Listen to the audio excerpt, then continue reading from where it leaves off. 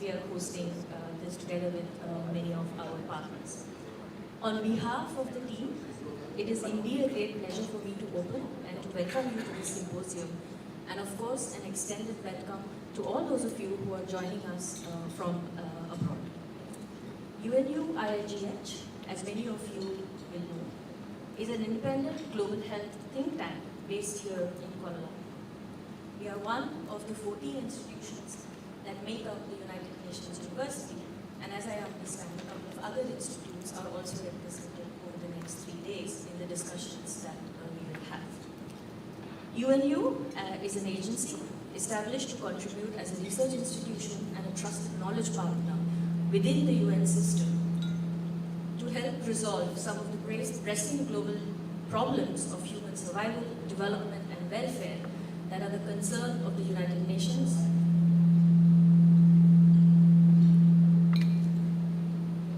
Its people and, of course, the member states.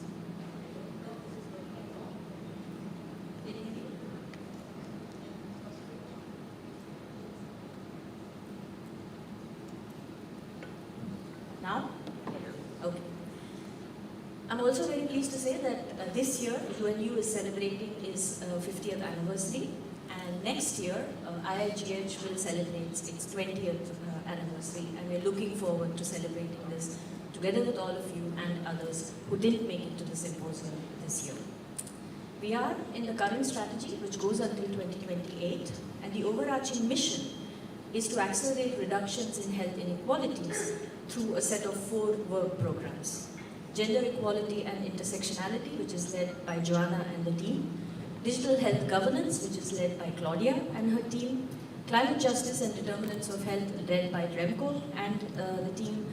And the power and accountability work program, which is led by David, who most of you have interacted and worked closely with over the last years, under the remit of which the discussions that we have over the next 3 days will very neatly sit.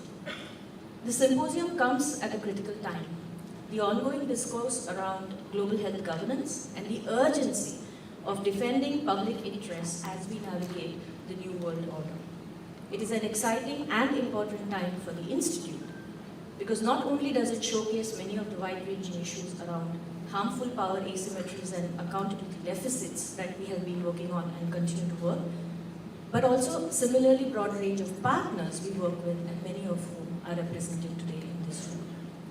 It also highlights our intent to tackle sensitive yet crucial and challenging issues. In this instance, of course, it's the influence, behavior, and impact of powerful private actors across the global health system and the resulting socio-economic, political, and structural inequities and inequalities that underpin health. Persistent high levels of poverty and the systematic and in most cases irreversible damage to the planet. While today's event on day 1 is public, the next 2 days will be closed and has been deliberately designed to enable smaller groups of people to have more detailed and strategic discussions on how we can move from understanding and mapping the challenges and potential responses, but also for facilitating and catalyzing the changes in the real-world policy making and implementation that we all operate within. In a month's time, the World Health Assembly will convene in Geneva. We look forward to identifying pathways in which discussions that we have here over the next 3 days can feed into conversations in the lead up to the WHA and at WHA, alongside the regional policy processes that we closely follow. I'm also happy to say that together with partners, IIGH will convene an official WHA side event along the lines of the discussions that we have here.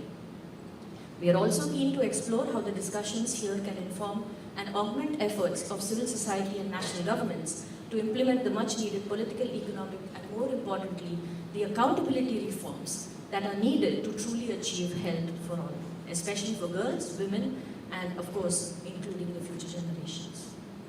Let me end with a few words of appreciation. First, I would like to thank WHO, Oxfam, and the University of Oslo's Collective on Political Determinants of Health for co-sponsoring this symposium. My thanks to all of you, online and here, for choosing to take the time out of your busy schedules to be here and to participate in this symposium. Special thanks to the Third World Network for being a fantastic co-organizer, bringing decades of global health and development expertise and experience to the table. Finally, a big thank you to David, Tiffany, and everyone at IIGH, without the efforts of whom we wouldn't have been here. And with that, it's my great pleasure to welcome Chio Kling to give her opening remarks.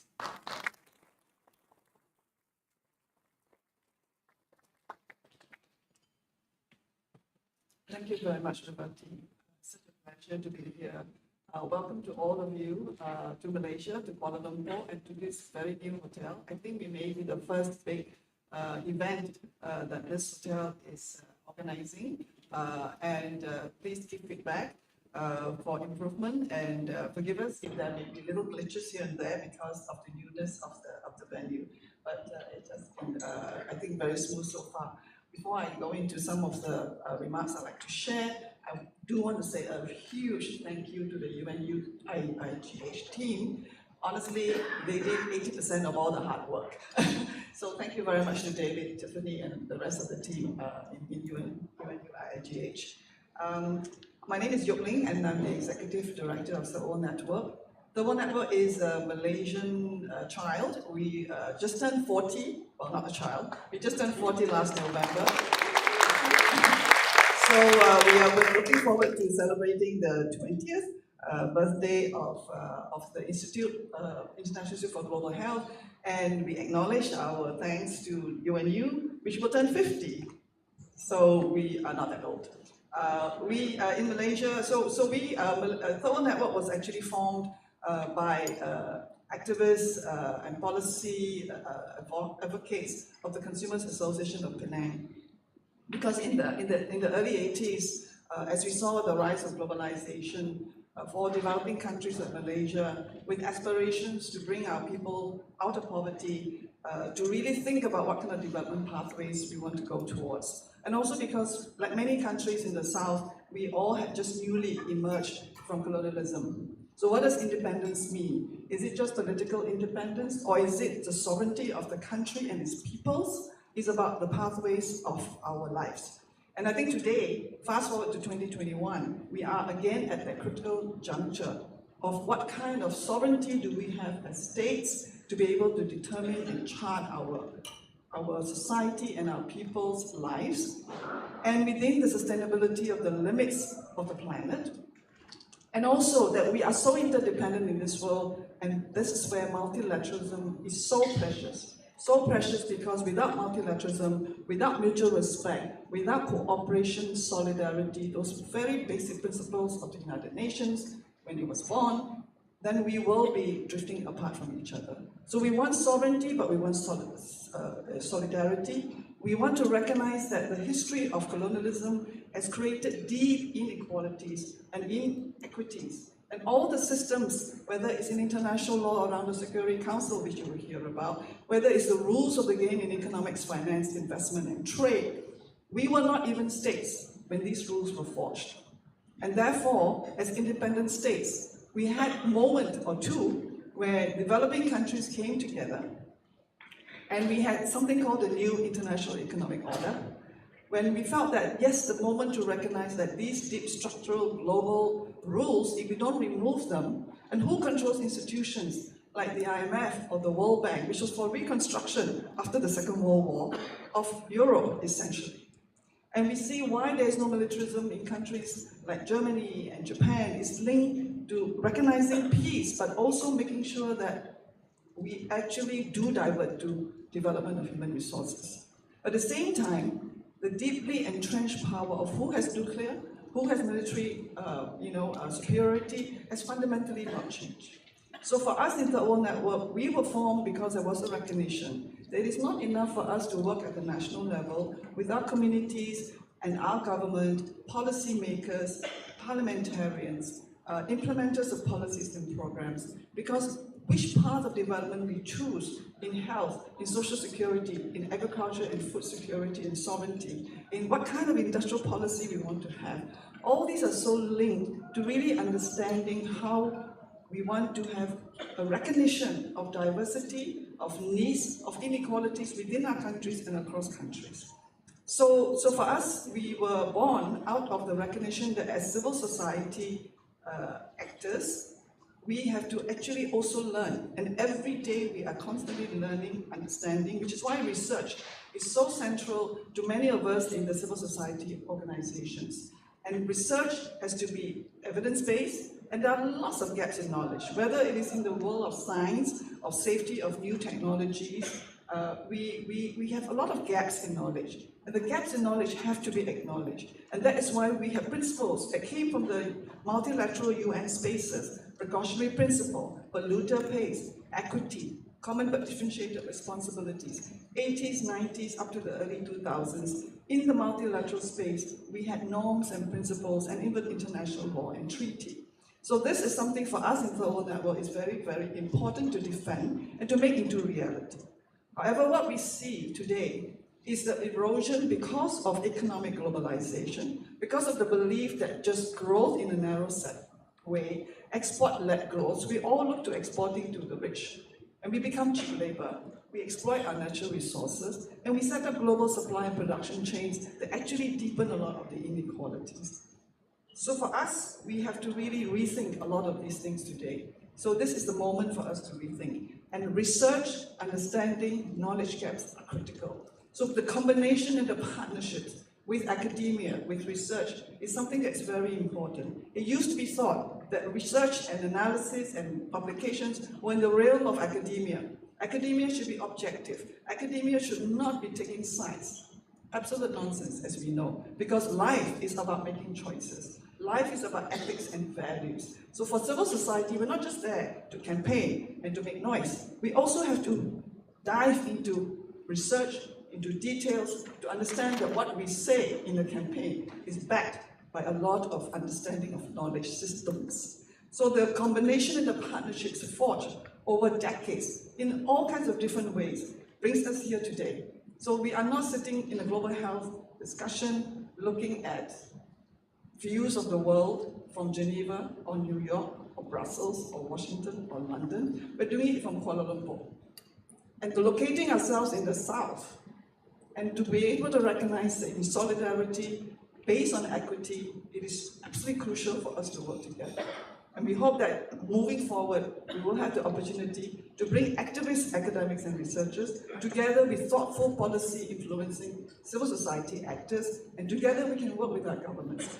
We, in the World Network, and many of our friends in civil society organizations, we work to bring knowledge to the public. We learn from our people in our countries, cross countries. We work with policymakers. We challenge parliamentarians. And together, we hope to forge policy thinking, policy making, and policy implementation that really serves the planet and its peoples. For us, in the World Network, sustainability rooted in equity, policies, structural barriers to be removed are our focus. And in the area of health, we have spent many years at the WHO. We see how the WHO has changed from helping very central building capacity of health systems in all our countries, but also bringing equity to the rules that will come out of the WHO. In the last few years, because of the pandemic, we see ourselves fighting over what would be a good pandemic agreement that will help us really be prepared to be preventing and responding in an equitable manner. We do not want to see the repeat of the inequities of COVID, but really the struggle is going on. Bringing equity into WHO has been fun, frustrating, painful, but necessary. And we've shifted the discussion. And we look forward to working with WHO, UNU, there's a long history. Ansri Zakri, who is a prominent scientist and policy thinker in this country, was the director of the Institute for Advanced Studies in UNU. And we are hosting the UNU-IIGH. So for us in Malaysia, UNU is a very important part of the independent thinking of the multilateral system, and we look forward to working together. Thank you very much.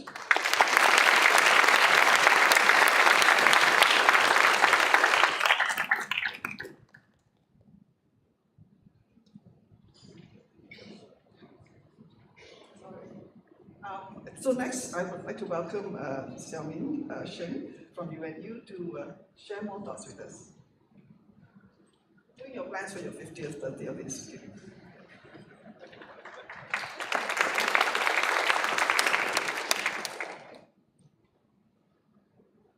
Good morning. some more energy. Good morning.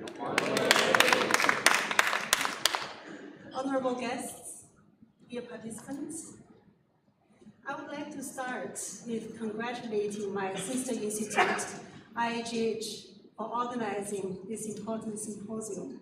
It's timely and important. Why? I would like to invite you to imagine wealth. I believe every single one of us here is not coming from extreme wealth. For us, it would be hard to grasp what wealth for us means. Imagine someone has $109 billion wealth. What does that even mean? For my brain, I cannot really grasp that. But some scientists have broken it down into some facts we might be able to grasp. If this person who possesses $109 billion decides to donate his money, $1 per second, that would mean he could or she could make one person in 11.6 days a millionaire. But if he wants to donate his money, entire fortune, $109 billion, he would need 3,000 years to donate. $1 per second. That's the kind of wealth we're talking about. We have so many such billionaires of this world. That is why we need to talk about accountability. We need to talk about power and imbalances of power. A few weeks ago, on 9th of April, my own Institute for Environment and Human Security, of which I am the director, published the 4th edition of an interconnected disaster risks report entitled Turning Over a New Leaf. In the previous editions of this report, we looked at how seemingly different disaster risks share the same root causes. We also examined which risk tipping points we will cross if we continue to weaken our planetary systems. This year's report proposes how we can change course from risks to hope and create the positive future we all desire. Interestingly, the planetary health discussions in this report and the global human health issues in this symposium have so many commonalities.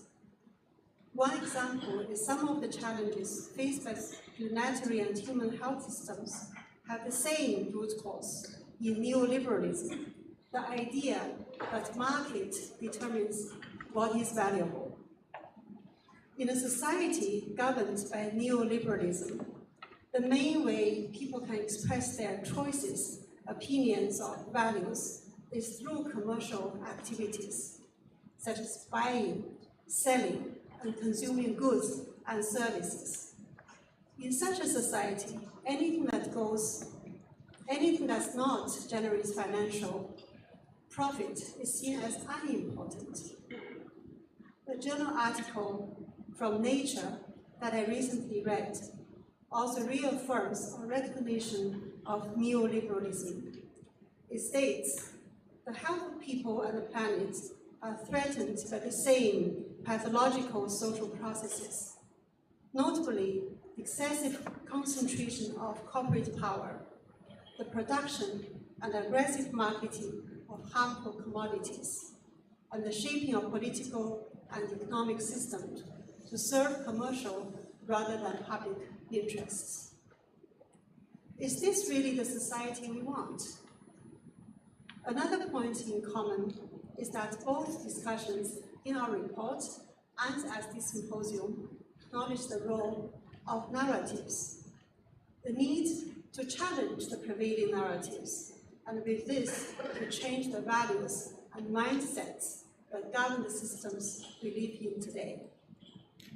In the context of this symposium, this may mean to reverse the negative perceptions about essential policy interventions such as tax measures and regulations. A third point we have in common is to acknowledge the role of power imbalances and abuse of power in undermining sustainable and equitable development. There are many imbalances of power. This includes those between wealthy and poor countries, those between men and women, and those between current and future generations. This is the novel focus of this symposium, which recognizes that good evidence and well-informed and well-articulated public policy is not enough. There must also be good, effective, and equitable governance. This means governance that serves the interests of all people and that is capable of protecting the fragile ecosystems of the planet from being exploited to serve the interests of the few. Remember the wealth I just described, $109 billion, which requires 3,000 years to be donated per dollar per second. The last few months has seen a great deal of turmoil across the world if you watch the news. We're living with multiple intersecting crises. For those who hold dear the values, ideals, and aspirations of the UN Charter, there are many reasons to be fearful and pessimistic, but we must resist this. Instead, we must shed light on positive projections, positive narratives, and focus on a positive world which together we can co-create.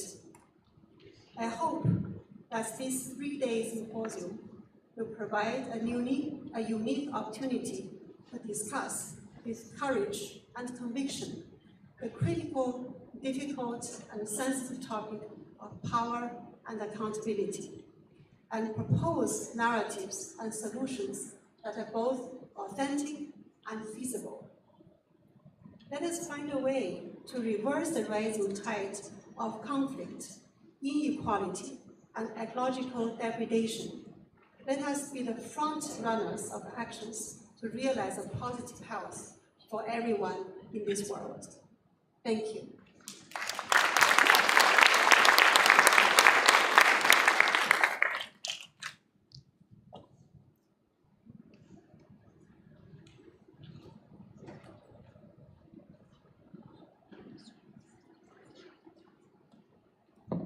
I would like to invite our next speaker, Robert.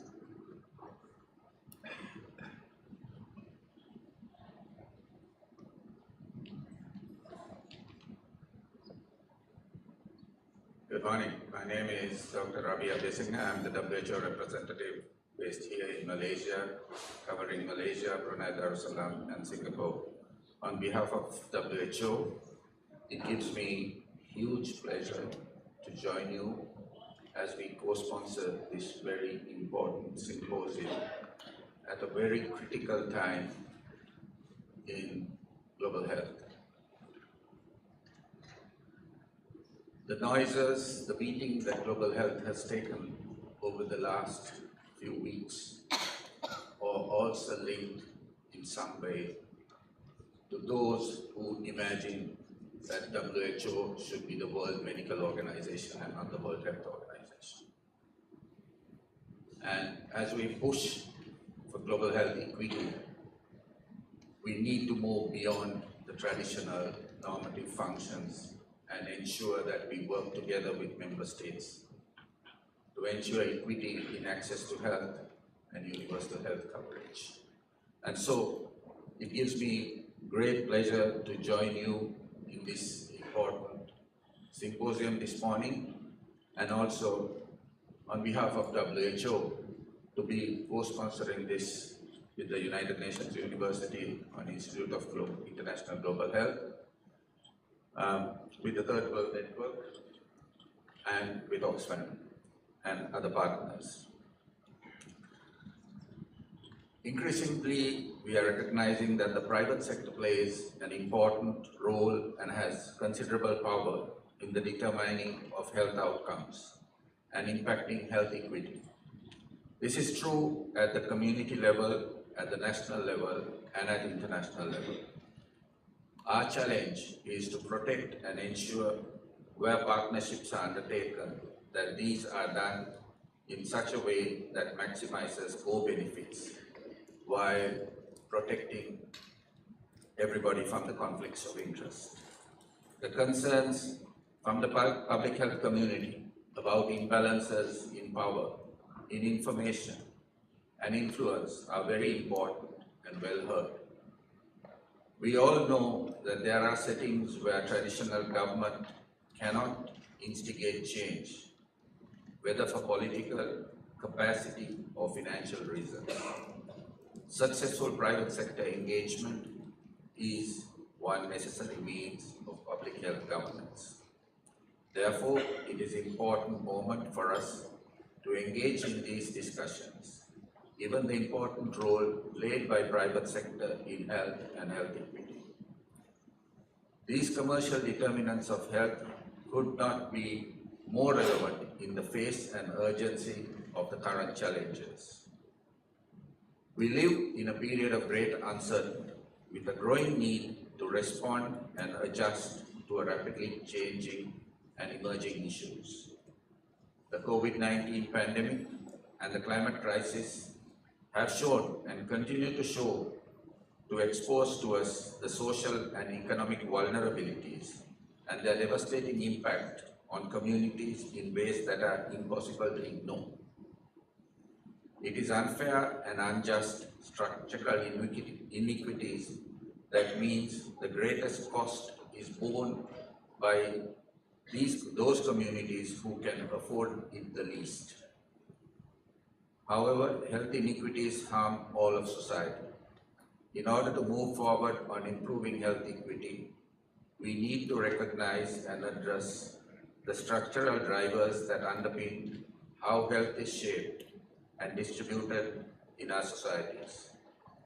This includes the commercial and economic determinants that drive not only our greatest health challenges, but also inequitable and unsustainable development.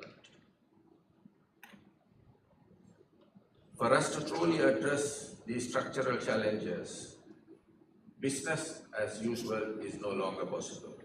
Moving forward on the commercial determinants mean that tackling well-funded and vested interests and solidarity is critical. As the Lancet series on commercial determinants published in March 2023 highlighted, 30% of preventable deaths can be linked to just 4 industries: tobacco, alcohol, unhealthy food, and fossil fuels. So on behalf of WHO, it gives me great pleasure again to be co-sponsoring this symposium, and I would like to extend my sincere thanks to Revati and her team at UNU, especially David, and the Third World Network for doing the hard work. It promises to be an excellent event. From WHO's perspective, we are represented from all 3 levels: headquarters, regional office, and country office. And we want to see the best outcomes from these important discussions. For those of you visiting Malaysia, selamat datang to Malaysia, or welcome to Malaysia. I wish you all success in your deliberations. Thank you.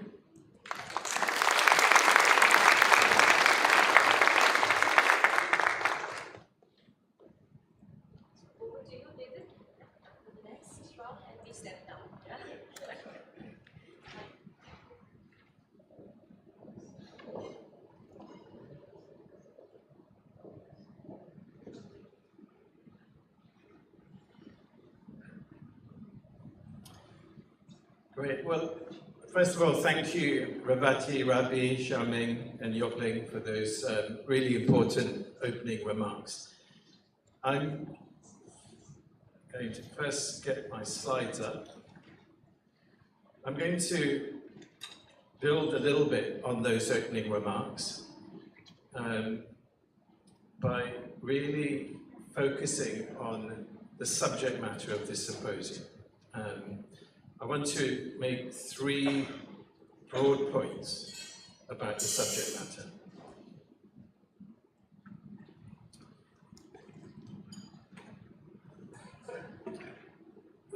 The first point, I think it's, again, emphasizing what's already been said.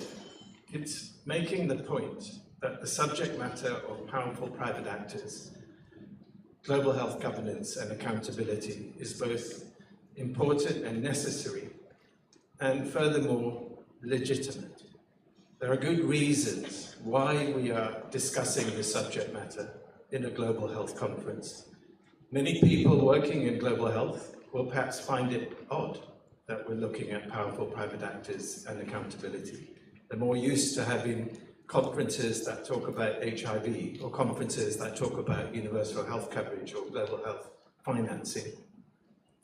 But what you'll be hearing throughout this symposium is the evidence that demonstrates the link between concentrated power and wealth and its impacts on health, and in addition, its impact on health governance. So the first thing I want to say is that there is a sound epidemiological basis for why we're having these conversations.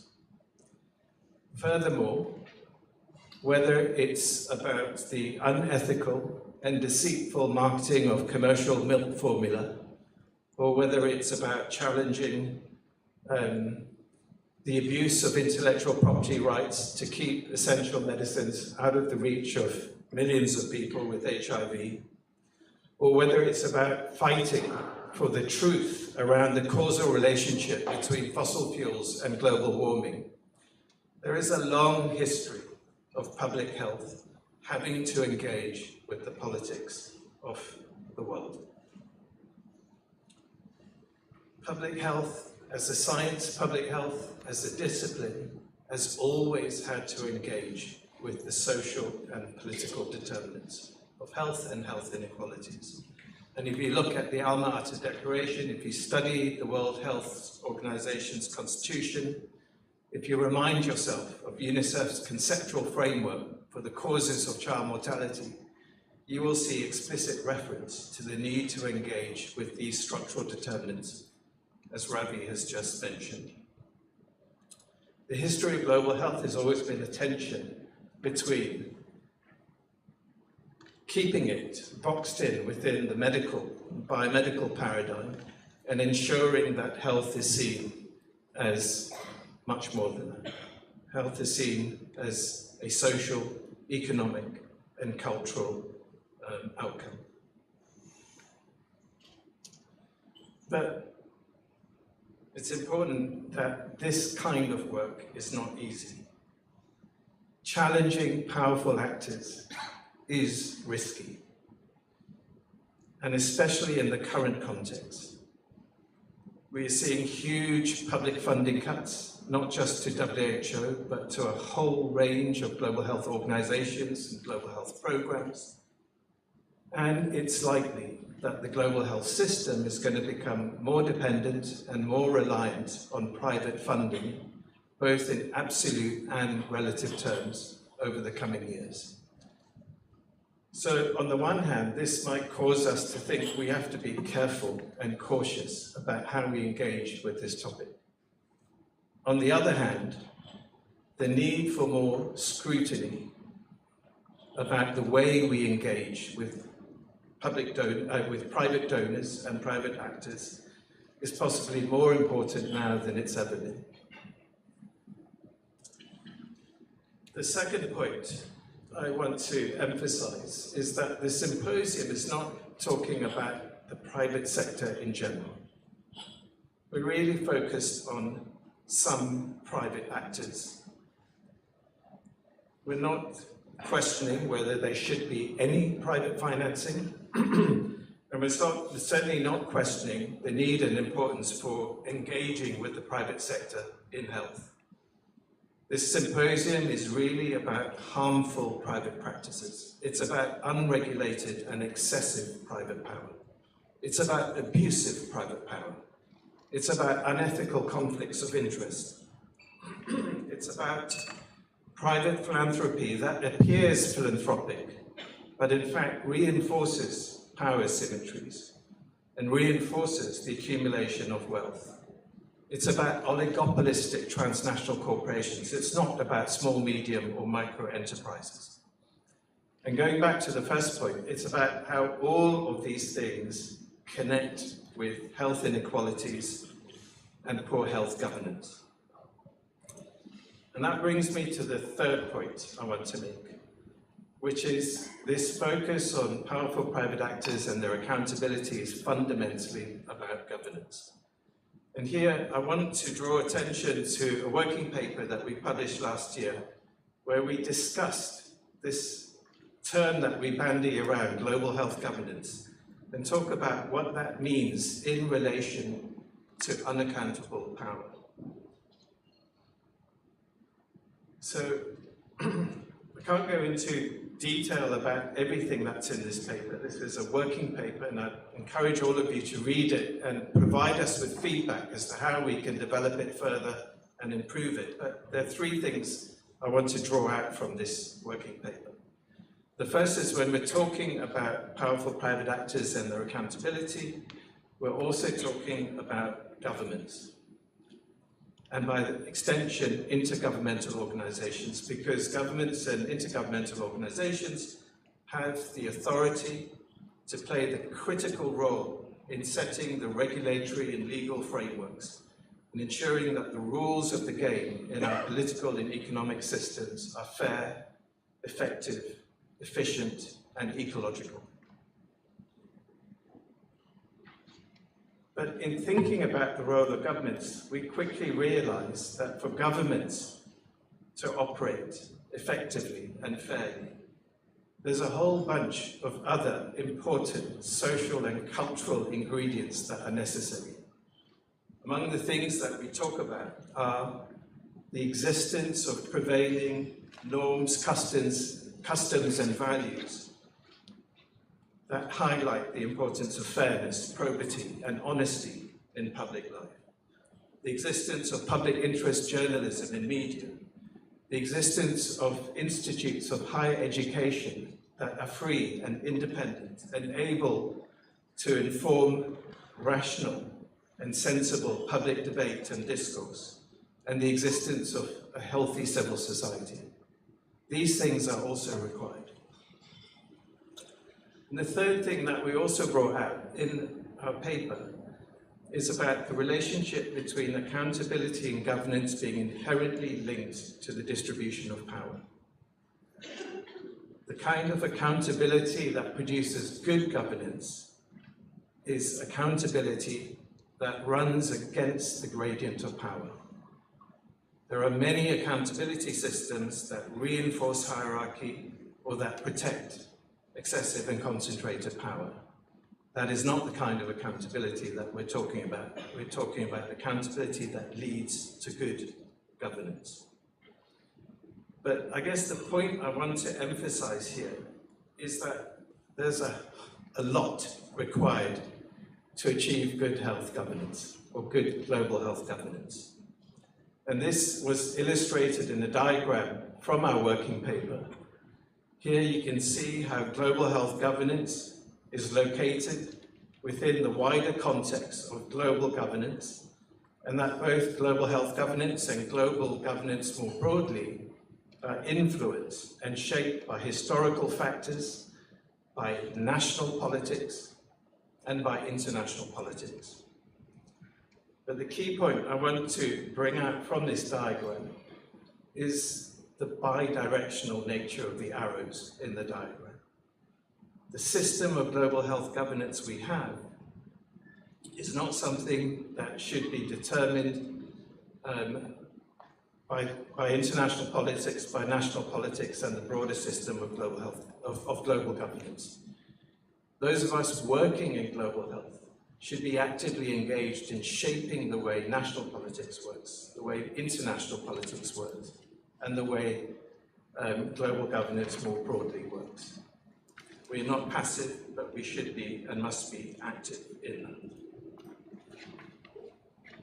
So this symposium is dealing with big and complex issues. And I know that in the last few months of designing this symposium and thinking about all the issues that we'll be talking about, it has felt at times overwhelming. How on earth do we deal with all of these issues? And the point here I want to make is that we have to start with this big picture. We have to grapple with this complexity. We have to face up to these overwhelming and, quite frankly, scary challenges that we face. But I'm hoping with all of the brains in this room that we'll be able to go from that big picture and at the end of the 3 days of conversation, distill a set of actions that we can take forward that will be tangible, that will be impactful, that will be mindful of the fact that we in this room have limited resources and capacity, but in the knowledge that what we do can contribute to wider and broader efforts to make the world safer, fairer, and better. So I am very excited by the people that we've been able to convene, and I want to end by just saying a big thank you to all of you for turning up and being part of this discussion. So with that, let's begin the symposium proper, and let me introduce onto the stage Chen Yan. Thank you very much.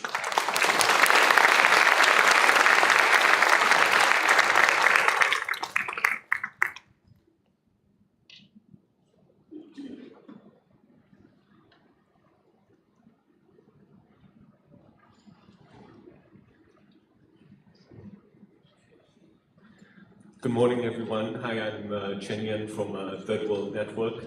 I have the great pleasure of kind of moderating the first kickoff session. As David has pointed out, the big, powerful actors, they don't operate in a vacuum, right? They have built and shaped the context in which they move in, that they profit from. And therefore, it's important to understand the tools, the mechanics, and this context, which is, as David said, a complex and complicated one. But we have the first 3 kind of sessions dedicated to looking at some of these larger forces at play, looking at the multilateral global governance, looking at the current kind of evolution and contortions around the global economic order and system as we know it, and then kind of driving more deeply to look into the financialization of that global system. So with great pleasure, I'd like to invite the first panel to come and elaborate on some of these drivers. I will invite them individually to come on stage to make their presentation, after which we'll invite the first panel to come on stage for a question and answer session. So without further ado, I'd like to invite Professor Ronald Labonte. He's the Professor Emeritus at the University of Ottawa, where he focuses on health equity impact. He's also currently active with the People's Health Movement. And for the last 30 years, his research has focused on the health impact of the diverse globalization processes, which we'll elaborate a little bit more on topics from public health diplomacy to trade and food security, and to the health impacts of trade and investment treaties. So as you can see, Professor Labonte would be well versed to kind of tell us a little bit more of what's going on in the current gyrations and contortions of neoliberalism and what the US administration is imposing on it. Thank you.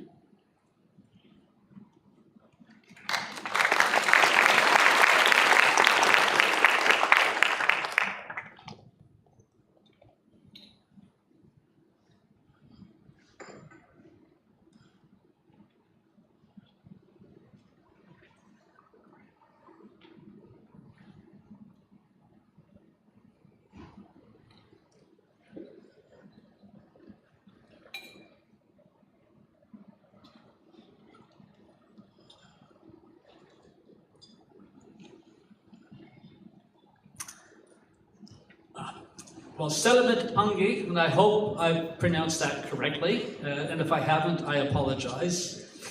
It's nice to look out and see a lot of familiar faces, but it's actually even nicer to look out and see a lot of unfamiliar faces. Now, I also want to apologize to everybody in the room in advance, because some of what I've been asked to share might already be pretty well known to many of you. But it was also intended for a symposium theme that predated January 20th, 2025.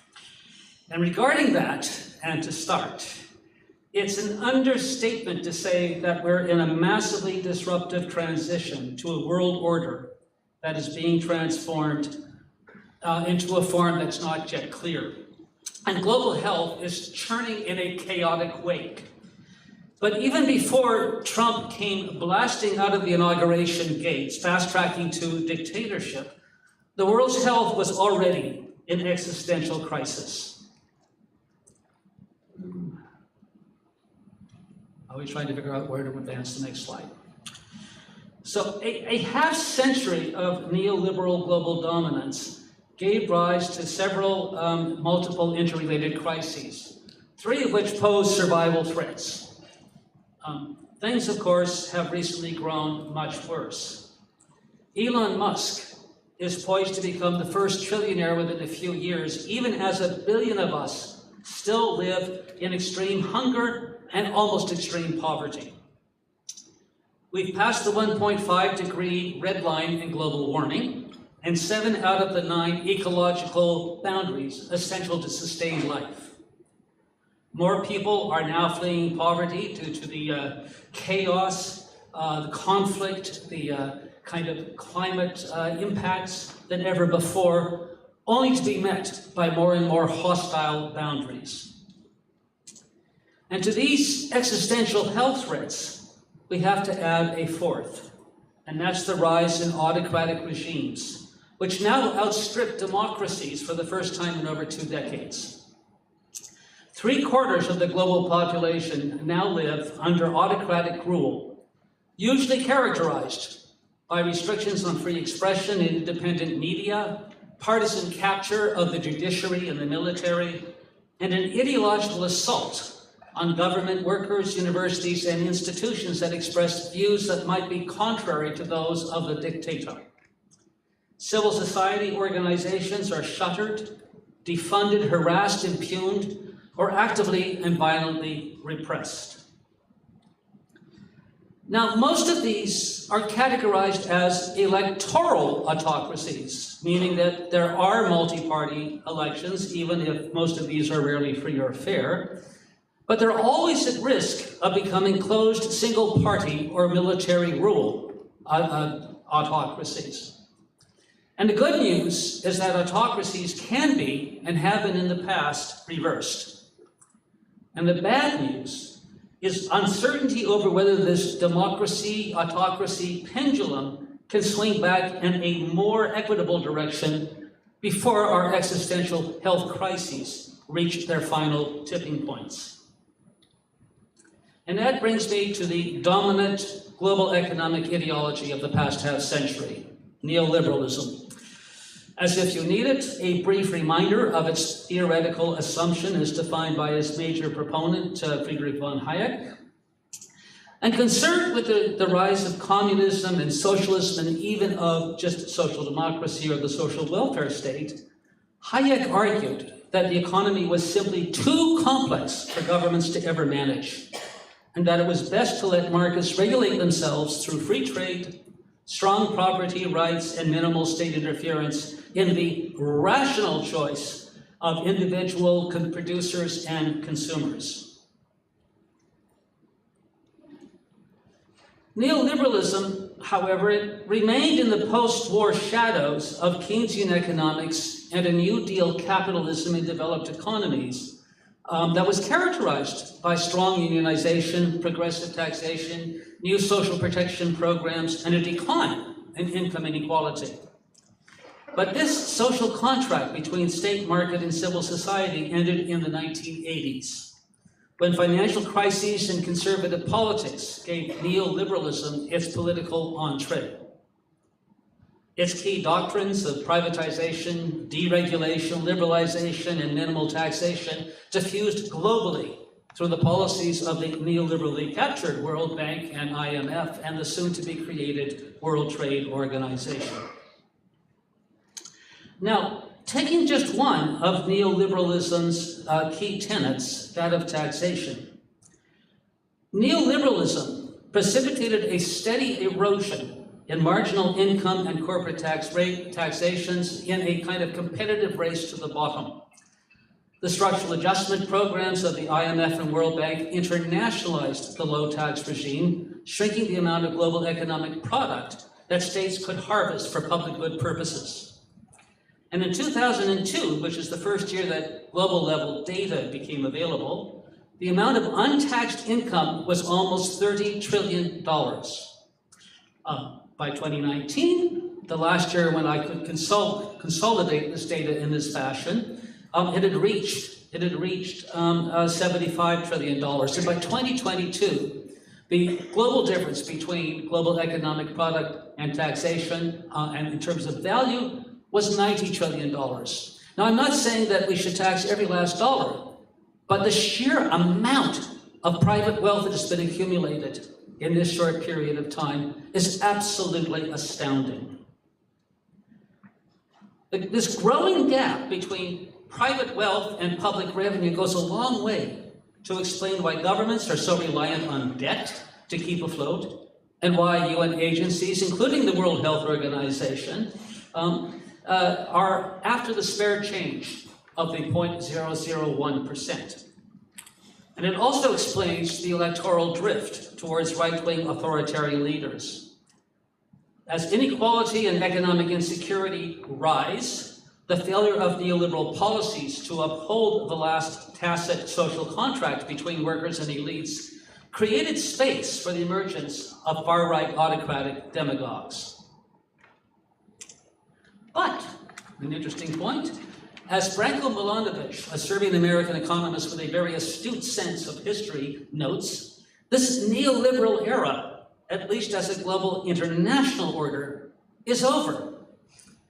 Now, there's some who hold that we are simply in another moment of zombie neoliberalism, much as we experienced in the fallout of the financial crisis and then the COVID pandemic.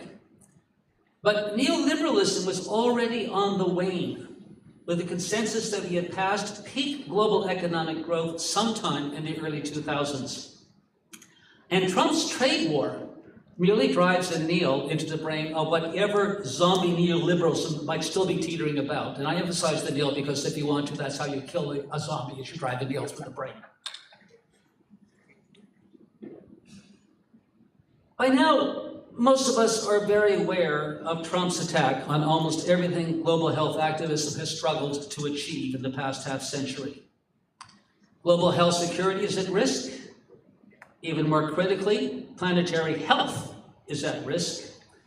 The abrupt ending of foreign aid actually should be considered premeditated extraterritorial murders, where the outside estimate of the number of people who are going to die simply because of no longer having access to antiretrovirals, up to 3 million people over the next 5 years. The anti-woke agenda enforces an anti-people ideology that's misogynist, racist, nativist, anti-evidence, and fiercely anti-intellectual. Now, Trump's not alone in this because many other countries have been drifting along some of these paths even before the new US administration has given them cause and a bit of encouragement to do so even more. And then, as a Canadian, not the 51st, or ever the 51st US state, there are the tariffs, which Trump is not wielding for any trade-specific purpose, but really only to bully countries into adopting trade and domestic policies that favor US interests. And it is an imperialist attempt to ensure that the US beats China and remains the world's hegemonic power, an instance of when a private, powerful actor becomes a powerful public actor. Now, the tariff chaos of almost daily whimsical shifts, now whether it's deliberately foolhardy or unbelievably inept, take your pick, it also satisfies Trump's vindictive narcissism. Kind of like, the whole world is watching me now, all of the time. But his trade war is essentially a declaration of economic war on most of the rest of the world, and it's also one that could too easily kind of morph into a militarized war, much as it did in the run-up to the 2 world wars. Now, there's no agreement yet on what Trump's emerging illiberal global system might be called, so autocratic neo-mercantilism seems a good fit. Other contenders include oligarchic capitalism, techno-feudalism, or simply mafia capitalism. It's not clear what might be the political projects of the different autocrats. An emergent consensus suggests a return to the dated spheres of influence or great power politics of the late 19th century, in which the world's most powerful nations tacitly agreed to carve up parts of the planet into orbits of direct or indirect control. At least they did, until economic competition, trade wars, and overlapping orbits of interest brought us 2 world wars. Now, whether Trump is willing to share spheres of influence with other great powers or is set on American triumphalism remains very much an open question. Now, more recently, the bipolar Cold War collapse with the Soviet Union allowed a brief unipolar moment when the US and its projected neoliberal international order. But this unipolar moment faded in the face of the 2008 financial crisis and the COVID pandemic, and especially alongside the economic rise of China, creating a present, more complex, multipolar world order. And we don't yet know how these poles will align. Competition between the US and China is certain, and I do find it ironic that China's initial economic great leap forward was partially financed by American multinationals taking advantage of China's lower labor and environmental costs under the neoliberal rule order initially proposed and globalized by the United States. Now, in nominal dollars, the US is still the world's largest economy, but in purchase power parity terms, China leads at almost 20% of global economic product. The US trails at 15%. The EU is just behind at 14%. India at just under 9% is another global polar contender, while Russia's invasion of Ukraine has it regaining world greater power status. So as these large and powerful economies grate against each other like unstable tectonic plates, the toxicity of their differing but still underlying capitalist systems is driving us deeper into this endemic polycrisis that demands both ever stronger, if riskier activism, a point that David made, it is going to be a bit riskier, and more powerful economic counter-narratives. Now, 2 of these counter-narratives began emerging as neoliberalism's role in worsening our existential crisis became too easily perceived to be ignored. And those were degrowth economics and well-being economics. Degrowth or post-growth economics takes aim at capitalism's reliance on increasing consumption of finite resources. And it calls for a deliberate and regulated reduction in excess consumption in high-emitting sectors and countries, a redirection of investment into specific goods and services necessary for improving health and planetary environment, and a redistribution of wealth from rich people and countries to poor people and nations. The concept's been criticized for being unrealistic, and breaking the ad-incentivized world of mass consumption is certainly not going to be easy. But even if we accept that degrowth is unrealistic, it is more unrealistic to assume that a capitalist economy can resolve the very crises of excess consumption that it requires and that it creates. Now, one critique of degrowth that has stuck, and that's of emphasizing a negative concept rather than a positive and affirming and mobilizing concept that speaks to people in an emotional way. And well-being economics attempts to do that. It describes an economy that pursues an equitable global allocation of resources people need for a healthy life while staying within the ecological limits of the planet. And the World Health Organization embraced the concept when it established its Council on the Economics of Health for All into 2020. And over its 2-year term, the Council issued a series of policy briefs that culminated in recommendations that were intended to transform economic systems and co-create an economic policy design guide to shift beyond GDP growth and instead deliver shared well-being. In 2022, the Club of Rome collaboration released its Earth for All report, identifying 5 great turnarounds and very specific policy directives to achieve these. A few countries are also adopting parts of the well-being economics concept, and the Well-Being Economy Alliance, with over 400 member organizations, continues to try to promote the idea. Now, unlike degrowth, few well-being economy initiatives explicitly call out capitalism or adopt fiscally challenging policies.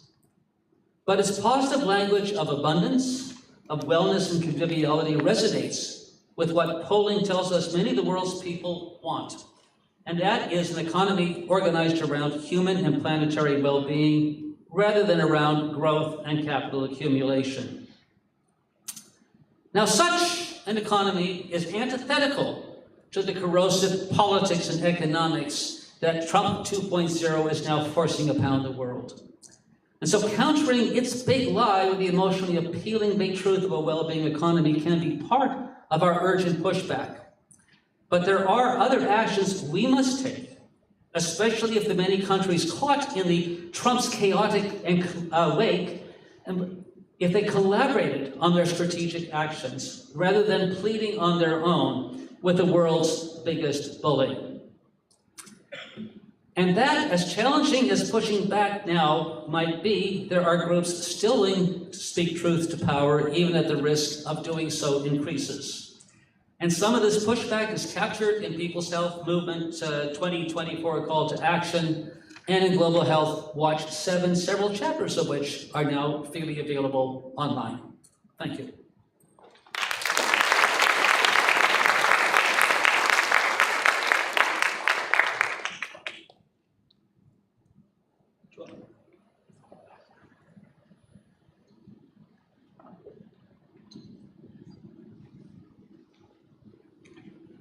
Thank you very much, Rowan.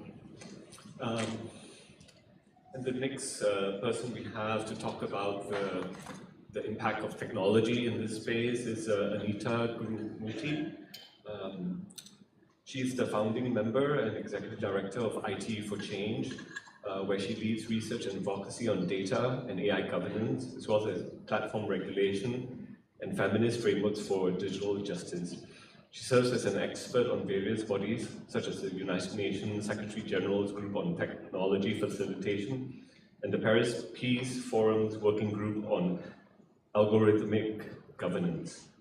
IT for Change is an Indian-based NGO that works on political economy of digital technologies and development, and is also the Secretariat for the Global Digital Justice Forum, and a platform rather, that brings developing country and southern perspectives on these issues, especially on the international stage.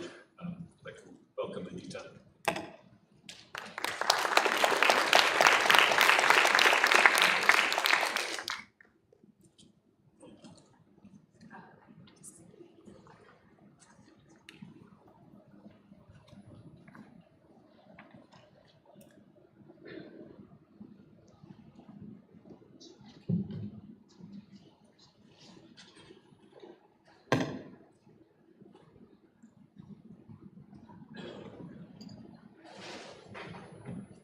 I don't know if you can see me, not too tall, and I'm certainly not a man, but yeah. It's an honor to be here. Thank you very much. I look forward to learning from the conversations, and I'm very, very excited about the breakout groups for tomorrow and the after. So, coming from my organizational experience and perspectives, I'll focus a little bit on the tech bros. I think it's a suitably enlightening topic for the morning. And to begin with, I go back to the year 2021, which marked the 400th anniversary in this region of the Banda massacres in Indonesia, in which going back 400 years, the army of the Dutch East India Company massacred the Bandanese in a brutal campaign designed to secure a monopoly over the global nutmeg trade.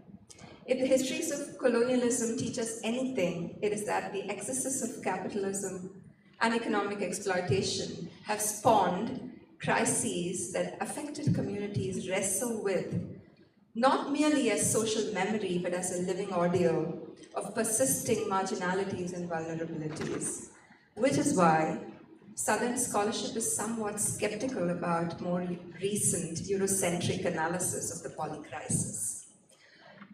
From the nutmeg monopoly to the ingredients of today's digital economy, there are many continuities in the ideas of coloniality and crisis. But there are also discontinuities. Fast forward from the 16th century to the epoch of the tech barons, we are really looking at layers of complexity in which inequality and exploitation and the normalized order of things.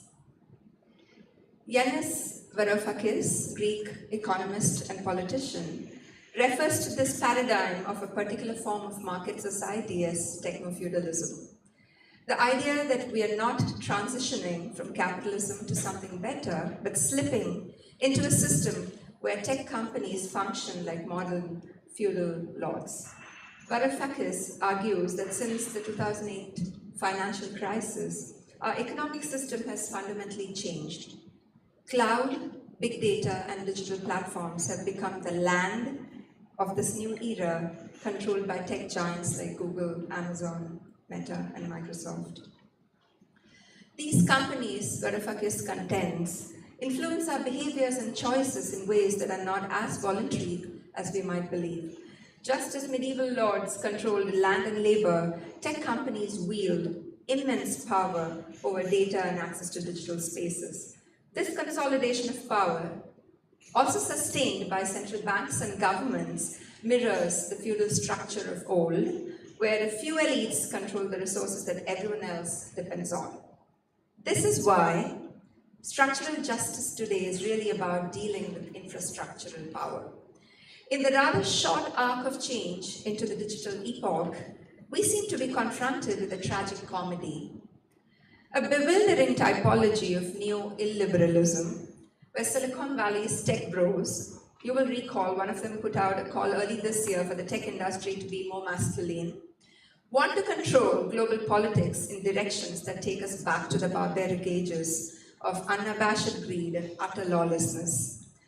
The ideology of right-wing illiberalism and a specific variety in Trumpism, which is nativistic jingoism without any regard of economic reality, fits snugly into the contradictions of techno-feudal capitalism.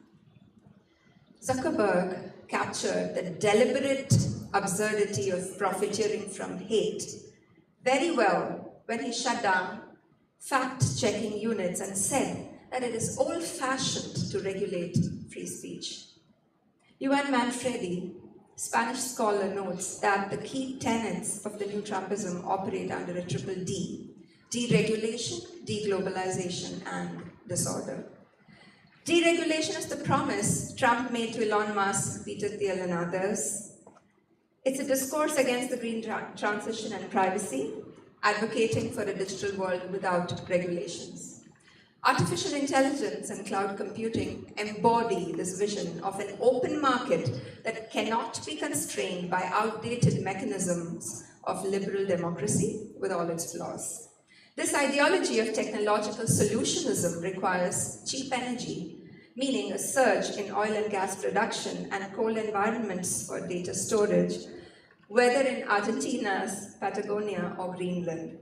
The paradox lies in a deregulated digital world, but with tariffs and duties for industrial economies. Factory production, in contrast, does require regulations, quotas, and restrictions, especially against China. What seems like political mayhem is actually what translates into unprecedented impunity of tech corporations in this much celebrated frame of open innovation. Our fights against global injustice so far, against the liberal international order, were about insisting that rules must apply fairly for the realization of structural justice. The difference today is that there are no rules in the digital space.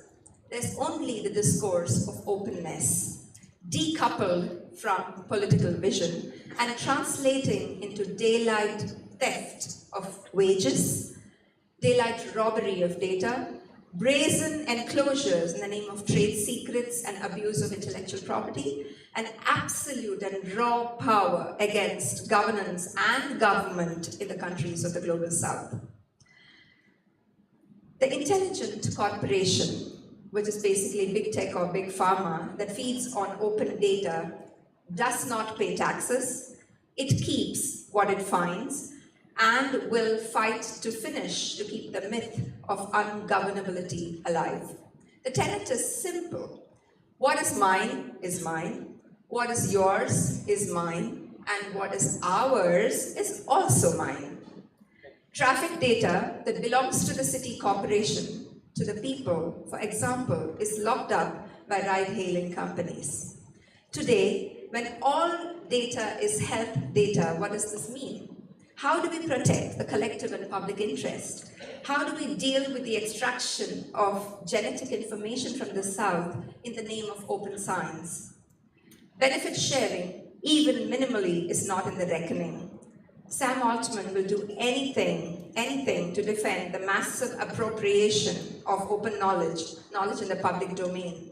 The largest source of open AI is the Wikipedia.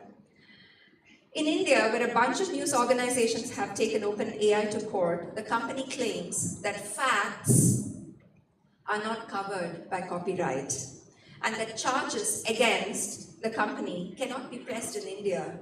The jurisdiction doesn't apply, the company argues. Just the other day, Internet freedom advocates urged the US Trade Representative to promote digital trade, innovation, and free expression. All of that is a package. Specifically, the groups advocate for a framework with 4 core principles. Free flow of information across borders, data security without strict data localization policies, no required source code disclosure, and prevention of discrimination against foreign digital products or services. Basically, governments in the South must ignore the opacity, non-accountability, and impunity of big tech. What all of this means is that the international economic law or public international law is under siege. And to the extent that the ideology of open innovation displaces public innovation, the public commons cannot exist, it will be degraded and eroded. This is why we need to study rather closely how the law has been manipulated to carve out the zone of privacy, including in the much vaunted European GDPR, in the most reductionist way, to allow the market to operate freely for data aggrandizement. An AI model is okay, so long as we deal with its negative externality. Never mind that there was no prior consultation, exploration of ethics, a study of real-world implications, etc. The technicalization of AI in health represents this idea of harms as an economistic metric. It's an economistic measure. Big tech and big pharma would like to define data and AI harms as an inconvenience that could come in the way of monopoly capital. In February 2025, the European Commission withdrew the AI liability directive from consideration, based on pressure from industry lobbyists who view any liability rules as a threat to their business models. Big tech firms are terrified of a legal landscape where they could be held accountable for the harms their AI systems cause.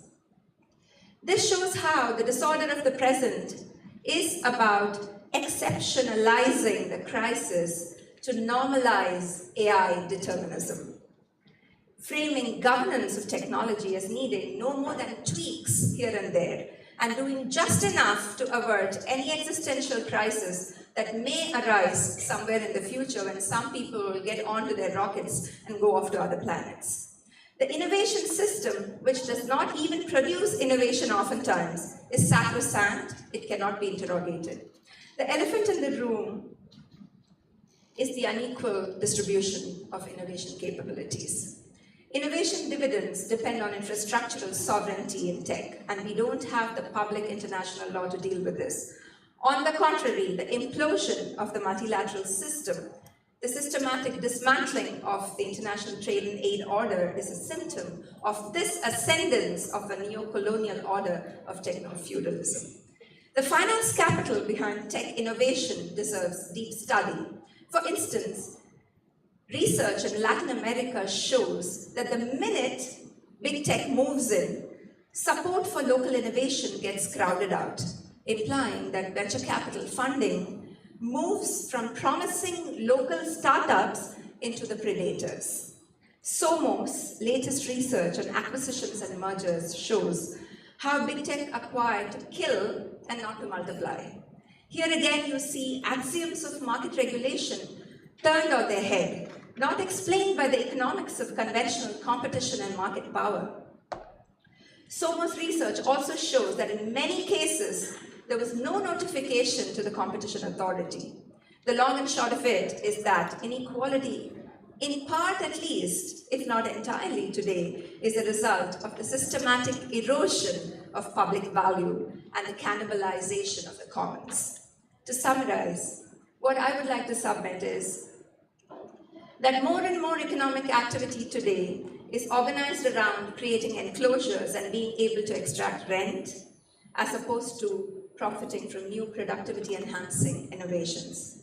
Secondly, that the dynamics involved in these firms don't resemble markets in the conventional sense. Instead, we see feudal hierarchies occupy the space of the market, and all other players, including governments, are entirely dependent on these companies to be able to do business. The sheer size and power of today's tech overlords is unparalleled in history.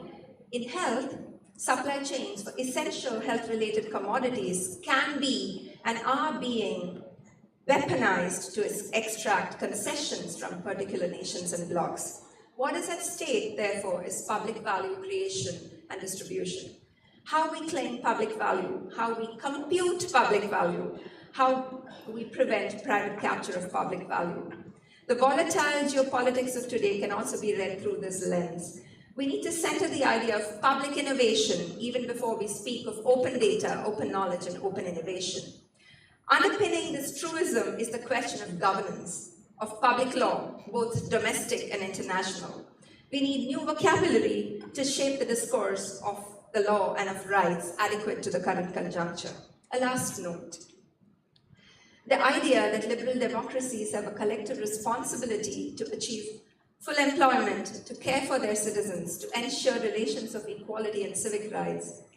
This idea seems to have slowly been supplanted by ideas of individual entrepreneurialism and the need for individuals to maximize their capacities to ensure their needs. This ideology of neoliberalism always had overtones of some kind of social Darwinism, and in today's moment, this seems to be exploding out into the open. In the field of health and biology, this means that older ideas related to genetics, race, and human nature are coming back. Victories that have long been cherished, such as anti-biological essentialism, acknowledgement of diverse sexualities, care for the disabled, respect for women's autonomy over their bodies, all of this face a conservative backlash.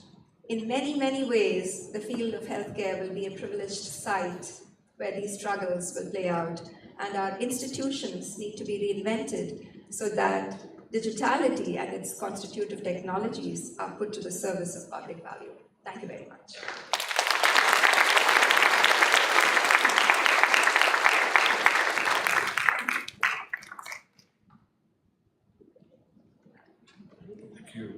Thank you, Anita.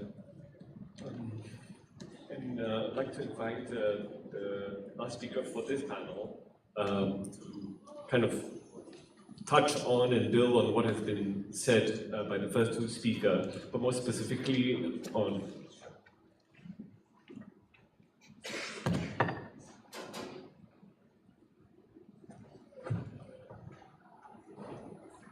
how the hard-won gains on gender and rights-based approaches to health has been rolled back, and especially the failures in global governance in this area. I'd like to invite Joshadara Dasgupta to the stage. She's an independent researcher based in India with 30 years of experience on gender, public health, and right-based approaches. She's involved in setting up 4 feminist organizations, and she's actively involved in various civil society networks for advocacy around sexual and reproductive rights. She's widely published and part of various policy-making committees, and currently a member of the Lancet University of Oslo Commission on the Political Determinants of Health.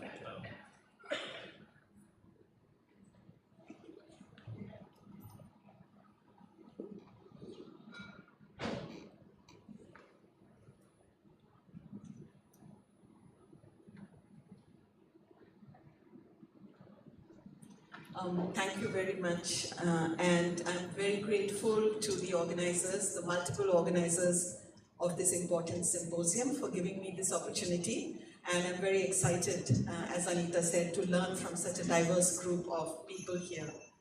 I'd just like to start by saying that the word gender hasn't really come up much in the last 90 minutes, and that's kind of telling, because perhaps some of us seem to feel that the gender battle has been won and there's really no need for feminism as such.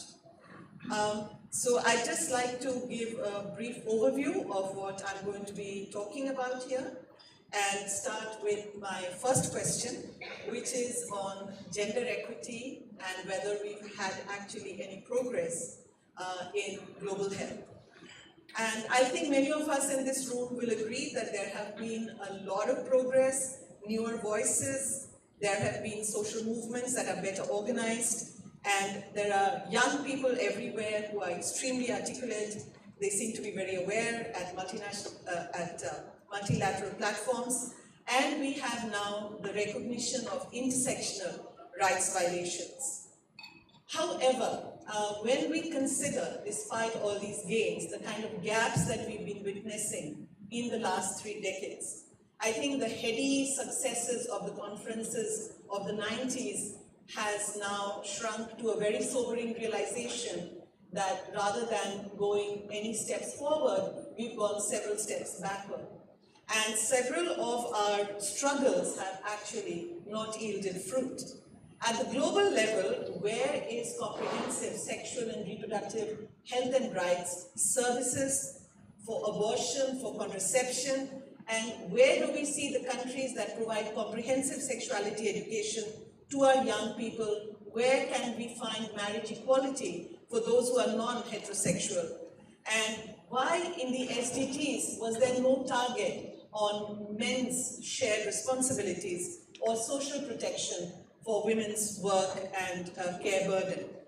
And why do we still see social policies targeting women as mothers? Why are we still into maternalism? And there is really no sharing of the care burden. And that actually has an adverse impact on women's economic progress. So, rights need resources to be realized. And as this shows us, the resources for the right to universal and comprehensive healthcare are really not available. We find that the public funds that were meant for universal health coverage have actually been draining out into the private sector, as we see in India, because the coverage, the social insurance actually enables people to use the private sector, and while the public sector has been systematically defunded and delegitimized. In many countries, we find that this trend actually ensures that the public sector prospers, the private sector prospers at the expense of the public. Globally, we find that multi-stakeholder platforms, which are a catchword nowadays, contain very powerful private voices that are shaping the agendas. And meanwhile, on the front lines of healthcare provisioning, we find the workforce is largely female, and a very large proportion of them who are working right with the communities are actually not receiving their rightful dues as workers while they are shouldering the burden of the healthcare provisioning. On the other side, we find that civil society groups, specifically women's rights organizations and feminist groups, are actually finding their funders gradually evaporating unless they happen to toe the line of log frames or results-based frameworks. So who exactly is pushing back the gender equity agenda in global health, and how exactly are they doing it? My earlier speakers have actually talked about many of these actors, and so I don't need to go into detail. But I think what is striking when you look at these are how lines are blurring between public and private. And I would really like to leave this thought with you all today, is there really a clear demarcation of very specific binary between what is public and what is private? For instance, the first group, which are all the theocratic organizations across the spectrum, we find many of them are gaining power because of support from powerful governments. And on the right side, when we look at the very well-trained lobbyists and the think tanks that are working to promote illiberal agendas, we find that they also are pro-regime in their own countries. To the pharma and insurance companies, I must add what Anita has said about tech companies, and then what David mentioned earlier about the private philanthropies, and of course, the mega initiatives that deliver vertical solutions for health. The question is, where are all of these private actors gaining their power, and what are the wealthy religious conservatives that are supporting them, that are resourcing them to the tunes of millions, hundreds of millions of dollars? And on the other hand, which are the right-wing, ethno-nationalist regimes that are propping up many of these forces? So there is a very eerie kind of similarity in the playbook that we find among these very unlikely partners. The discourse that they are actually talking about has so much alignment, it is very surprising. And this is when we see very diverse religious positions or very different countries that seem to be espousing the same frameworks. And one of the things that they do is to always rely on things that are familiar, that you can always promote in the name of tradition, and things that are biological and natural, at the same time to promote maternalism, to promote the ideal of women as caring, as responsible, as nurturing, and so forth. And on the other hand, covertly or overtly, to ensure the minimization of the role of public provisioning and of state-financed services. And of course, implicit in all their discourse is opposition to feminism, opposition to diversity, to the LGBTQI positions, and to men's responsibility, very clearly to push that back and to ensure that there is no social protection by the state. And where are the domains in which they are impacting on global governance?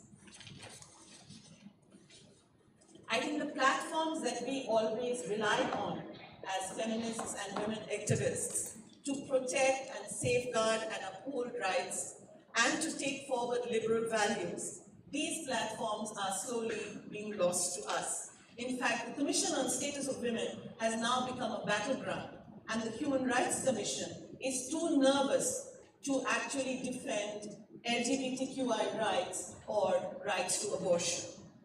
We find, unfortunately, a concerted effort to undermine gender equity agendas in health internationally by all these actors working in their different capacities.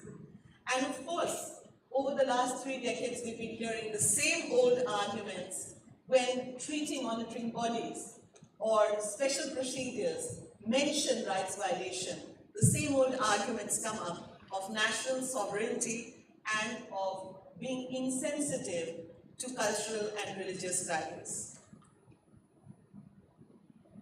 So let's go a little bit deeper into the why. And here I think we need to develop a political economy analysis and look at what actually is creating this kind of a pushback and who really benefits. So I'm very grateful to Neil Datta and his exhaustive report of 2021. I advise everyone to look at it, in which he talks about the seamless integration of the three powerful forces that are actually pushing for this. And on the one hand, it shows that progressive language at UN forums is being systematically undercut by each of these. And on the other hand, we find that they agree to actually work together in order to undermine liberal values. So why does the very, very diverse set of religious actors oppose progressive language at UN forums? Why does the corporate sector avoid upholding women's rights or even workers' rights, despite all the tokenism around DEI? We've heard a lot from Ron about the financialization and the neoliberal economics framework, and they have actually created those conditions, as Ron mentioned earlier, that push vast sections of the world's population into precarity. And these kind of anxieties provide very fertile ground for populist politics to promote divisive agendas. And this, the autocracies that we have seen rising up all over the world, the ethno-nationalism that promotes fear, polarizes different sections of society, and creates a hatred of difference and diversity.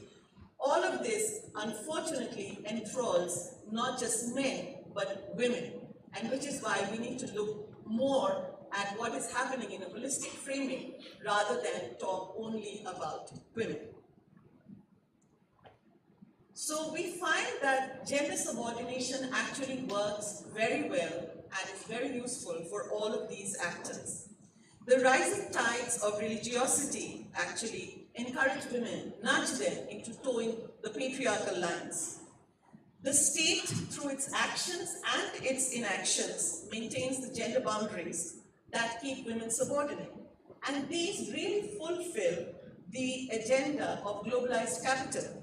Because then the cost of social reproduction, what keeps the family running, the country running, economies running, all of this can be pushed onto families, and the burden of care work can continue to be borne by women without any need for tax-funded state provisioning of social protection. So the fomenting of these aggrieved and entitled masculinities works perfectly for these ethno-nationalist parties. The aggression that is coming out of their frustration is harvested and to control and seize state power, and we've heard examples all morning, and erode democratic values. And yet, these forces that aim to control women's bodies and their reproductive labor, they can actually shape gender equity and women's rights to health and its social determinants, because of the strict demarcation of gender roles that benefits them enormously. And COVID-19, I think, brought this out very clearly. The heterosexual monogamous relations are camouflaged through words like love and so on. And marriage is valorized, motherhood, and finally self-denial is valorized. And that really serves the purpose of these structural drivers that promote gender backlash. So I'd just like to leave you with some questions and my final thoughts. My question to everyone really is that we all love to hunker down in our specialization. And while we accuse powerful private actors of having vertical programs, we too are often in silos that are of our own making. and we stay competitive and we stay divided. When are we going to let go of our own vertical approaches to see the big picture? And how do we actually build solidarity and common cause across movements? And I will remind you that in the last 90 minutes, the word gender only came up once in this conference.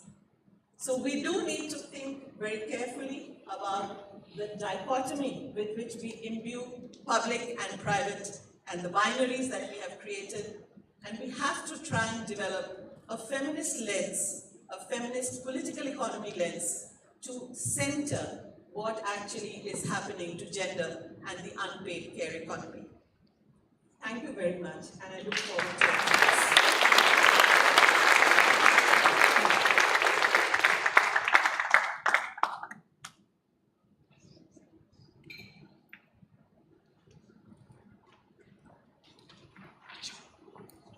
I'd like to invite Anita and Ronald to the stage as well.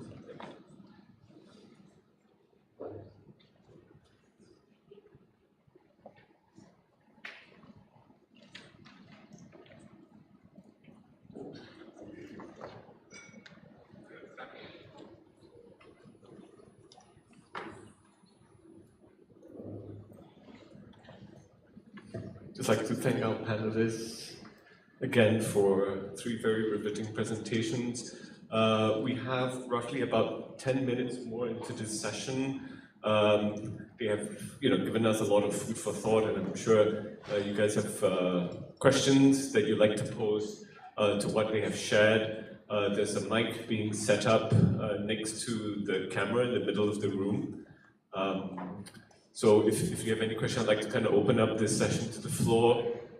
Please state where you're from, who you are, and direct the questions to the panelists, which I will moderate. The floor is open, please. I'm sure there must be burning questions. Yeah, yes.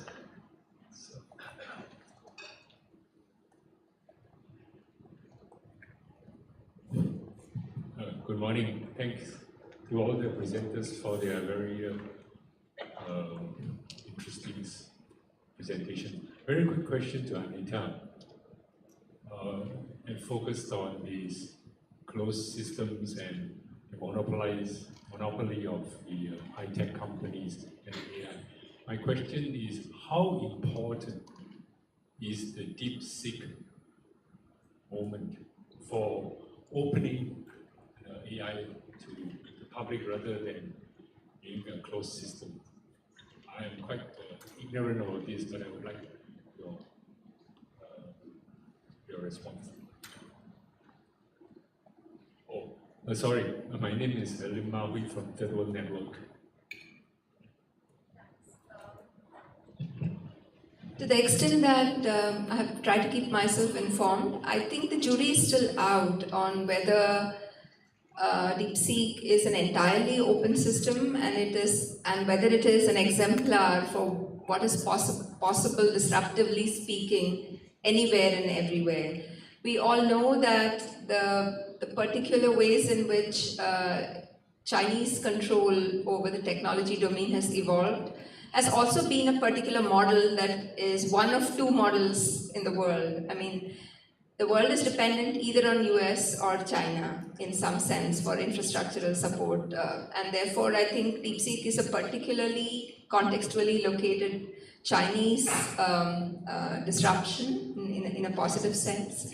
I also think that the future holds a lot of questions for us in terms of energy consumption, in terms of defining our dependence on water and energy, and to that extent, while foundational models are available, to build other foundational models or build off of these in terms of scalable models will still require even countries like India to think through their computational policy on the large policy screen. So it's not one consideration, it is multiple considerations including tech, access to chips, supercomputing chips. So that is still something that's controlled by NVIDIA.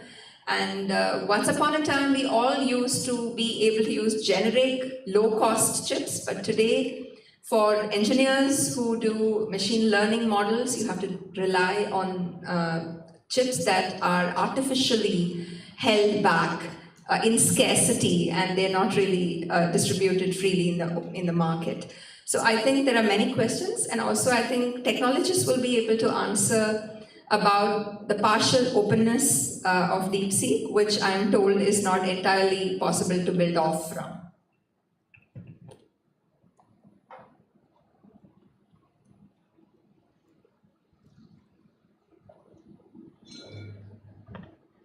Anybody else? Yes.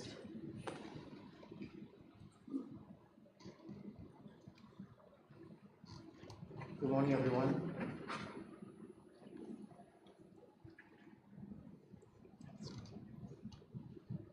Good morning, everyone. Gary Sarah from Climate Governance Malaysia. Good morning, everyone. Check. Morning, everyone. Gary Sarah from Climate Governance Malaysia. Thanks to the panelists for very, very fascinating and very thought-provoking presentations.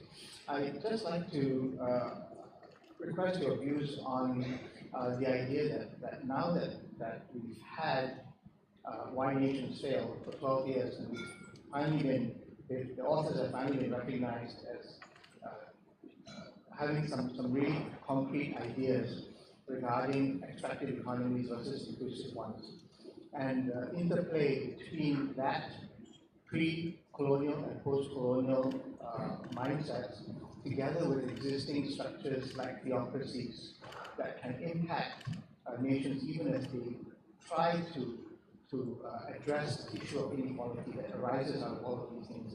Perhaps you could try to pull some of these ideas together for us in a way that might be a bit more digestible, because I think, I hope I'm not alone, but this really seems very, very big and difficult to wrap my mind around how to even begin dealing with some of these very systemic problems. Thank you.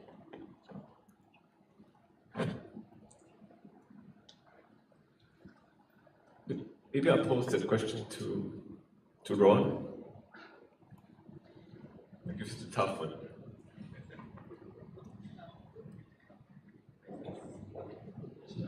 Could I ask the speaker to maybe summarize again what your comment was very shortly, but hold the microphone right next to your mouth? I have severe hearing loss and I could not follow what was being said. I apologize. No, I apologize. Essentially, this morning we've heard so many.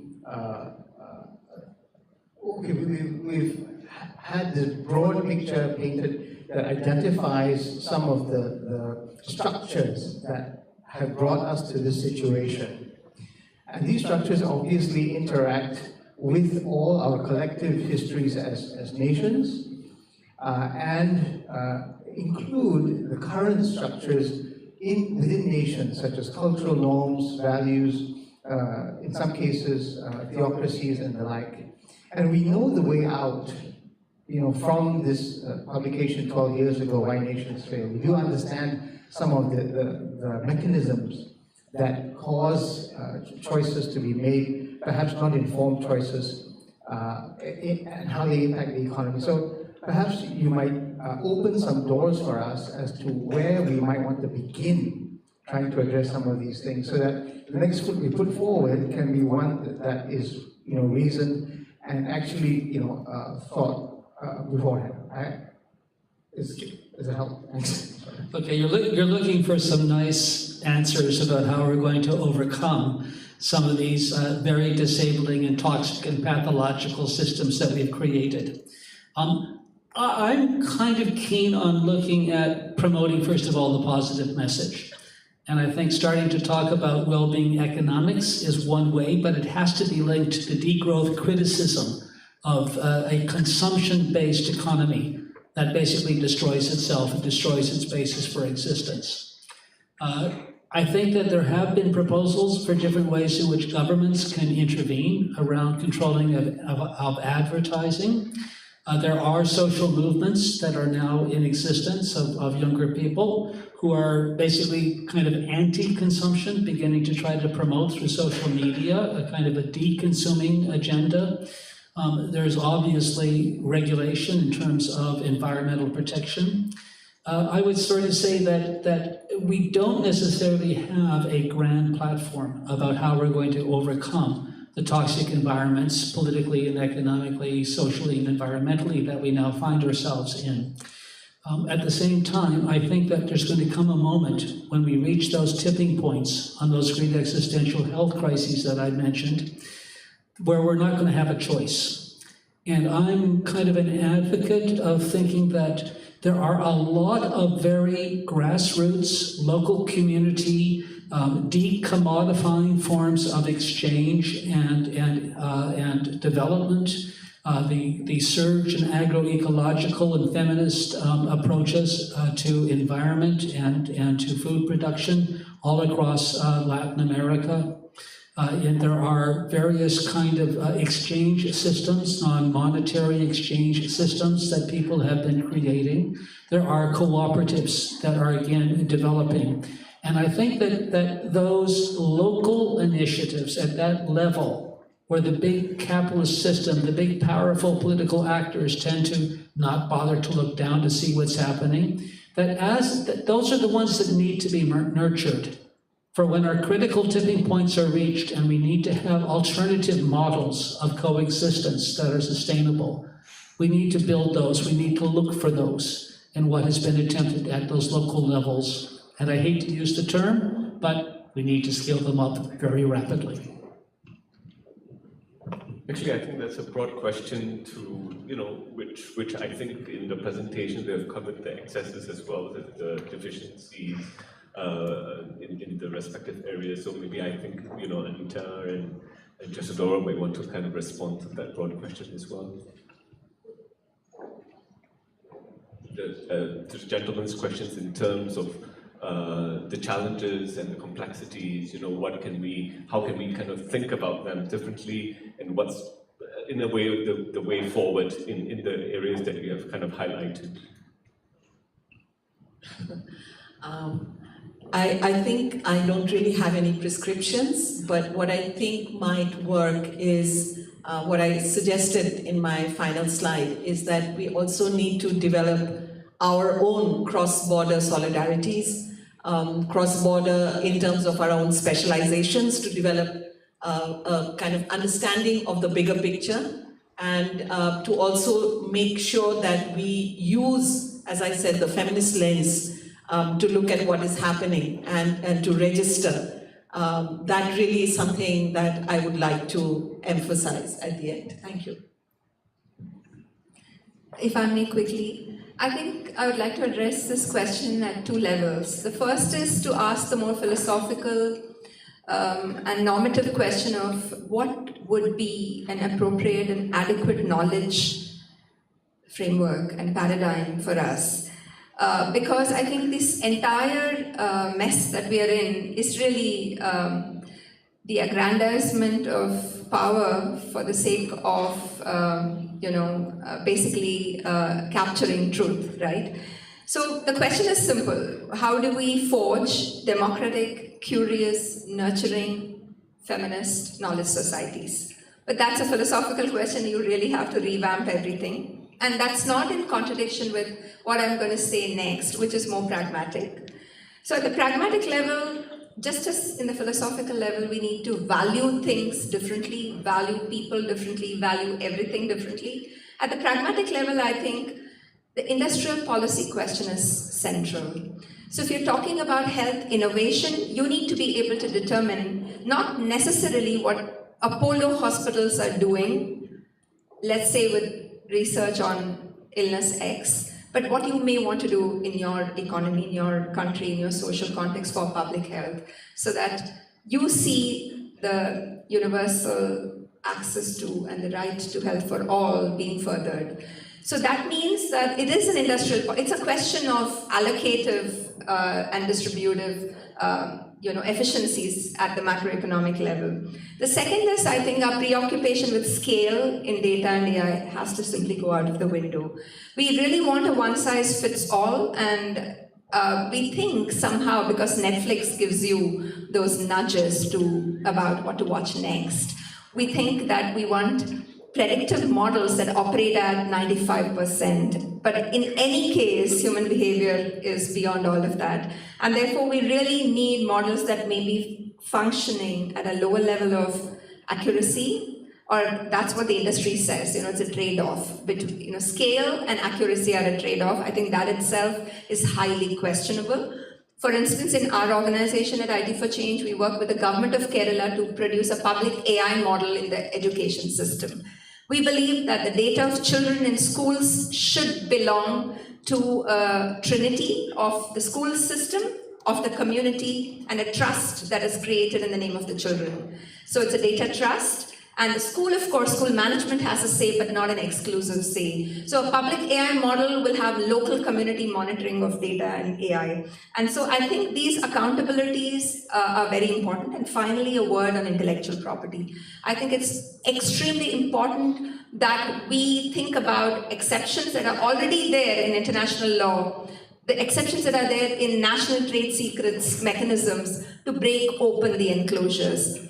In Lagos, in Nigeria, the traffic police impounded Uber vehicles because they insisted during the pandemic that traffic data be shared with the municipality. And systematically, Uber was found flouting these norms. So one fine day last year, they just impounded the vehicles. Of course, it was much more complex than just battle between government and because a lot of immigrant taxi drivers were involved, and soon a settlement was reached. The idea is this, that public data should be public, and there have to be rules about the reuse and the downstream use of that data towards public good objectives. Thank you. Thank you so much, Anita. Actually, I must say this is the most well-disciplined panel that I've worked with. We're exactly on time. I mean, I'm sure there are a lot more questions, and there will be ongoing conversation over the next 2 days. So I think, we'll stick to the schedule, and we'll end this first session. And this will be followed by a half-an-hour break, and then we'll resume at 11:30. Thank you very much.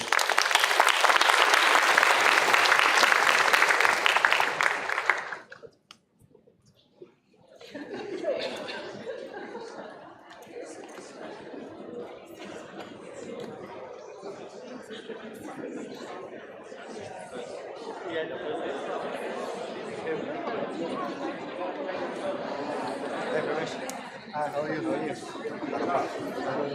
Doing well? Pasal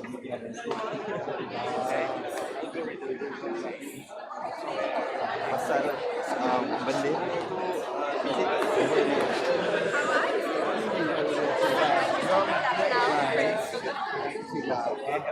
itu it's a serious mistake.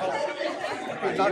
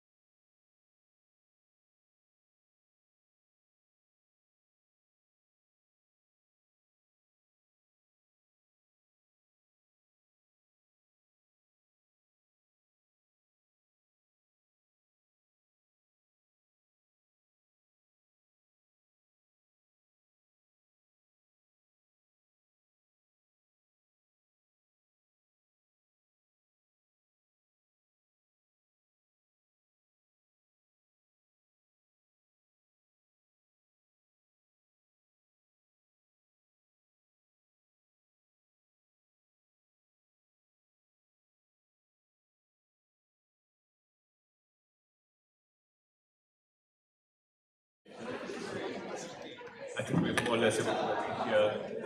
Okay, now we're gonna kind of switch gears a little, but still in the same vein of what was discussed by panelists this morning. Still looking at the backdrop and the context to which the powerful private actors operate in.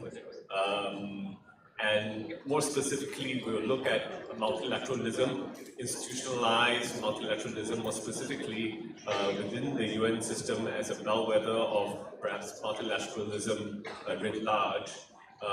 We have two very well-equipped and resourced persons to kind of walk us through this terrain. We have first Barbara Adam, who is the chair of the board of Global Policy Forum and serve as its senior policy advisor, faculty member at the New School India Graduate Program for International Affairs. She's trained as an economist, and she has been a teacher and mentor to generations of civil society activists on the inner workings of the United Nations and multilateralism in motion. I being one of the beneficiaries of her knowledge and astute observation of the UN. She has served a long tenure working for the United Nations at the headquarters in New York. She's the author of many and a wide range of publications on development, especially within the UN system, and she'll be I'd like to invite her to give us a kind of ringside view on the state of multilateralism and its implications for health and development. Thanks.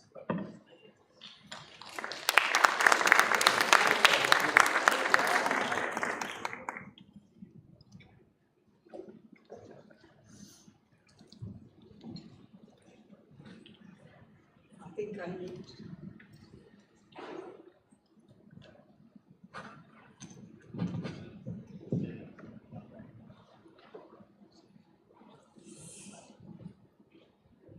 Good morning, afternoon, evening. I have not quite got used to the phrase good day, even though I live in a country at the moment that seems to use it quite a lot. I'm going to skip a lot of introductions. Yeah, I have to always do this. If I stand behind the podium, then you just about see my grey hairs. And Chen Yan has already told you why I've got them. So.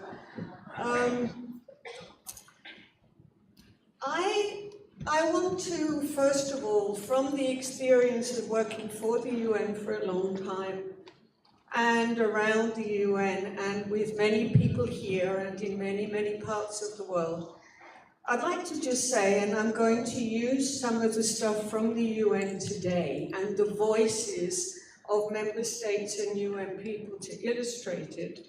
I want to just say that I regard the UN, my experience is that it's one of its most valuable features, not really well appreciated, understandably, in some areas, and possibly not even understood that much, is the UN as a convening space. As a convening space, as a political organizing space in many areas. And obviously a convening space, we're all aware of a convening space with regard to conflict. Conflict definition, which is one of the things I think we're talking about now. Warfare is not only what it was in multilateral definition 80 years ago. We've already heard, we know it's trade warfare, we know it's cyber warfare, we know it's bodily autonomy warfare. So I think that it's a place of definition of conflict. It's a place that aims at resolution in a whole variety of different kinds of ways. It's very difficult to bring resolution to conflict when any of the conflicting parties wants not to get there. But nevertheless, it stubbornly tries in all kinds of different ways. The other thing about the UN, which I think is definitely not understood, is it's a place of independent thought. It's a place of independent research. It's a place of convening parties and things in some of the most difficult areas. And I'm really, really appreciating being here today because one of our hosts, UN University, basically practices that commitment to the independent research and bringing people together in a space looking at often conflict, different areas, and very, very difficult areas. Now, we all know, we've heard it this morning already, that we're in a situation where obviously we're looking at the global context and we're quite convinced multilateralism is broken. We might use all kinds of different words and evidence. Sometimes it's more gently put that it's evolving, etc. The bottom line is we can all see in all kinds of different ways that the framework is not respected, or things aren't working in that context. We're also facing the way in which the various different crises are all feeding on each other. I sometimes find it very difficult that we don't recognize the actual multiplier impact of these crises and the way in which they're all interlinked. And the one thing that seems to have been a bit of a breakthrough in the last few years is we've actually put on the table the failure of governance. We've worked so hard in various different areas and tracks to bring something fair in climate, to women's rights, in all kinds of areas, but we have been trying to do that in a non-fair democratic governance setup. And that is what I want to spend a little bit of time on today. I'm going to go super quick. I apologize in advance. I cannot. I'm going to sort of do some snapshots of some of the discussions that are taking place with regard to governance itself. That there needs to be more justice in the decision-making system itself. And off we go. And I'm sorry I've disappeared. I will reappear. And I'm going to be using voices of others with regard to this. So, Secretary General, these are all recent quotes. So, when the US was established 80 years ago, it had 51 members. We all are aware, if we scratch the surface, you don't have to scratch far. The majority of members of the UN today were not politically independent. When things like the Security Council, the Bretton Woods institutions were established and their basic rules of decision-making were put in place. I'm going to focus on those two things to make the illustration. Also because they tend to affect most countries in the world. And the SG is talking and calling out a couple of these here. Now, I'm picking on a couple of governments. Prime Minister of Barbados, recently, last September, heads of state and government in the UN, talking about neo-colonial structures reflecting, perpetuate an old world order characterized by racism, classism, and misogyny, while ignoring the legitimate aspirations of billions will not help foster hope and trust. We talk a lot about the breakdown of trust without going too far into why. So this information will be available for people who want it afterwards, so I'm going to go quite quickly. But you can see here, the other thing that we've had in the last couple of years at the UN is a number of heads of state and government talking about reparations. Talking about the fact that we've never gone through a process of really looking at the post-imperial structure and the governance that's in place from that time. Norway. Domestic resource mobilization is key to Norway's international policy. It supports developing countries' rights to tax citizens and corporations in their country where wealth is generated. We're talking sometimes about tax. We can look at these various different measures. A lot of the taxation is not taking place where the wealth itself was generated, even if it's being taxed. And here we've got again, we cannot accept double standards of rights, no matter if you live in Gaza or in Kyiv. All of us have the right to protection and the right to development. Bit more of a dive. We all know Security Council. Everybody is like the veto, it can't possibly be. We know that it's not working. Okay. So, President of Finland. All major continents need to be represented in the UN Security Council at all times, i.e. permanent membership. Okay? And the proposal here is he's pointing out there is no permanent representation from Latin America and Africa in the Security Council. Security Council reform is a very lively discussion at the moment, and I would suggest to you that the majority of foreign policy priorities that member states bring to the UN is in this area. And for those of you that have looked at negotiations in the United Nations, you know when you're negotiating, you will know at the end of the day what your priorities are, and you'll know where your trade-offs are, and you will know what kinds of things to let go. Dealing with those priorities is a national level responsibility. By the time it gets into the UN in negotiations, the Foreign Service people have been briefed on what the priorities need to be at the end of the day. The accountability is back home on these issues. So here, this proposal with regard to Finland for Security Council reform, and I will emphasize, the Security Council reform conversations do not take place in the Security Council, as you could imagine, and certain things will get vetoed. They take place in the universal body of the UN General Assembly.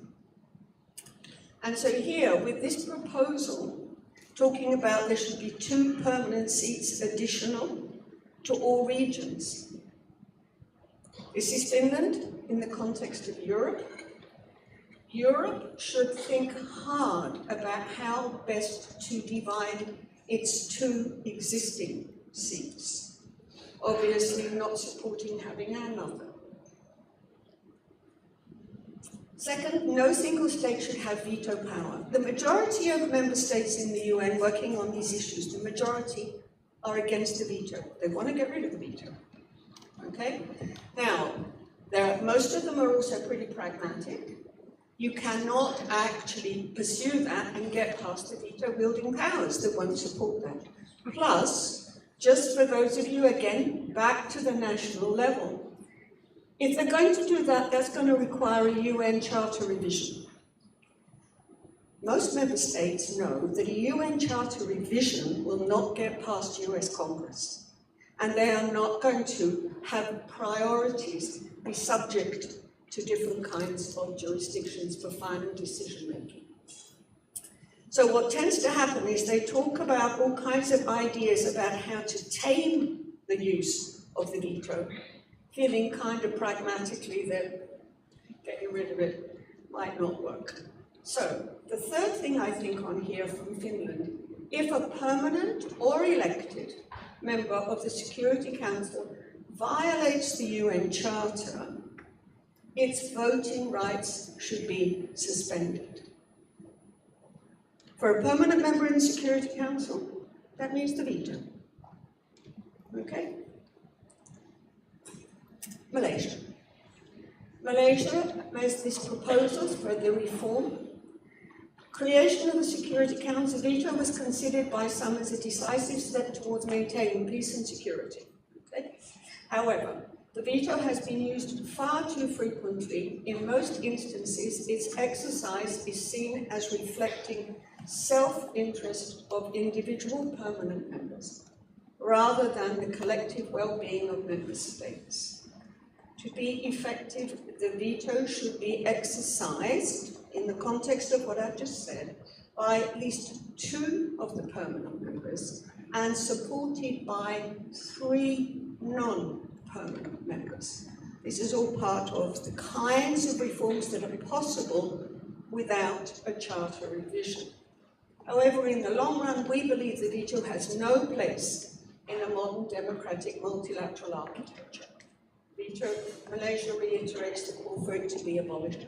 Now, the reason I'm just dealing with those two in detail is that when we're talking about reform of governance, we can talk about what's wrong and we want it all with a magic wand to be changed. Obviously, we've also got to have different kind of steps along the way to where we want to end up. I'm going to skip these time-wise, but just to say there's a lot of attention to these various different issues. The other thing is, a lot of people believe that the Security Council will never be able to do the job for peace and security, and we have to start really looking to do that work elsewhere, and in other parts of the global governance system, whether it's the Peace Building Commission or etc. That's me getting into the weeds, you know, you can discipline myself. More. International financial architecture. This is the other really big issue that is seen to affect all countries. We're hearing so much about these issues at the moment with the debt crisis. We talk about a lot of proposals that really, really need more public finance to be supporting health, education, rights, etc. And yet, when you actually look at the details of debt, the debt clauses in a lot of them supersede, they come first. And we have many, many countries in the world now that are spending more money servicing their debt than on their healthcare system, for example. And a lot of this has also been a result of the vast increase in the rates of interest, whereby they get 4 times the rate of interest in the so-called who is credible in the market. So the debt burden goes up overnight. Now, Secretary General, global financial system is failing the developing world, although it was not designed to protect developing countries. Perhaps it is more accurate to say the system is working as intended. These are governance questions, obviously. There is at the moment an active process underway in the UN leading to a conference, a Financing for Development conference that will be taking place in Sevilla end of June, early July. And there are detailed, closed-door negotiations going on right now with regard to the outcome from this conference. Here we've got the statement, this is from Ghana on this situation, and basically emphasizing the importance of what is a multilateral sovereign debt workout mechanism. At the moment, when we look at how the global governance setup deals with debt, all of the burden is on the debtor. There is no responsibility or challenge for responsible lending in all kinds of different ways, as well as the way in which governments are basically forced to take on the burden of private debt. I don't know if there are people here who deal with these issues. I'm an economist and I am attracted to dealing with them, but I promise you I will move on. Okay. Governance. Why am I looking at finances? I think we're all aware that there's a pretty close correlation between decision-making and who's got more say on the purse strings. The funding to the United Nations comes in different ways. People just kind of look at the overall figure. The assessed contributions are the obligatory contributions, and they are determined according to the country's basic wealth and population profile. The vast majority of funding to the UN system is from voluntary contributions. This shows you a breakdown. So it's called different financing instruments. The blue bar at the bottom is the assessed contributions. They represent barely a quarter of the total funding to the whole of the UN system. A very small part of that is actually related to development cooperation, the vast majority of funding for sustainable development is voluntary. In the breakdown of voluntary contributions, there are two main types. There's voluntary core, so-called core. Core funding means it goes to the institution according to the multilaterally determined job of that institution. Whether it's the WHO, whether it's UNDP, whether it's UN Women. The vast majority of money that goes to these institutions is not according to multilaterally determined decision-making. It's so-called earmarked money. And as you can see from the, I suppose that's red, that kind of red-browny color, that's a bit mixed up, you can see that that dominates the funding. Now, most governments, when they talk about what they contribute to the UN, they don't give you a breakdown. Maybe the parliaments where they are actually authorizing this don't even know what the breakdown is. That's where we have to drill down. And we really need to pay more attention. It's no good saying, I'm really generous, I'm committed, we're supporting blah, blah, blah. It's what the money is for. And in the earmarked, a lot of what's earmarked means it goes to particular agencies, it goes to particular programs that those countries support. This, again, is the kind of accountability that belongs at the national level. And you can see here the chart over time, the core funding. Now I'm in core, I'm in voluntary, okay? Not in assessed. Core contribution is more or less flatlined, despite inflation, etc. And the non-core, more and more has been going to actually outsourcing one's bilateral. This is a bilateralization of multilateralism. And you're going to get all kinds of links in this PowerPoint for you to take a look at what your government in your country is doing and where their money goes and so on. So, just to do a quick ranking, when you look at this funding by those funding instruments, the US is top of all. China comes in second on assessed because of the formula that's used for assessed. Germany comes in second on voluntary core and third on non-core, okay? And it's really, really worthwhile looking. I'm going to do a very quick jump because I'm sure I must be out of time already, and if I'm not, I will be soon. I'm doing a very quick jump to the WHO because those collective figures cover the WHO and all of the UN system. So here you've got the funding to the WHO. Using the same color coding, you see what's gone on with assess. There's a long history there as to when the WHO used to insist that it was 50-50. And it was, where are we up to? It was 1997 or 98 with Grohal and Brundtland when they let that go because they needed more funding. But then what they came up with in the end, as you can see, is more earmark funding with regard to, okay, keeping going. So this shows you the kind of what's happening with earmarking across the UN system. I mean, I'll give you a concrete example. UNDP, which used to be the major UN development agency, which has since been overtaken by UNICEF. UNDP's funding pattern, and I haven't got this year's figures or last year's, but only 11% of their resources are core funding. The majority of it is earmarked.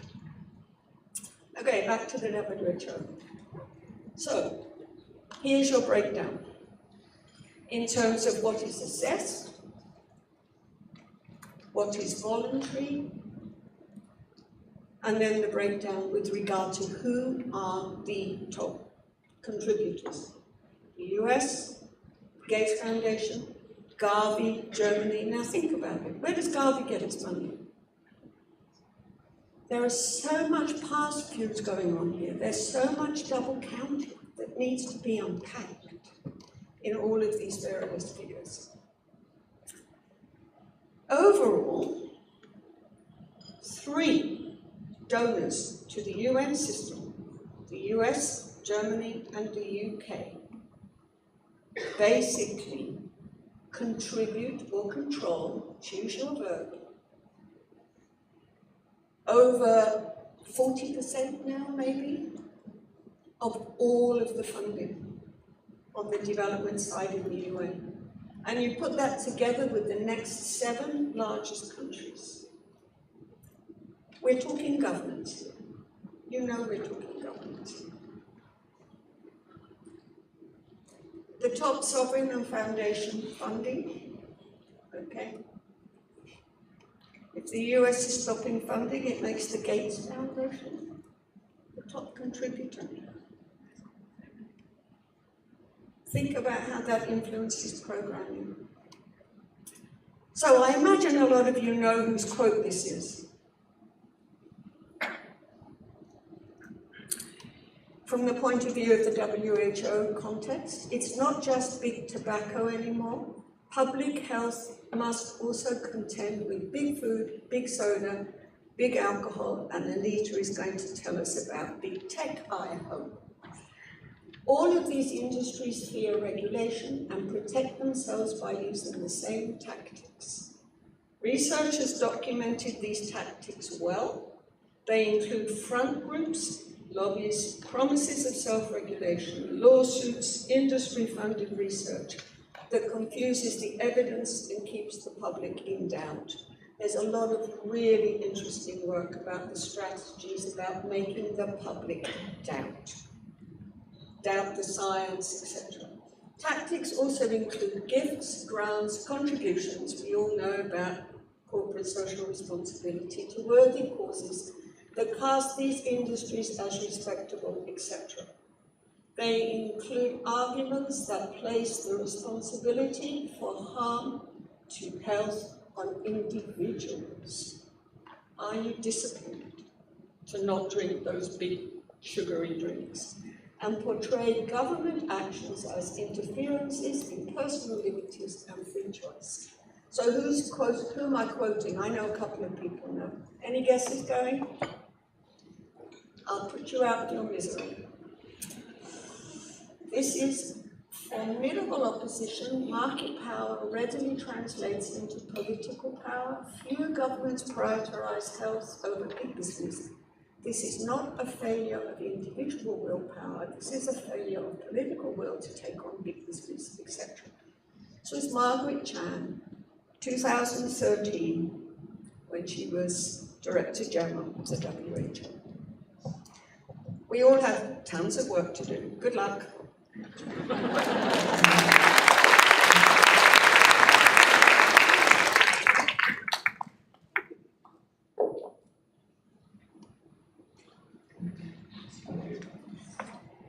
Thanks, Barbara, for setting up the next speaker perfectly. We'll have, I'd like to invite Nicoletta Dentico. She's a global health activist and researcher, has been involved in global movement for access to essential medicines, and served as a consultant at the WHO on global strategy for public health, innovation, and intellectual property rights. She also leads the Global Health Justice Program at the Society for International Development and teaches global health at the University La Sapienza in Rome. And she will give us a more, perhaps a case study or a more concrete view in terms of multilateralism at play, more specifically at how international health treaties are negotiated and the increasing influence of private sector, as Barbara has kind of gave us a starter, a sense of please.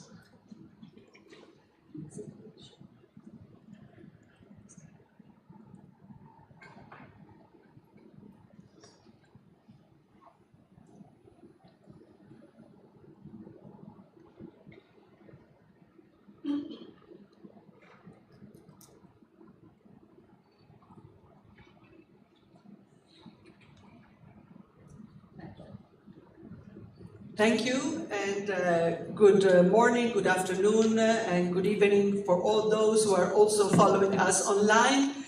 I really feel privileged to be here and daunted as well, not just privileged. And I'm really thankful to the organizers for, first of all, convening this gathering, because I think we really need to come together and be here, were it only, to share and overcome the sense of solitude or desperation at moments and surprise or the feeling of being lost that we individually, I think, cherish, also as individual organizations. So coming together as a human collective of people that have worked for a long time for a different world is very important. It is for me, certainly. As you grow older, you get more emotional also. So I think this is very important for me and for us all, I guess. But I also think this is a very proper moment to be here together, beyond our, human emotions. It's a very important moment. So possibly, the organizers were not thinking when they started the conceptualization of this symposium that they would be so timely, so pertinent, so relevant. And so I really want to thank the UNU for bringing us all here to Malaysia. Barbara has introduced this section very well, and because the time slot was about 12 to 15 minutes, I really tried to contain myself because I know myself. And so, one can go on forever.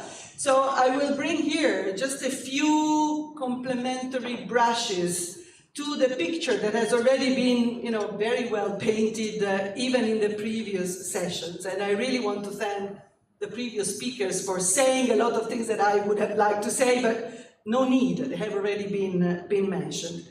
And I also added the word global health governance, because I will not pretend that I'm expert on anything. I will try to give my contribution on the health perspective. At a time when, we are this year celebrating the 80 years of the UN system, health, not many people maybe are aware of the fact that health was the first constitutionalized right and the first institutionalized right. I'm not saying that health has a primacy on all other rights, because this would not be fair. But when the UN was created, the survivors of 2 genocides, 2 global wars, 2 world wars, and 2, nuclear bombs being dropped in one country in 1 week, the survivor of all that devastation, they thought that if they wanted to recreate the conditions for humanity to come together, if they wanted to create the conditions for recovering some sense of solidarity and coexistence, they had to start from the one dimension that actually everyone recognizes as so essential, health. Of course, you may say that food is also, yes, of course, but health at that moment, the world was a kind of the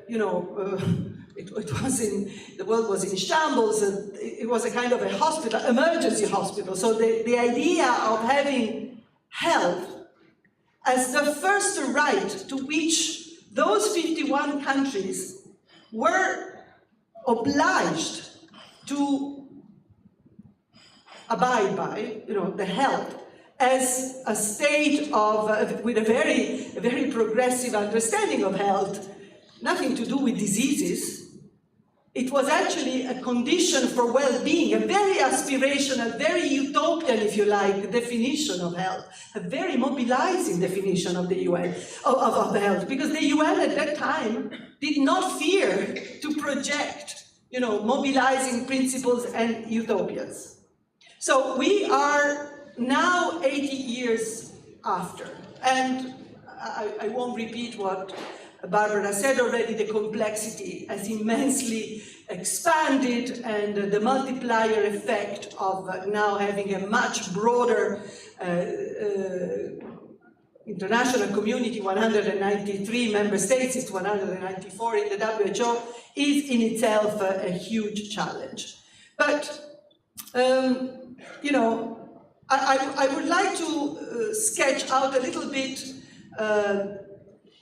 and confront this idea of the new in the title, because I don't think that in the world that we are today, yes, of course, after COVID, I think the world, as we thought that COVID might be an epiphanic moment for recovering a sense of togetherness, of being all in this together. Someone said we were all in the same boat. I've never believed that we were in the same boat. Some had yachts, some had sailing boats, some had you know, little pieces of wood to kind of cling to, and some were simply swimming, if they could swim. So we were not really all on the same boat, but there was a moment, a very epiphanic moment, exactly 5 years ago. It seems ages, but it was only 5 years ago when we understood this fragility and togetherness concepts, and also we understood how important health and public health was. So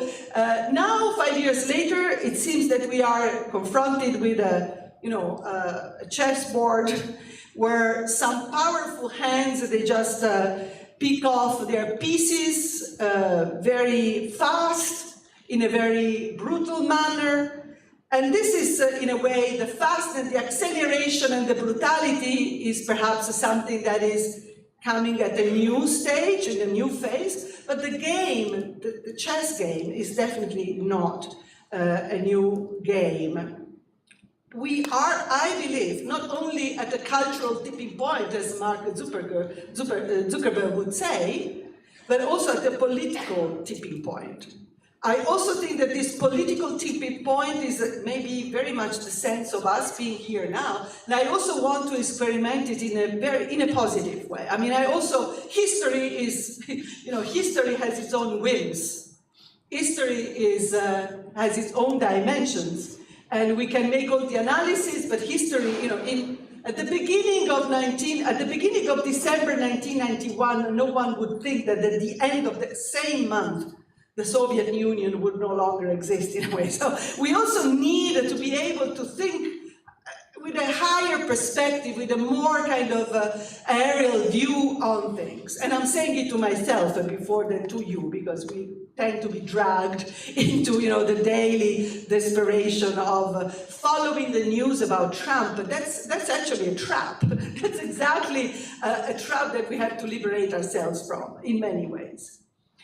So yes, the acceleration and the defiant brutality with this regime of enhanced muscularity is the muscularity that I think Barbara has expressed very well also in the numbers, because it's policies, but it is numbers. Muscles are bigger where big money is and where the money, is, and how the money is used. And I think she showed very well how, if you transform a public institution like the UN, a public international institution, which embodies and interprets multilateralism, into a bilateral game, into a uncommitted or differently committed way of control, because assessed contributions are funds that governments are obliged, should be obliged as member states to contribute.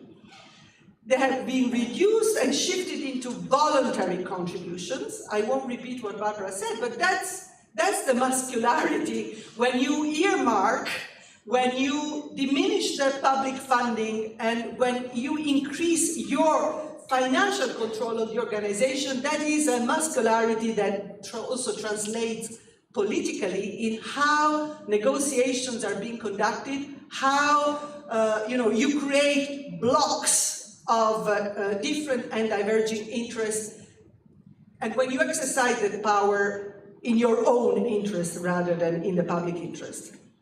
Now, things did not start with Trump, and Trump is a new dimension of what I would call a standard autocratic fare, and it is actually a new phase of that stage, of that journey of practice of necropolitics, as Achille Mbembe would call them.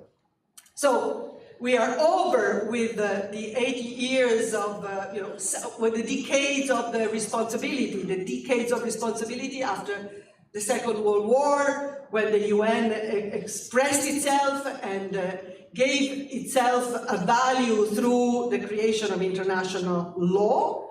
It was a system that was actually created, shaped to serve the interest of the winners of the Second World War.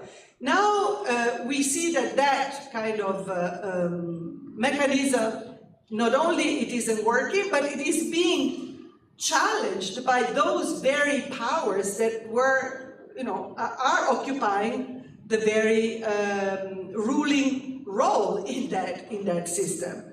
The menace now comes from the US. The US has started leaving UN agencies. This is provoking a kind of imitation syndrome by other countries. So what's going to happen now? What are we being confronted with? Well, that's, I think, what I want to consider a moment of revelation in many ways, but also a moment where we could turn some of the illnesses of how things have evolved or developed in the last few decades, particularly in the sector of global health. And I'm going to be rather critical, I must say, even as a member of civil society. I think in all this game of analyzing what is going on, all of us here, we represent by and large academia, civil society organizations, we have to ask ourselves a lot of questions about how we have more or less avertedly, more or less willingly contributed to the muscularity that we have, are witnessing today, and to the things that we have, to the distortions that have been developed in the last few decades. I think time has come to really cure global health. To cure global health from its own idiosyncrasies or pathologies, outright pathologies. Because, you have you see them here.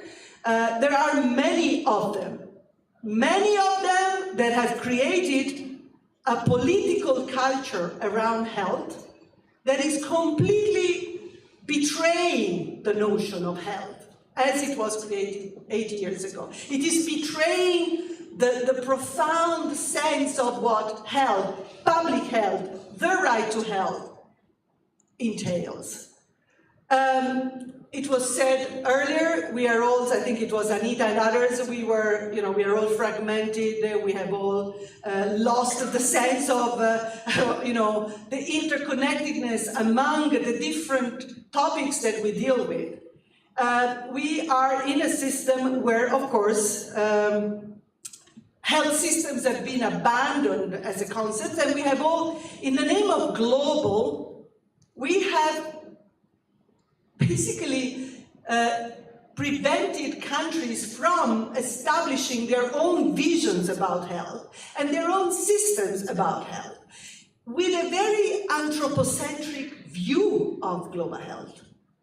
And if there is something that is biocentric, is health. And we need to really reshape completely the scenes. And why do we have to do this? I think COVID was 5 years ago, that pathogen, of course, it was a disaster for the millions of people, but that pathogen came as a fantastic pedagogist to actually show us how things were not working. The idea that, the pathogen was actually taking this tract, the respiratory tract. It was a kind of a symbolism of how we needed to change the course of things, which we did not. And in fact, during COVID, we have, I think, reached a moment that was, from a governance perspective, a historic breakthrough. Because we have actually allowed many of the entities that have been created throughout globalization, through the mechanisms that Barbara has illustrated earlier, we have allowed private entities to take over completely. We, exactly 5 years ago, on the 24th of April in 2020, the WHO convened, hosted, if you like, the meeting to launch the Access to COVID-19 Tool Accelerator. Yeah, the WHO Director General was basically, the presenter, was nothing more than that. I mean, if I recall that moment, whoever had the chance of watching it, yes, the WHO was the convening space, but it really did not have much power in the exercise. The power was in the hands of the only one person that really was ready to face COVID, and that was Bill Gates. He was the kingmaker of the whole thing. He actually, while all governments at the national level were striving hard to deal with the crisis that was coming, that had come already. My country 5 years ago was in total collapse. Bill Gates already, harvested the fruits of work that he had envisioned and built in the previous years. So he went to France, he went to Macron, he visited the president of the European Commission, and he co-promoted with the European Commission and France, and at the last moment they actually called South Africa to come as a rather decorative country to create this ACT-A, this accelerator, which is bringing together governments, businesses, I'm quoting from the WHO, scientists, civil society and philanthropists, and global health organizations. Here you have the Bill and Melinda Gates Foundation, CEPI, made out, it's a brainchild of the Bill and Melinda Gates Foundation, FIND, Gavi, yet another brainchild of the Bill and Melinda Gates Foundation, the Global Fund, UNITAID, the Wellcome Trust, and the World Bank. So, this is, I think, a historic moment, and a historic moment also of obfuscation, because when we were confronted with the global health crisis, it wasn't the first, but it was certainly the biggest dimensionally. We were confronted with the fact that the international community entrusted to entities of private jurisdiction, contracted or outsourced to private entities, which do not make treaties, do not make transparent public arrangements. They make contracts, the management and the response to this international crisis. We all kind of thought that was the panacea, that was the thing to do. The only thing we complained about was the fact that civil society should be part of this mechanism. So we advocated for civil society to be there. But we all looked at the finger. No one looked at the moon, except for a few people who are here in the room, researchers that, like Katerini Storeng, who really did look at how the governance implications of this new wild beast, a kind of a super PPP, super and public and private partnership, a very complex animal that was becoming increasingly obscure to all of us, even to governments. France had to state once at the WHO that they could not get the information and the contractual arrangements of ACT-A, okay? So we have seen how these private interests have been completely followed and have been the priority. COVAX has been, I think, a fantastic representation of a highly financialized system for distributing the very needed vaccines when the pandemic was going on. And now we are in this time of interregnum, where, of course, we don't know yet what is going to come out of this. I am here bringing the case of the pandemic treaty, which I followed rather closely. I must admit that over the last few months I kind of lost interest in it or lost hope. But with Remco and other people, we, at the beginning, even before the pandemic treaty was launched, we started to look at some of the very serious implications of this pandemic treaty and its negotiations. Of course, we are all advocates of binding rules when it comes to global health.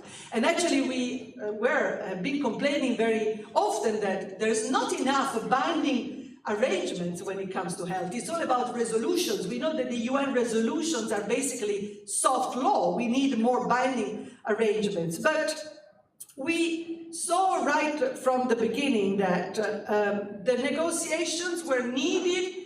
Yes, certainly pushed by Europe to save the multilateral function of the WHO, so do something to show that multilateralism is still ongoing. But at the same time, the very serious suspicion, it was a suspicion in 2021, Branko, if you remember, I think it's a confirmation now, that all the pandemic treaty has been negotiated in a way to institutionalize the public and private partnerships. Yes, I'm finishing. The public and private partnerships into the fabric of a new legal instrument. This is extremely concerning, I think.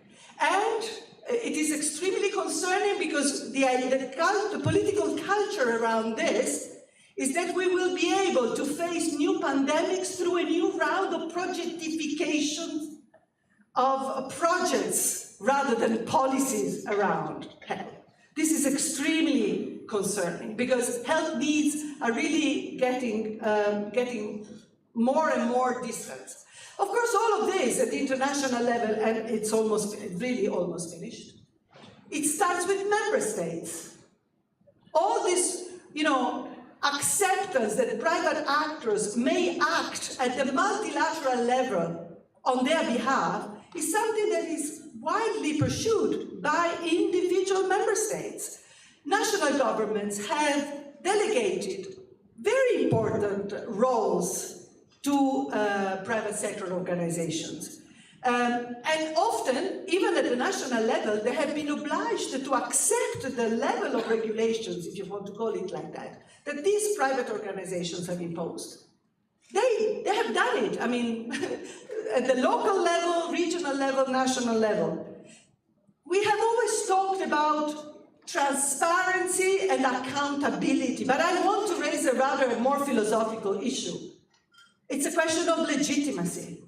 How are we going to accept the fact that the transferring of public functions to private actors is not just a question of transparency and accountability, it's a question of actually transforming the practice of governance, of governing, beyond the commodification of public goods and particular public purposes.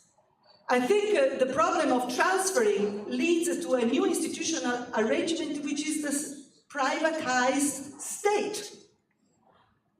So we are in a very funny situation in the time of treaty making. There are many treaties going on, the plastic treaty, the pollution, a lot of it, where they already set a time for the treaty making, which I think is already a trap that kills the process right from the start. With the introduction of many voluntary clauses, I mean, binding language is disappearing. So we are in a very strange moment where governments are morphing into a nexus of contracts with the private actors. Private actors, in turn, are morphing into governments. And the ongoing treaty-making processes are, I think, a very good example of this. By undermining the separation between public offices and private roles, privatization is actually turning the wheel back to a renewed era of patrimonialism and a re-feudalization of the state, which is exactly what we are seeing with Trump. So my final positive aspirations, I would say, for the future and for the reasons why I feel we should be discussing these days. I think we need to go back to the future of public health, where, yes, of course, diseases are important, yes, medicines, of course, are important, but we need to recover now more than ever, especially after COVID, the idea of prevention, health promotions, and for a moment, please, let's stop talking only about biomedical fixes, because that's a private sector agenda. That's very much of a private sector agenda. And we need to be very self-critical on this. Not that medicines are not important, of course, but we need to go back to a new political culture of health. We need to decentralize and de-imperialize the solutions also, because, you know, in the name of global, we tend to impose Western models, Western ideas, Western science, and we lose the biodiversity of science in this. Finally, donor financing. I know we were discussing a lot about this. Donor financing confers legitimacy on remote control, I think. And we need to go back to a real collaboration among countries. There is this pretense of the North, of donor countries, that they know reality on the ground. But this is actually, we know very well, it's a fake piece of reality. And finally, we cannot discuss about financing public health today, delinking this arena from financial injustice that is around the world. And of course it is debt, Barbara mentioned it already, but it is also illicit financial flows, it is fiscal havens, it is taxation regimes internationally. I know that the WHO today is in the hands of the Boston Consulting Group in order to save itself for the future. Well, we need to move away from consulting firms and we need to go back to fiscal policies at the national level, because that's how we can restart a democratic exercise. Thank you very much.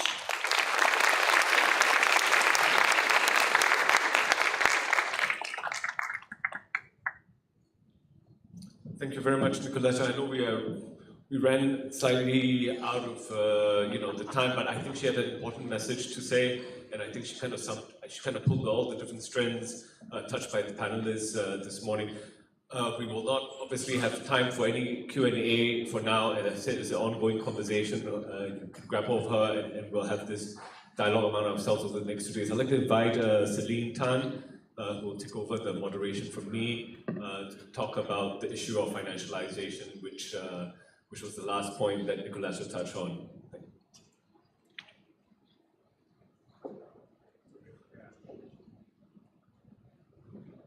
Hi, good afternoon, everyone.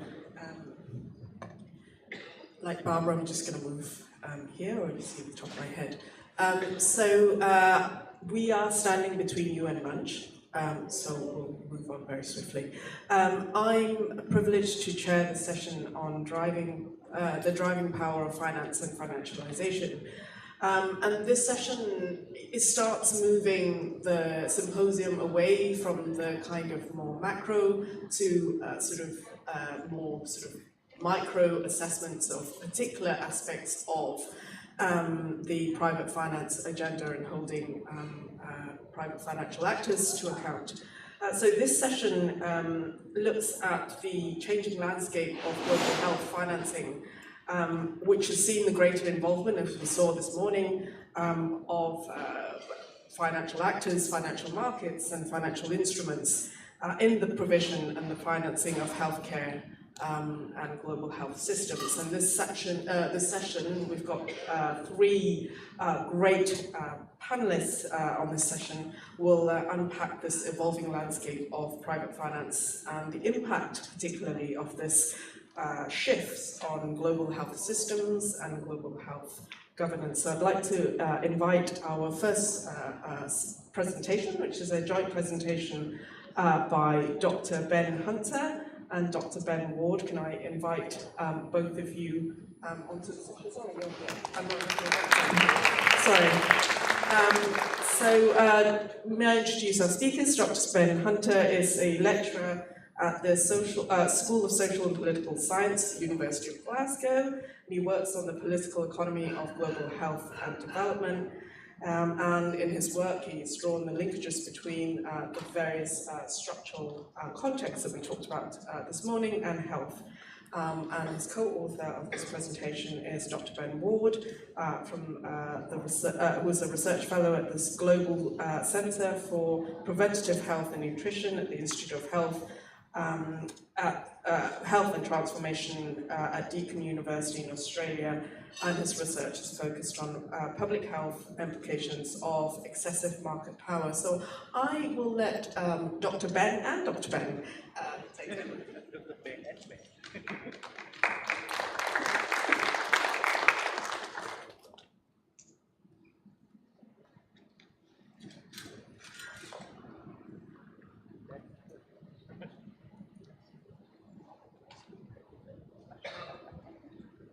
Okay.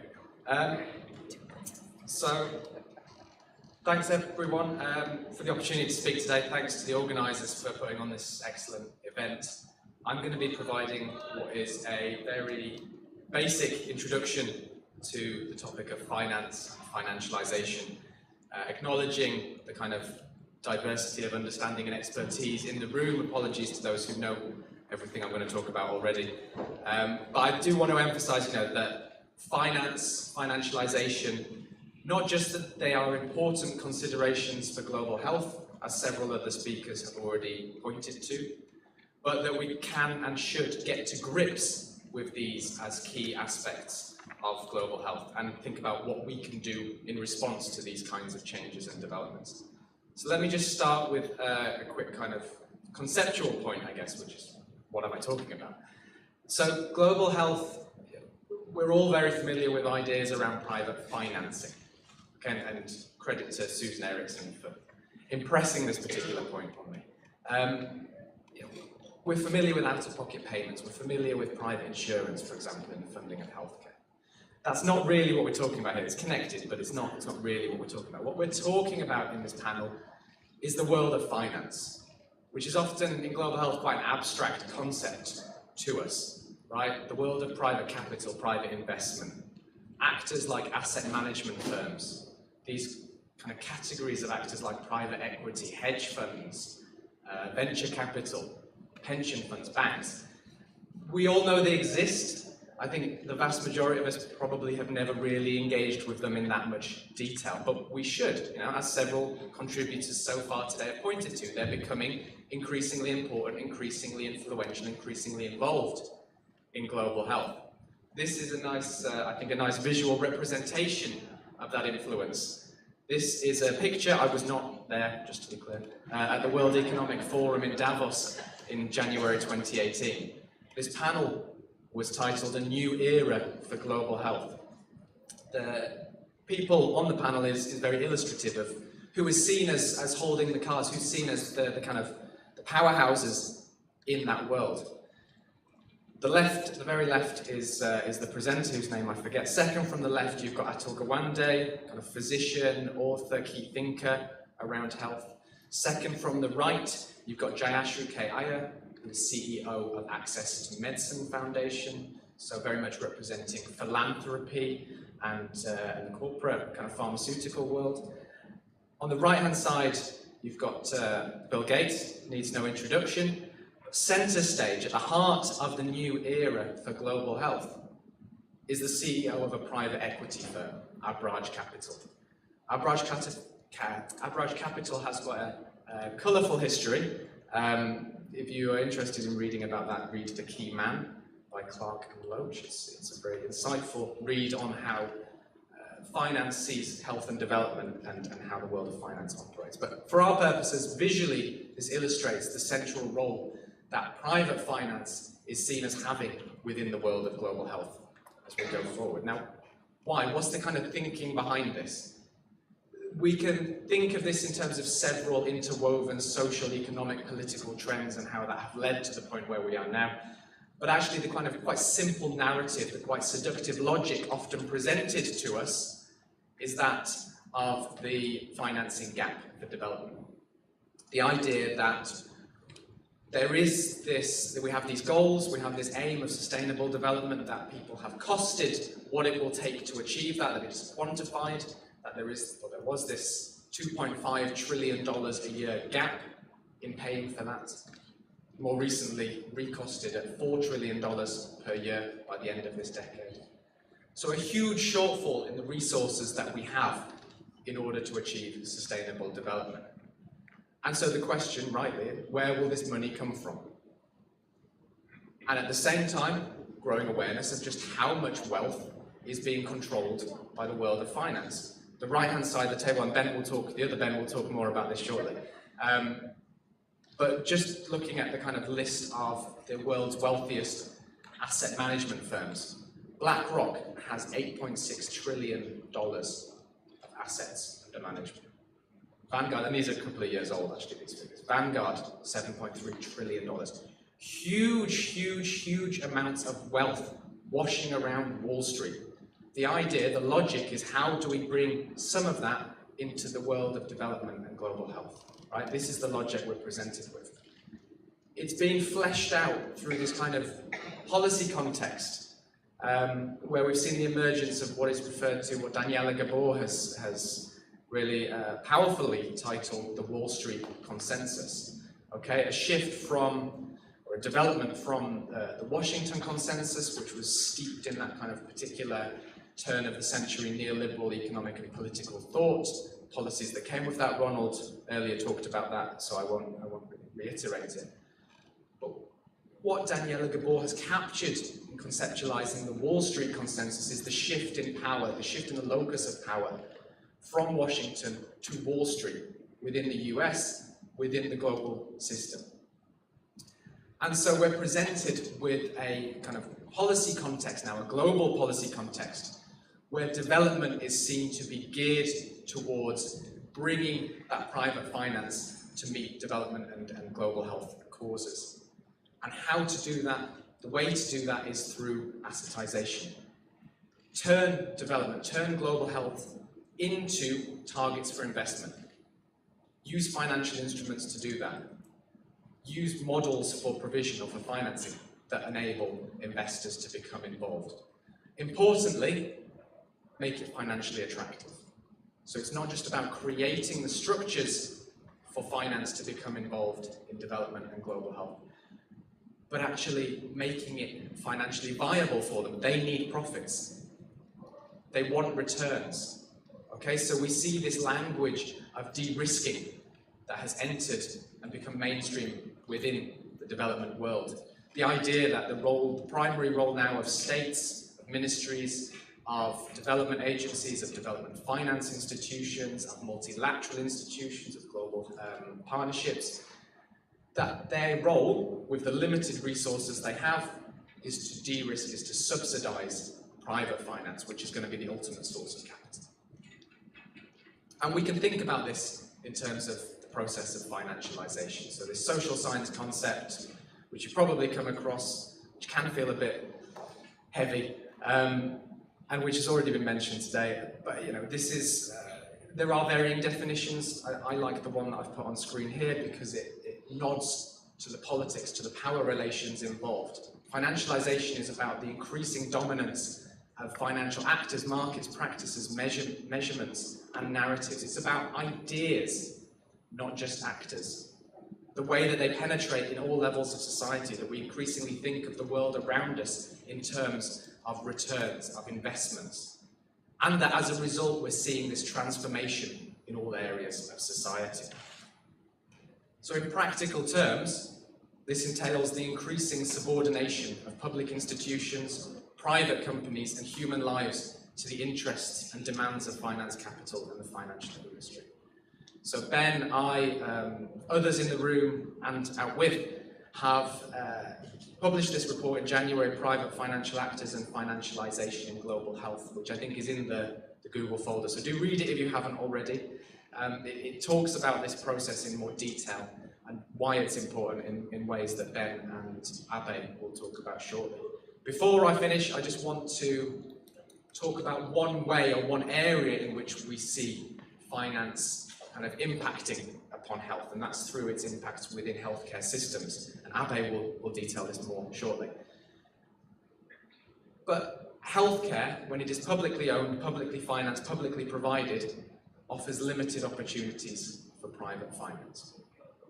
For private finance to become more involved, to provide the capital to achieve the kinds of health and healthcare goals that we want, requires healthcare to be transformed into tradable and saleable assets.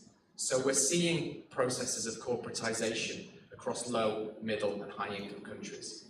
We're seeing the creation of novel financial instruments like bonds that allow investors to become involved in public systems.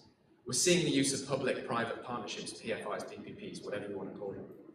So we're seeing all these changes taking place with important implications, right? This is sometimes presented as a problem-free solution to a financial issue, but it is not problem-free. There are high costs involved. There are high costs to the people who use these services and have to pay fees and are impoverished or detained.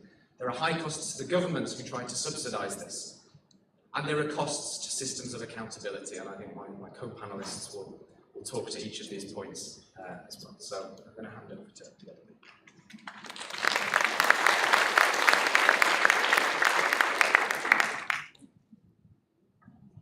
Thanks, Ben. Hello, everybody. I'm just going to jump straight into it. So, building on Ben's presentation, I'm going to talk about some ways in which private financial actors can shape health outcomes beyond their influence in and on the healthcare sector, in part guided by this really helpful framework developed by Professor Sharon Friel and colleagues.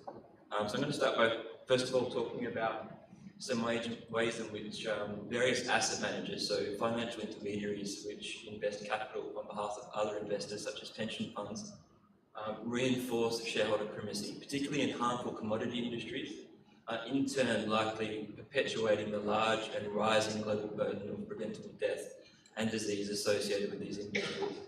I'm then going to talk about just a few of the wider economic and political implications of the increasing size and power of private finance, before finishing with a brief overview of some potential policy strategies to curb the power of private finance for the betterment of health and equity.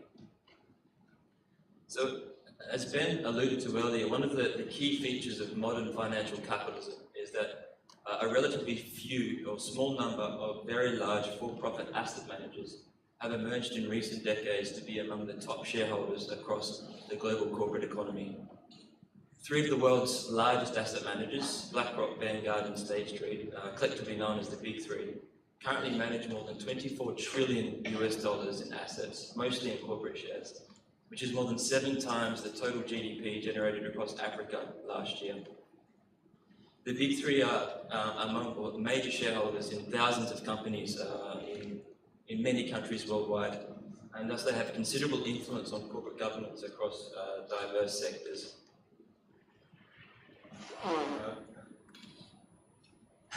So this was meant to be a network diagram, so unfortunately we can't see the details of it, and a shout out to my colleague Scott Slater who helped me develop it. But what it did show, or what it should show, is that it looks at the top 100 shareholders based on total value of shares held in the leading corporations in a selection of 10 key harmful commodity industries, which were represented by blue nodes, but anyway. This includes the fossil fuels, ultra-processed food, tobacco, and alcohol industries, which together likely account for more than 1/4 of preventable deaths worldwide, as well as other harmful industries such as weapons, pesticides, and gambling. An increasing body of work shows how the Big Three very often behave in a way that reinforces shareholder primacy in these industries as well as other harmful industries.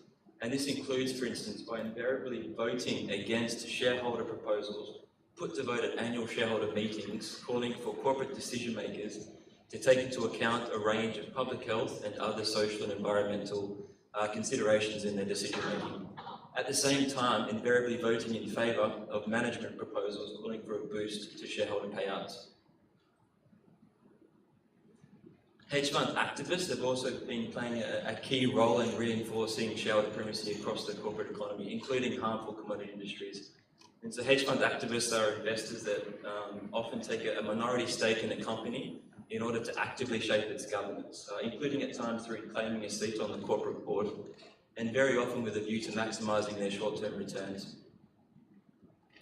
And so in some recent work looking at the ultra-processed food industry, my colleagues and I identified that most major ultra-processed food corporations have been subjected to short-termist hedge fund activism in recent years. So as a notable example, in 2021, Emmanuel Faber was removed from his position as CEO of Danone following pressure from hedge fund activists who contended that Faber's increasing focus on sustainability was jeopardising the company's capacity to maximise shareholder value in the short term. And in recent decades, short-termist asset managers have been increasingly investing in a range of so-called asset classes beyond publicly listed corporate shares. So this includes private and start-up companies across different industries, as well as in things such as residential housing, hospitals and other forms of critical social infrastructure, farmland, staple food commodities and so on, in turn undermining access to health-enabling goods, services and systems. The practices of private financial actors that reinforce shareholder primacy have really important distributional consequences. So a large body of work has exposed how the profit maximising practices of many harmful commodity industries disproportionately burden citizens, communities in the global south, and that across the board, shareholder primacy disproportionately burdens workers, lower income groups, and marginalised groups worldwide. At the same time, a large and increasing proportion of corporate profits and financial returns is being funneled towards the wealthy elite in the global north. So the world's 60 largest private asset managers are all based in the global north, and more than 3/4 of capital that flows into asset manager funds are managed by investors, including pension funds based in the US, Western Europe, Japan, Canada and Australia, and mostly on behalf of wealthy individuals and households. The increasing size and power of private finance has really important implications for politics and policy making, as we've already discussed throughout today. And so large asset managers, as well as other private financial actors such as banks and private creditors, hold considerable structural power in that by controlling large and growing proportions of private finance capital, they're able to shape the real or perceived options available to many policymakers worldwide. And so Ben introduced the Wall Street consensus earlier, and just to note that the structural power of private finance can manifest in many other ways as well. So relatedly, it can manifest as the imposition of fiscal discipline on policymakers worldwide through threatening or undertaking investment flight and withholding credit. And so this figure here highlights how, or shows how the Mexican peso depreciated considerably when private finance fled Mexico following the election of President Claudia Sheinbaum last year. Reportedly due to concerns that the left-leaning president was likely to increase government social expenditure and undertake a variety of economic policy returns. So reportedly, President Sheinbaum was quick to come out and calm private finance by commenting that she was committed to fiscal discipline and that she would maintain the independence of the central bank.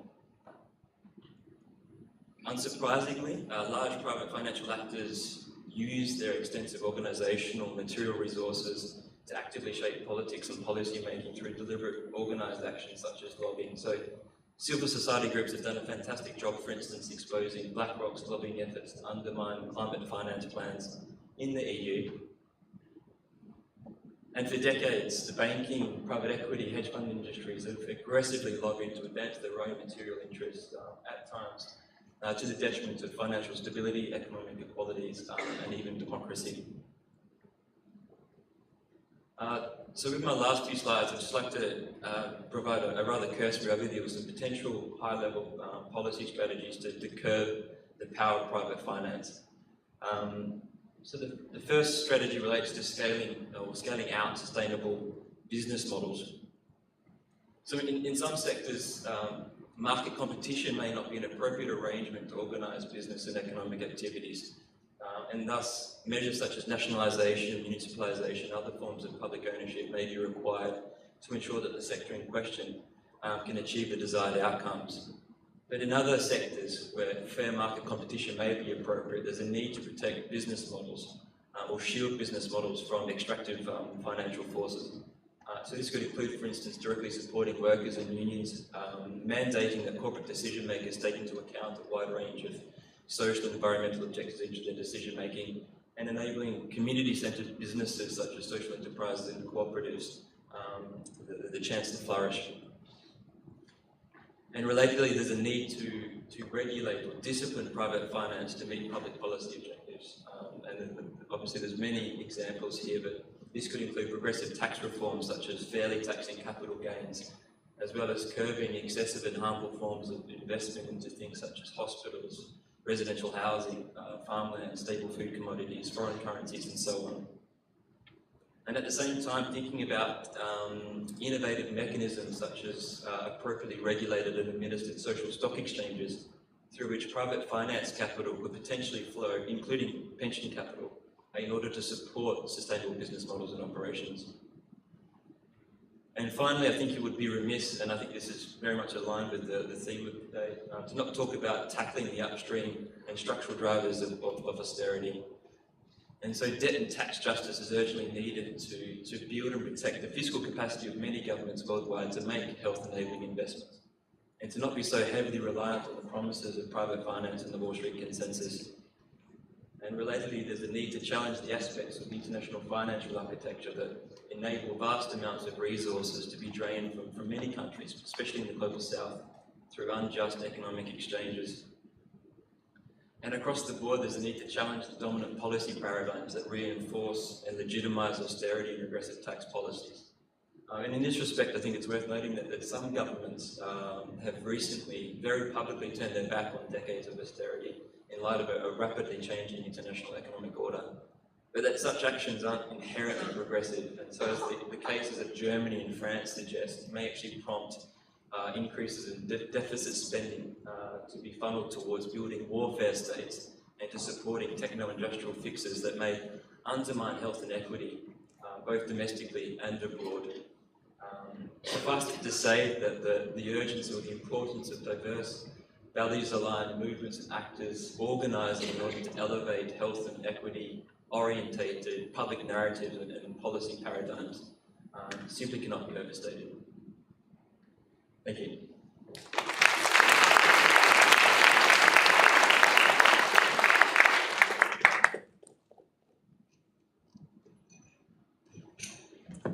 Thank you very much, Ben and Ben, and for keeping actually your bill below time allocated. I'd like to invite our second presenter presentation up to the stage, Dr. Abhay Sukla, who is the Senior Scientist and Coordinator of SATI, which is the Support for Advocacy and Training to Health Initiatives. And also he is the National Co-Convener of the People's Health Movement in India. Thank you very much.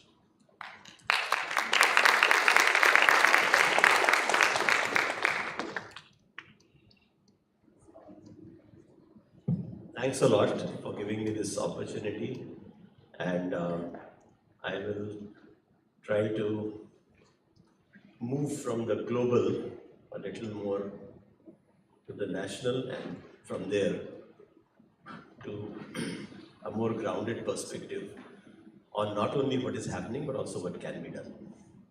Because while the problem is inherently global in nature, the solutions, a lot of them will have to come from bottom-up processes, which are embedded in societies and countries. Yeah, and I'll be taking India as one example of how we can understand these processes and address them. So I'll start with the Indian paradox, which some of you would be aware of. So India is of course supposed to be a very poor country, which it is in many ways. India also has the third largest number of dollar billionaires in the world. So number 1 is US, number 2 is China, and we also have our solid complement of dollar billionaires. And yeah, so we have more billionaires in UK or Germany or Japan or Brazil or Russia or any of these countries. Now, the important question for today's discussion is, where are these billionaires making their billions from? So that's an interesting question. So let's see which are the sectors. This is from an Oxfam analysis from 2022, but the situation remains more or less similar. So the second largest number of India's billionaires come from manufacturing, which is huge. Third largest come from information technology, which is also huge. Diversified industries, including Adani's and Ambani's, also very large scale. Fashion and retail. So, well, who is number one? So that's number one. So financialization is leading to corporatization, and corporatization is leading to the growth of huge healthcare corporates in the Indian economy. Huge. As you can see, I mean, even today, the recent most figure which I found, now they're 53. This was 32 in 2022, now it's become 53. So these dollar billionaires, their net worth a few years back, immediately after COVID, this was immediately after COVID, the net worth was 9.3 trillion rupees. And the richest healthcare billionaire in the world was from India. And the Indians here definitely will recognize him. He produced, or his company produced, the most widely used COVID vaccine, the so-called vaccine king. So something peculiar is going on here. So in a country like India, large-scale healthcare corporates are generating huge amounts of wealth. This wealth, where is it coming from? So we'll just come to that very soon. But this is the kind of situation in which we need to understand the impacts of financialization within country contexts. And for that, we have to join the other word, corporatization. Because financialization is very closely linked with corporatization. Now in India, and both of these have progressed together. So in India, in the year 2000, for the first time, the government opened up foreign direct investments in the healthcare sector, 100% FDI allowed. And since then, within less than just about a decade, foreign investments in the hospital sector increased by more than 100 times. Huge acceleration.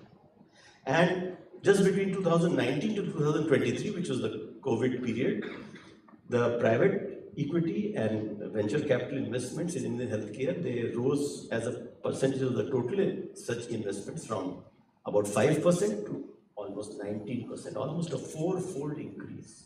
Huge increase in private equity and venture capital in the healthcare sector, and particularly within that in the hospital sector.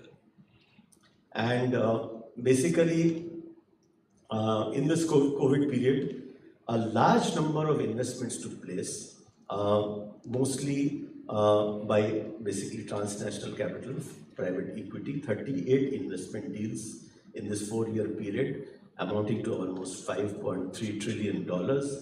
And among these deals, the top 8 deals, they actually had 80% of this investment. So it's very concentrated. So it is large scale, it's also very concentrated. And much of this is now increasingly not just in the pharma sector, which used to be the leading sector. Of course, the Indian pharma industry is huge, but also now hospitals and healthcare services. So I'll be now drawing upon one of the papers, one of our background papers, which Indra, Indranil, and my colleagues have basically written, and just show you just one figure from that. These are private equity and venture capital investments in the Indian hospital sector, which is only a part of the healthcare sector.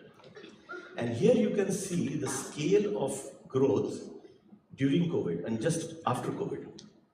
So from about less than about $500 million in 2020-21, which is the COVID year, going up to more than 2,000 million, or rather $2 billion. So this is the acceleration, the takeoff of private equity investments in the hospital sector.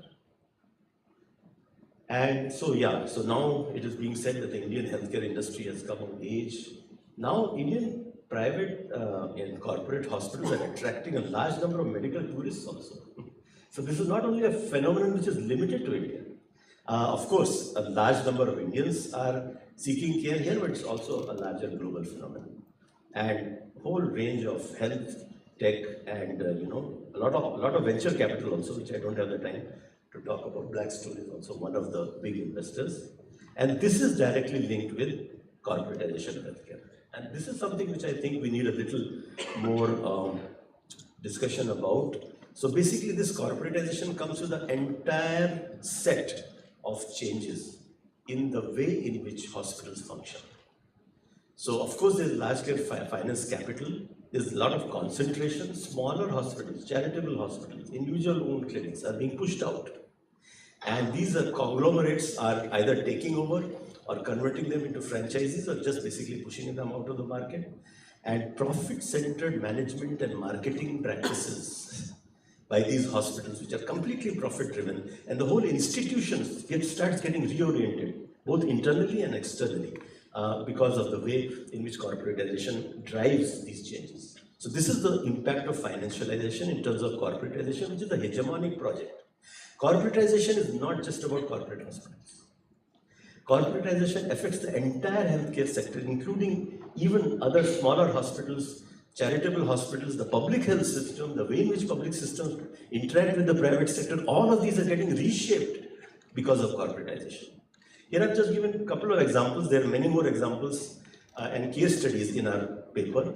But Apollo, which is the biggest healthcare corporate, so their revenues, they practically doubled between 2014 to 2023. And this was driven by a large amount of foreign institutional investment. So all those Indian dollar billionaires, their billions are not coming from India. And the investments, they're actually being controlled to a large extent by foreign institutional investors. Max Healthcare is a very interesting example. So their revenues, they doubled from 2014 to 2023, and a big private equity investor, KKR, they invested in 2018. In 4 years, they reaped a 5-fold increase in their investment, 5 times. And then they exited. So we can see what is going on. Huge investments coming in, making very large profits. I mean, 5-fold increase in 4 years. And then they exit. So now they're only interested. Now you can imagine what must have happened in those 4 years in these hospitals, how they were reaping this kind of large-scale profits. And this is being fueled by the global financial investments. And these are all these actors. Everybody wants a share in this pie. The Indian healthcare pie is very lucrative. So DFIs, of course, are driving it. And Oxfam has already done an excellent paper on this, which I will not repeat, about how IFC and BII and DFG and so many other DFCs and so all these others are involved. But it's also private equity, venture capitalists, financial intermediaries, which are completely non-transparent, like Quadria Capital, and now even the Canada's Teachers Pension Fund is investing in Indian corporate hospitals. And there are also some India-based private equity firms. So I'm not going into the details, but let's come to a little bit about the impacts. This is impacting on patients. This is impacting on doctors and healthcare professionals within these hospitals, and it's impacting on health systems. And in terms of the impacts on patients, we have seen so much increase in the scale of charging, huge overcharging taking place in these hospitals. So Max, Fortis, Apollo, all of these were investigated by the Competition Commission of India, and they were found to be indulging in huge overcharging and extraction. And there were so many cases. There's a case in Gurgaon near Delhi where a young girl, she had COVID. She was admitted for 16 days and the family was charged 16 lakh rupees or 1.6 million rupees. And she died. And it was found that there was huge overcharging on consumables, on medicines, and so many things. Cash for kidney scams have been coming up in hospitals like Apollo. And so that's one part. But the other part is what is happening to the professionals working inside these hospitals. So here I refer to our other background paper, which is by Gayatri, Anand, Aparna from the Forum for Equity and Health, where we have recently been interviewing doctors who are willing to speak about their experiences in corporate hospitals. And the picture which is emerging is frightening. So it's not that, all doctors are the same. There's a huge stratification, and even you can call it proletarianization, which is taking place. So the practicing doctors, the actual treating doctors, they are like spare parts in a big machine. They can be replaced at will by the corporate management. So if they fulfill targets, if they are generating profits, they'll stay. If they're not generating profits, they'll be pushed away.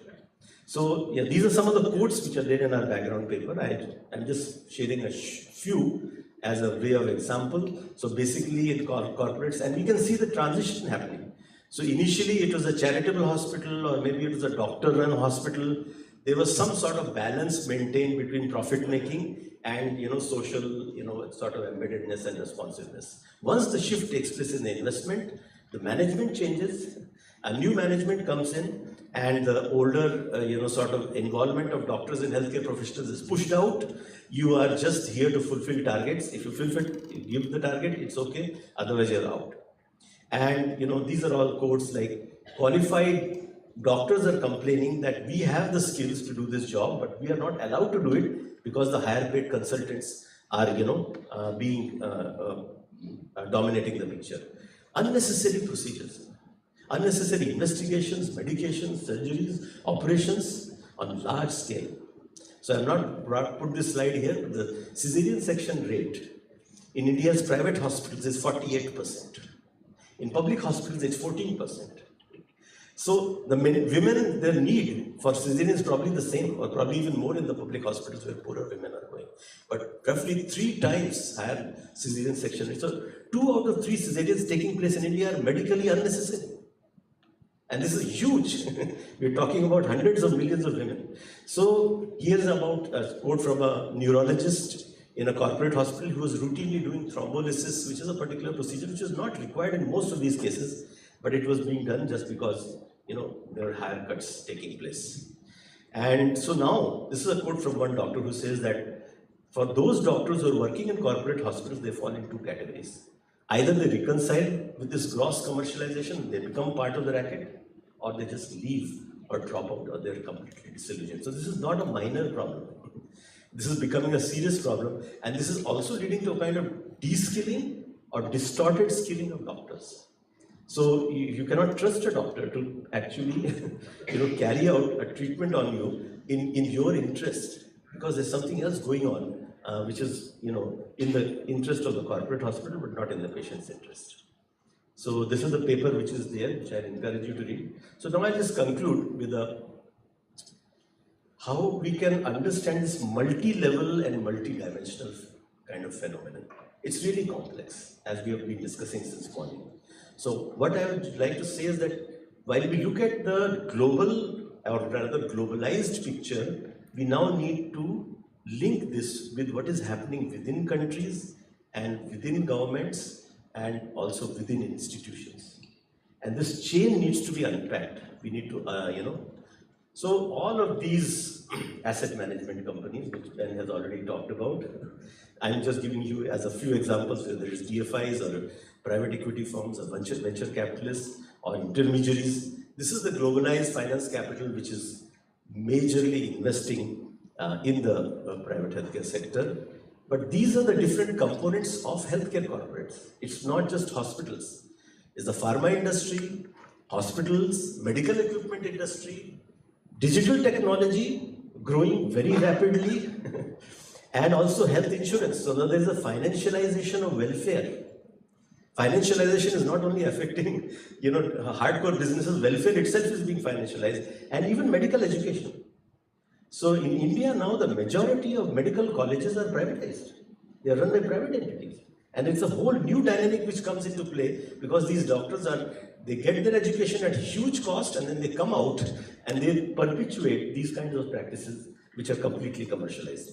So what is missing in action? The third very important actor is, where is our national governance, which should be actually looking at these linkages and introducing regulation, taxation, different kinds of licensing strategies and so on, is extremely weak. So this is a big problem. And then the fourth level is basically the institutional level and the social level. So the hospital management, the healthcare professionals and workers who are working in these hospitals, as I told you about the doctors, similar problems being faced by nurses and other staff, and then the actual patients and users, what are they experiencing? So we need to unpack this entire range of processes and these interlinkages, which is multi-level and multi-dimensional, to understand the dynamics of financialization and corporatization. So I would just suggest in the end that we have 5 kinds of collaborative tasks that you can think about doing. I'm drawing upon the Indian situation, but it's relevant probably for all contexts. So basically a comprehensive analysis of how globalized financial actors are integrated with the downstream analysis of national conglomerations of different kinds of financialized healthcare capital. Not only in the hospital sector, but also pharma, insurance, digital technology, etc. So how is this integration or this interaction taking place? Secondly, the immediate impacts of finance, capital and corporatization on the health systems. Because finance is globalized, but all health systems are national. And this is an important point. So a global analysis is not sufficient to understand, and it's also the resistance to corporatization and financialization will come from within countries, and it will also probably come from within health systems. So that is the that interaction we need to look at, and how is financialization impacting on not only in the private sector but also other parts of the health system, not-for-profit providers, smaller providers, public health systems, and then the impacts of this process on medical and healthcare professionals and as well as patients and healthcare users. This needs much better documentation. Already some documentation has been done. We have also done some of this, but this needs much greater, because this documentation will become the basis for social and political action on these issues. This is not going to happen only through expert analysis. Ultimately, so therefore the fourth point which I would like to suggest is that we need to identify which are the areas of public action by governments, by regulators, by global bodies, and basically where can governments act, where can public agencies act, what kinds of actions can they take, keeping in mind the view of sovereignty. Do we need to start thinking about slogans like IFC, out of Indian healthcare? We don't need you here, actually. And what you're doing is much more harm than good. Will this make sense? Let's have a discussion. So some people will say this is being nationalistic. Well, if Trump can be nationalistic in a completely destructive manner, I think low and middle income countries also have some sovereignty to say that what do we need and what we don't need. So of course we need global interactions, but we don't need global exploitation. So if finance capital is coming into our countries in a manner which is extractive, which is destroying our health systems, which is distorting our health systems, sorry, we don't need this. So this is a conversation which we need to start. And basically, as I said, that healthcare financing is globalized, but all health systems are national. And that is, I think, both a matter for some thinking, and it's also a great strength. Health systems will not succumb to financialization, if they are, sufficiently robust and there is a rethinking within health systems about what is happening. And finally, and this is a plea that so many experts are here. I am an ordinary activist, I'm not an expert or an academic. But my plea is that we need to translate our very, sophisticated and complex analyses into simple narratives, which our ground level activists, our healthcare professionals, our social organizations can understand and relate with. Otherwise, we have the analysis and they have the narrative. You know what kind of narratives are going on. So we need to have narratives which are powerful, which will be, which can enable people to engage with these issues in a meaningful manner on a large scale. Otherwise, these analyses will remain limited to a thin layer of, well-meaning experts, but they will not percolate into society where actually the action needs to be generated. So finally, I am just sort of proposing that tomorrow we have a session, 2B1, where we'll be talking about the India case study. India, as you know, has the largest private healthcare sector and a predominant healthcare sector among LMICs, and also almost completely unregulated, very high levels of financialization. So India is a good bad example. It's a good bad example. So just as we used to talk about and still talk about US as a bad example of healthcare systems in the developed world, I think India is another good bad example from the LMICs. So please don't go the way that India is going.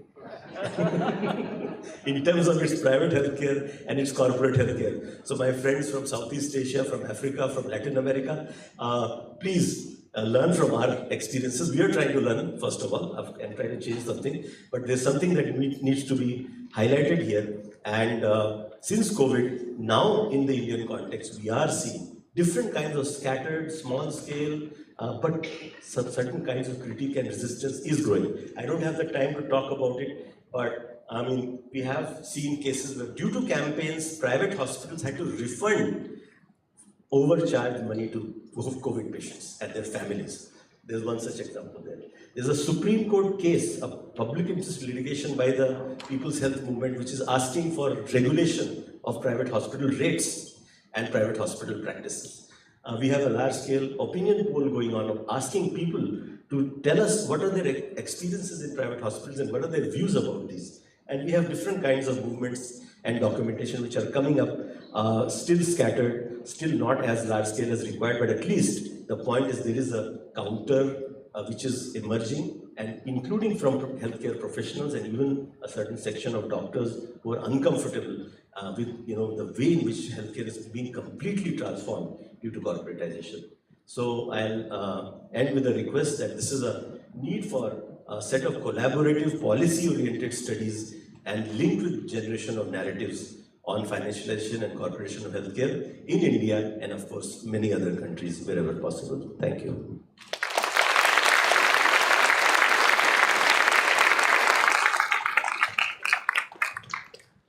Okay, thank you very much, Dr. Abe.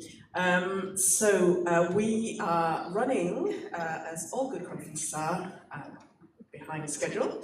Unfortunately, you can't take any questions. The organizers have let me know that if you would like to carry on this conversation, and we hope you do, there'll be an opportunity to set up a chat group after this, and they'll send you links and information on this. For those of you who are staying on for the next couple of days, there is a section on financialization that we hope that you'll come to, which is session 2B, I believe. Please come to that tomorrow, and then we can carry on this conversation there.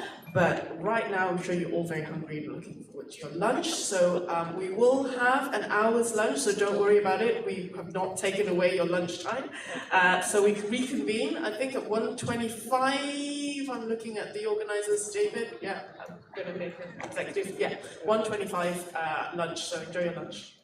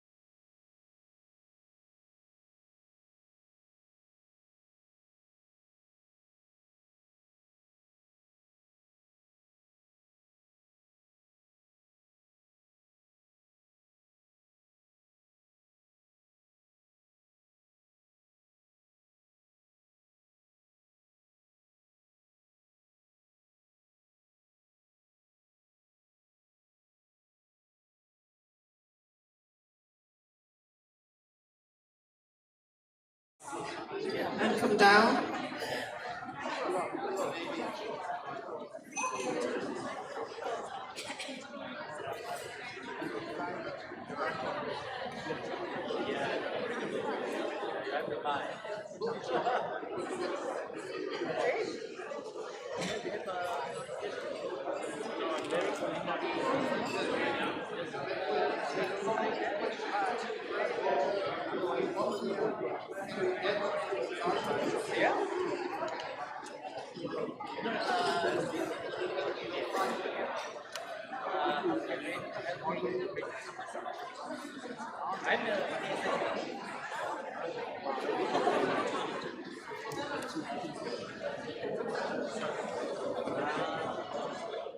Hi everyone, we're going to start in 1 minute. So please can you take your seats? Thank you very much.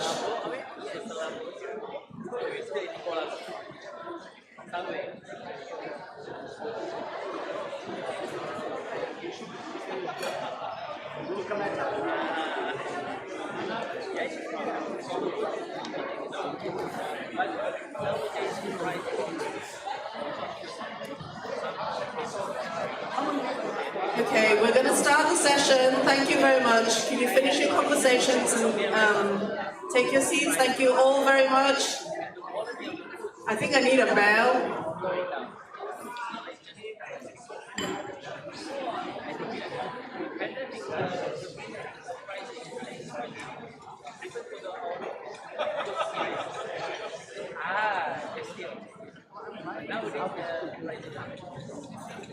Right, good afternoon, ladies, gentlemen. Can you take your seats, please?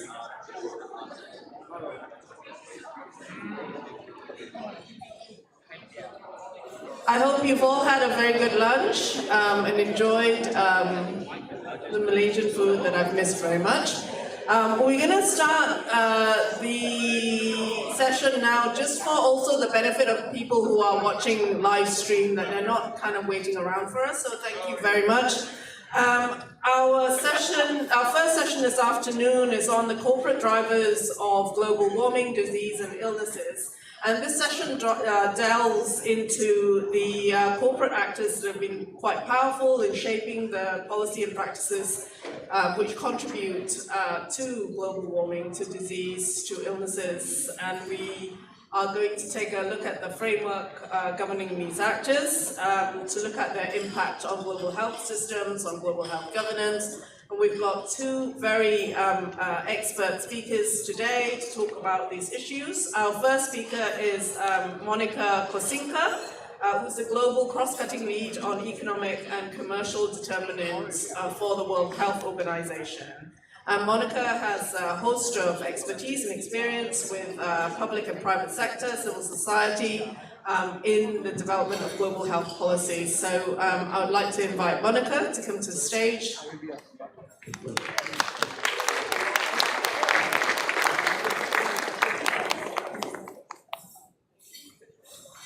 Thank you very much. Let me get the correct microphone.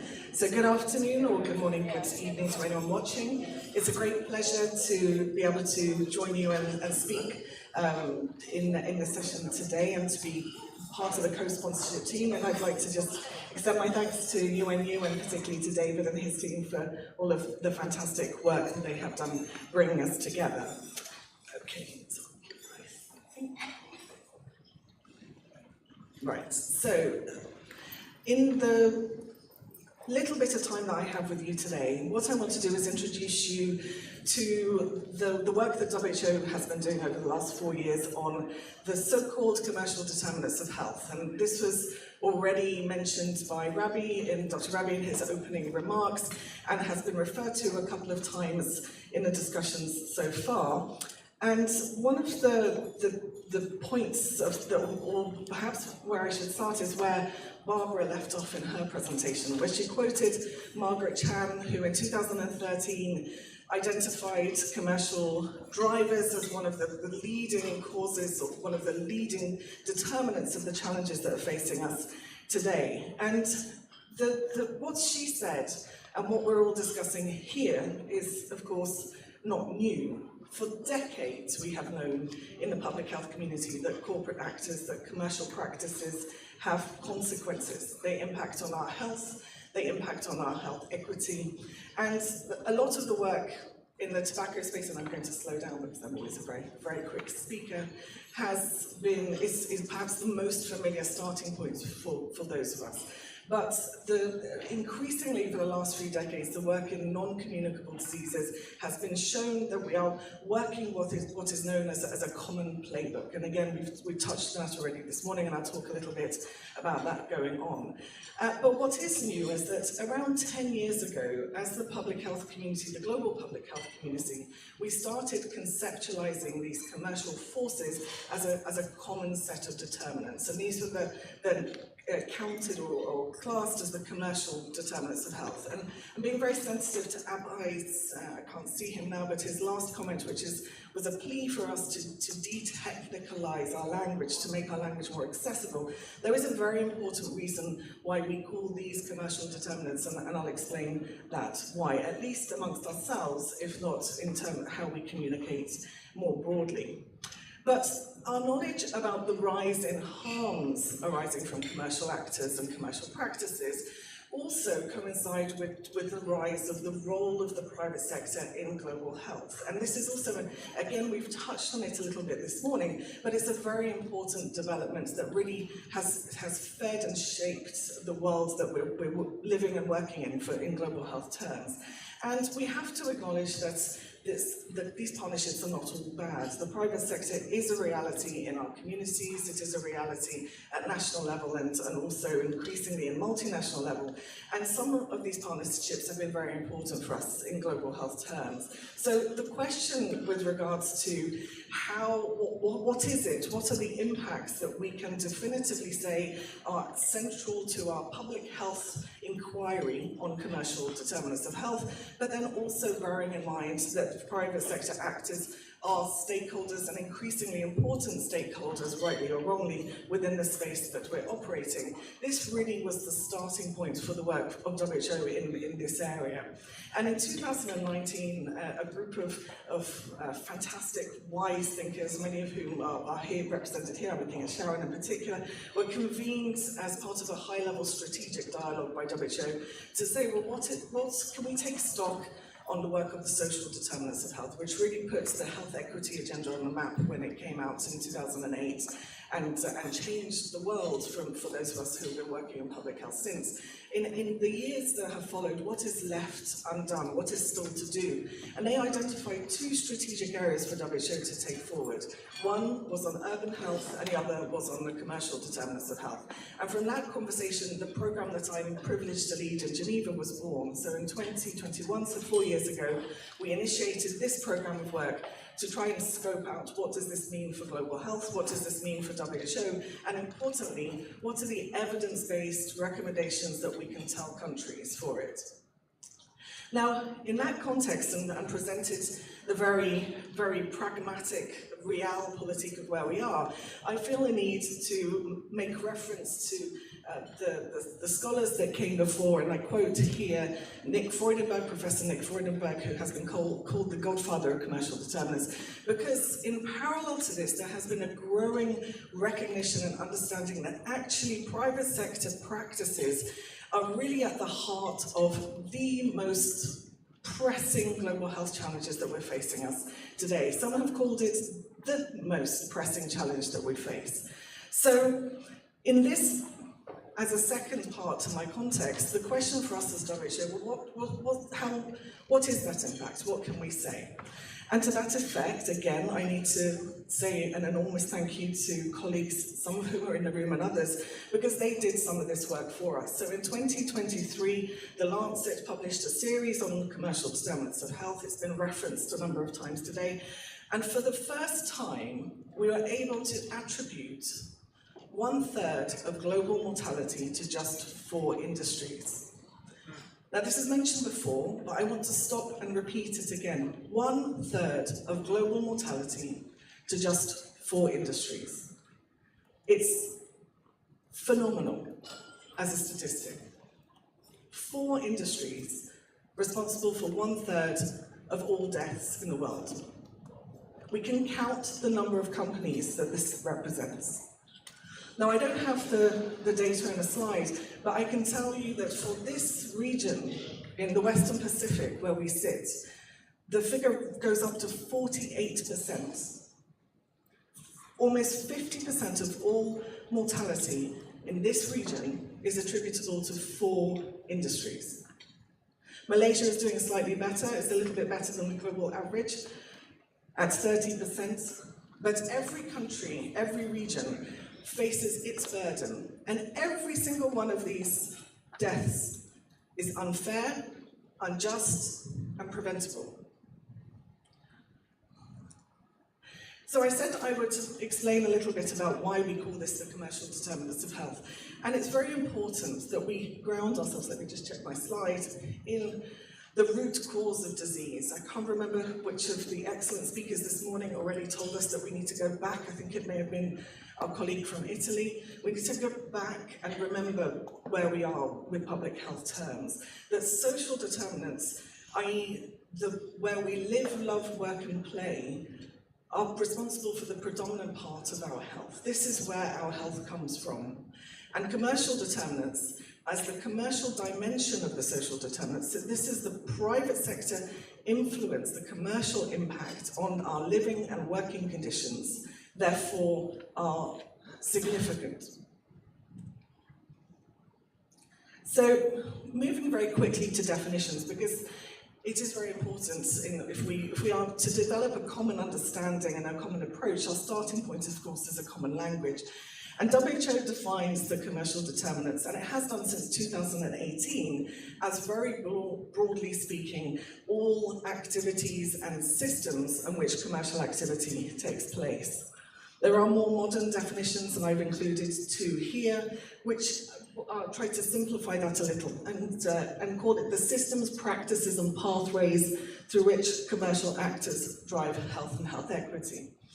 And I want to stop for a moment, I just need to make sure I put it in the right place in my slides, to talk about what we mean by commercial actors, because we have heard different terms. We've heard corporate actors, we've heard private sector, we've had commercial actors, and for WHO, we very deliberately use the term commercial actors, because the practices that we're talking about, and it is the practices and the environments which are more of interest to us than the nature of the actor themselves, can be undertaken by actors that are not private.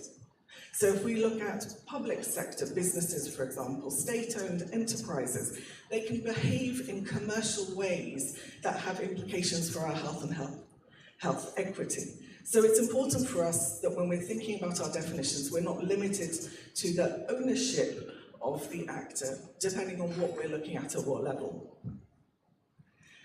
And it is important, sorry, I can't see my slides in front of me, which is why I keep looking backwards, but it's important for us to distinguish between the types of actors that we're talking about. So one of the questions that I'm often asked is, well, can WHO not simply develop a list to say these are the good guys and these are the not so good guys, and these are the ones that we can work with and these are the guys that we can't? But the answer is that that's a very complicated thing to do. I think it was one of our double Ben presentations that tried to map the relationships. A lot of the large-scale actors, commercial actors, are very interlinked at that level, so that's very difficult to do. They hold multiple ownerships, but also it is not just private sector actors, as I mentioned. However, there are some things that we can differentiate, and we're working towards that at WHO, so I hope to be able to talk about that soon. And I've taken a number of these from the fantastic Lancet series. I have a link at the end of the presentation for anyone who has not yet had the chance to look at it. But when we start to unpick the heterogeneity of what we mean by actors within the private sector, then you can see that we have a multitude of actors and their allies. So one of the ones that perhaps we don't often think about, but business associations, who by their legal nature are very often not for profit, but of course they very much operate in the interests of the private sector.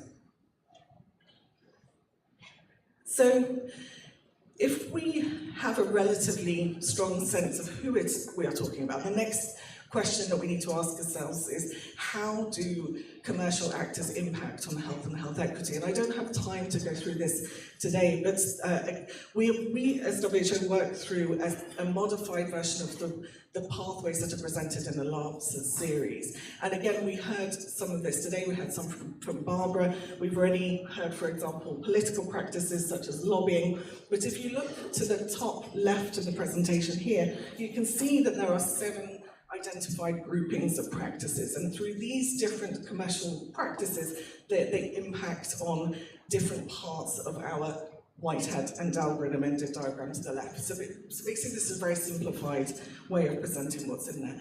And the answer in terms of how do commercial actors impact is very much through different ways. So we can think of direct impacts through marketing. Many of us start our work in commercial determinants looking at marketing and take that all the way through to reputation management, political contributions, and even financial, which is some of the pieces that we heard in the previous session. So moving on to us as WHO, as I move towards the final half of my presentation, or final third. So in the mandate, and this is very important for us as an intergovernmental organisation, is rooted in the work on social determinants of health, which challenges us as the international community to address the imbalances in resources, in the distribution of money, power and resources. And this is really the heart of what we do. And the work of the programme, and again I'm not going to go into this in too much detail, but part of this is to help scope the scene, help scope the field for commercial determinants, raise awareness of these issues amongst our partners and allies, and also internally within WHO. So just to give you an indication, I'm delighted that here we're joined by 3 levels of WHO. Obviously there's myself and Juliet from headquarters, there's Isabel from the regional office, I don't know where she's sitting, but perhaps she can raise her hand over here, and then we also have our colleagues from the country office. And we also have Pauline from a different regional office as well. So the network within WHO on commercial determinants is very important. It is not only our little team in Geneva, but we have regional counterpart teams that work in different technical areas from nutrition, tobacco and others, pharmaceuticals. So in total, and Juliet will correct me if I'm wrong, we have 60 different teams within WHO that have been working towards developing this. So this is not an insignificant endeavour. And talking with regards to the regional work, the context, as we know in global health matters, it matters a lot. And across the different regions, there are different approaches and different starting points, and I'll talk a little bit about that. From us in Geneva, the bulk of the external facing work has been around advocacy. So if we look at the different pace, if you like, within the different regions, the longest standing work, or the deepest work really, is in the region of the Americas, who had their first meeting on commercial determinants in 2018, who have taken a broad perspective with how they look at these different issues and have a stronger focus on extractive industries than we have in other regions, for example. In the African region, which again we had work going back to 2018, and with the support of Renee, who I also know is here, has been very much looking at this from a development perspective and through the lens of human rights and how that has implications for that. More recently, in the Southeast Asian region, there has been a strong focus on non-communicable diseases, but also on labour market practices and the role of industry with regards to some of that. And in the Eastern Mediterranean region, there's at the entry point of the lens for work on commercial determinants is really through the cities work and looking at how the urban development within the Eastern Mediterranean is influenced by and it has the potential to influence commercial practices if we do that right. I want to make a special point on non-communicable diseases. Given the nature of the burden, the size of the impact, NCDs remain the priority entry point for a number of countries, or the majority of countries, and the European region has really taken that forward as its starting point.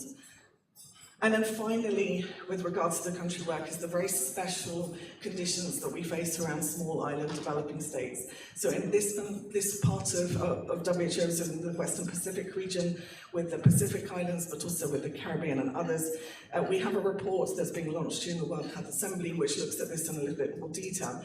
But the small island developing states act as a proxy for a number of our countries, because the size and scale of many multinational dwarfs even countries that are bigger than our small island developing states. So it really gives us an indication of where the limits are with regards to how we can support countries on an individual country basis, and where we need to look at multi-country approaches.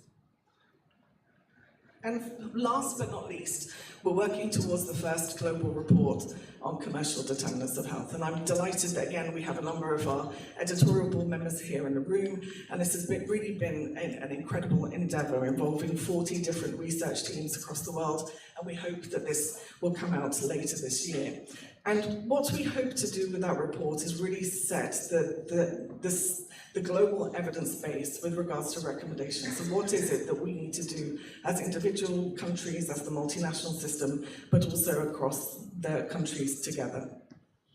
And there are 4 challenges that were identified as part of the global report development. When we think about commercial practices and commercial actors and their role in global health and health equity, we cannot fail to start with the equity lens on outcomes. So the distribution of what we are talking about is unfair, it's unjust, and it's unequal. But we also need to look at the externalities. One of the main questions that we're dealing with in this discussion is that who pays and who benefits? And what are the externalities with regards to business as usual that then leads to costs further into societies and governments? We need to prioritize the identification and management of conflicts of interest. That's clear, including how we define it, how we support it, and how we prevent it. And then last but not least, when we think about commercial practices, when we think about commercial actors, we cannot see that as separate from the broader economic and financial environments. And again, that's something that has come up very strongly today. But effective action means seeing this as an embedded system. And the global report has been working on the basis of a theory of change. And that theory of change, which I need to turn around again, so forgive me, has 2 goals. The first being to prevent public health harms and safeguarding conflicts of interest, whilst leveraging the potential of the commercial sector to improve health outcomes and health equity. So it seems self-evident, but like all good theories of change, it took many months of careful negotiation to get here. And it reflects a little bit what David was saying in his introduction, that we need to be very clear about what we want with regards to our goals. And seeing that the question here in front of us is not whether there should be a private sector. It is not all parts of the private sector, but it really is around how we can protect public health in the processes that we're talking about, whilst leveraging the co-benefits when we can. And there are certain assumptions of that theory of change which are very important for us, and I wanted to come to the end of my presentation and leave us with them, because they really form the basis in terms of how we're able to take some of this forward. So the first assumption is that commercial actors will continue practices that prioritize profit over health and the determinant impacts, unless they're required to do so.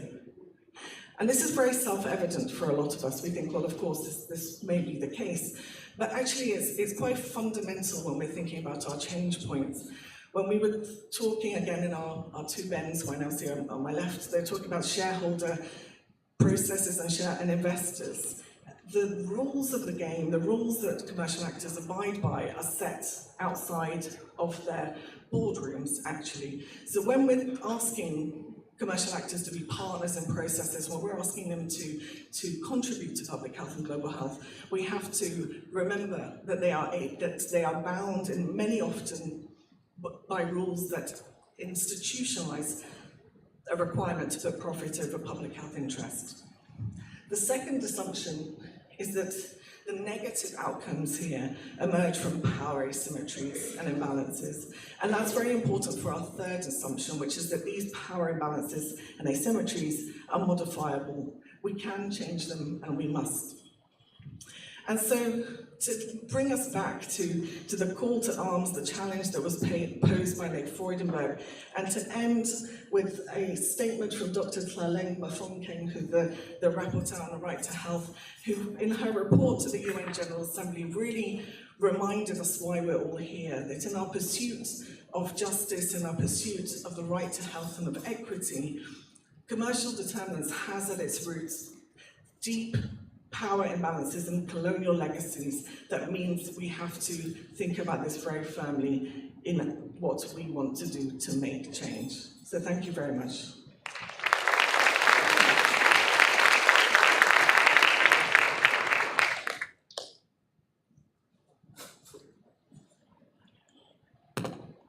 Thank you very much, Monica, for a very illuminating presentation. Without much ado, I'd like to invite our second presenter, Professor Sharon Friel, who's Professor of Health Equity at the Australian National University.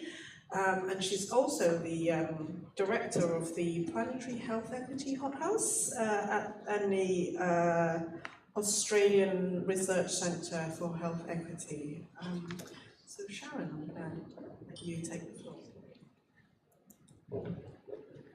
Thank you very much. Let me just find these. It is true, isn't it, that it must be the men that design these ridiculous podiums. I'm so small. Let's see. Yeah. And excuse me, I'm a woman of a certain age. I'm going to read my notes. For the women in the room, you know exactly what I mean.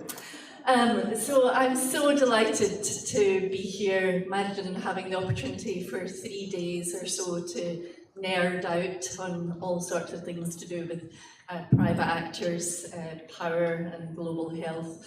A huge thanks to David and the team. This is phenomenal. I do also, just before I go into my remarks, I do want to, I suppose, sort of thank Monica and Juliet.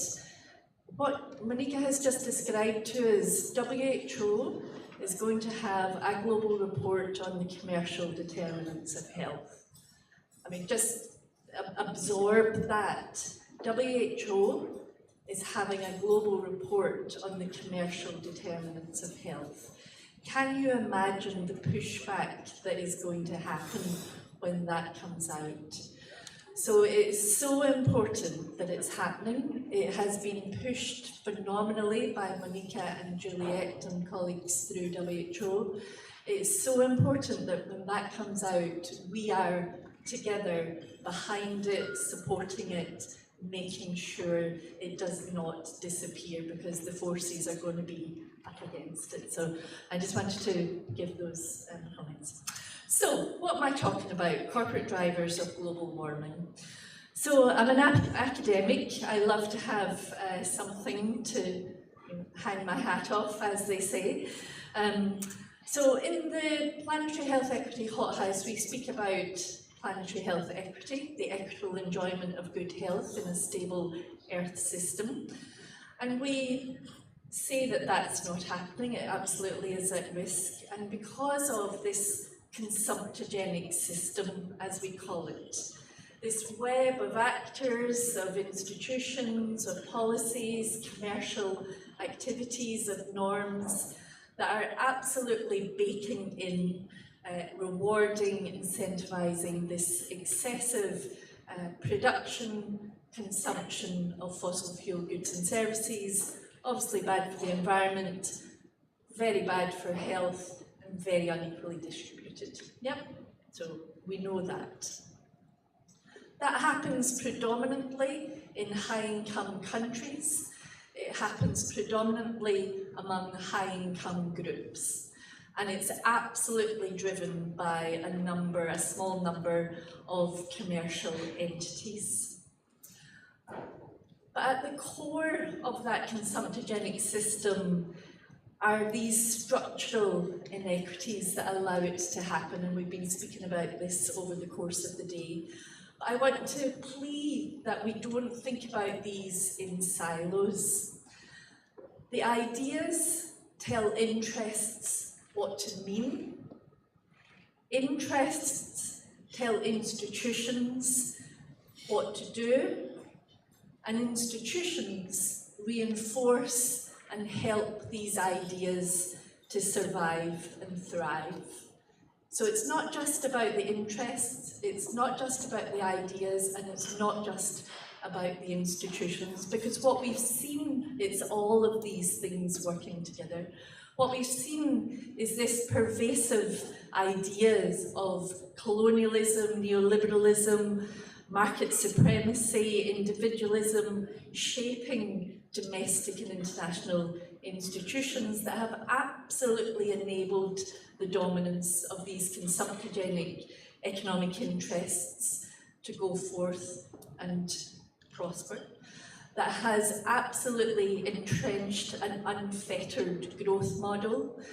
It's entrenched techno-optimism, and of course, the perennial biomedical reductionist model of health. And so as a result of these three I's working in tandem, we've maintained the status quo of a trajectory of a society addicted to fossil fuels, addicted to that consumptogenic system, and of course, on a warming trajectory.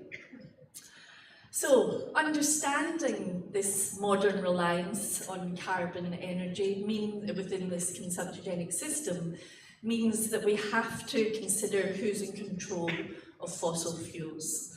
What's up on the slide are the emissions from the Carbon Majors database of about 180 of the world's largest oil, coal, gas and cement producers. And there's two sort of camps within there. First, there's the publicly listed oil, gas and coal mining corporations, so folks like ExxonMobil, BP, who gets traded on the global stock markets.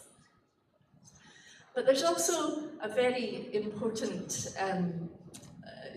much more important supplier, and that's the state-run oil and gas companies, such as the Saudi Aramco. And these now control an overwhelming share of the world's oil and gas. Saudi Aramco, Gazprom, Sinopec, plus ExxonMobil, BP, Shell and Chevron are the world's largest and most profitable companies and have largely defined the global market economy. And as I'm about to show you, this sector, these companies, have been at the forefront of the politics of climate change. But it's not just the fossil fuel corporations per se that we must be concerned about.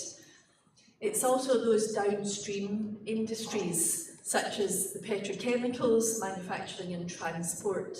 They're part of carbon. So think about plastics. 98% of plastics are made from fossil fuels, and plastic production is absolutely booming. It's been forecast that plastics and other petrochemicals, including fertilizers, will become the largest driver of oil demand, accounting for almost 50% of growth by 2050. And of course, the oil industry is absolutely seeing plastics as a place to divert their gaze as the world starts to recognise that we've got to do something about emissions. So Shell, Chevron, Phillips, Total and Sinopec, Sinopec is one of China's largest state-owned oil companies, they each own, operate or are investing in plastics infrastructure.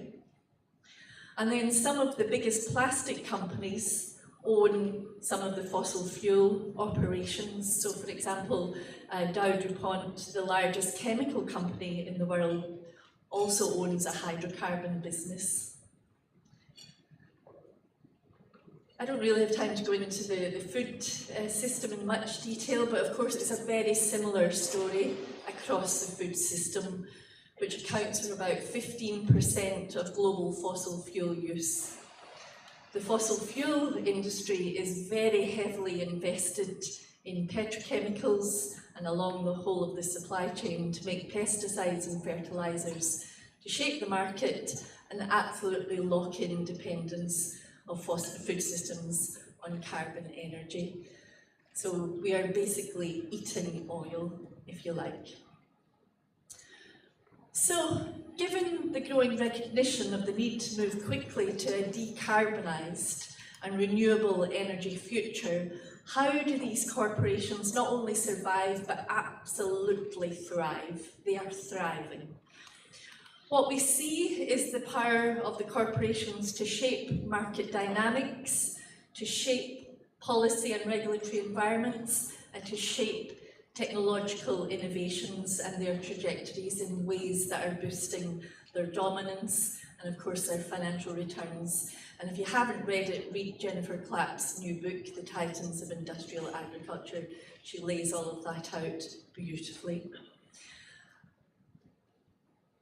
So these industries, of course, do not want anything to change. They're benefiting incredibly well from this. So what are the consumptogenic interests doing to maintain the paradigms, the ideas, the institutions that are serving them very well?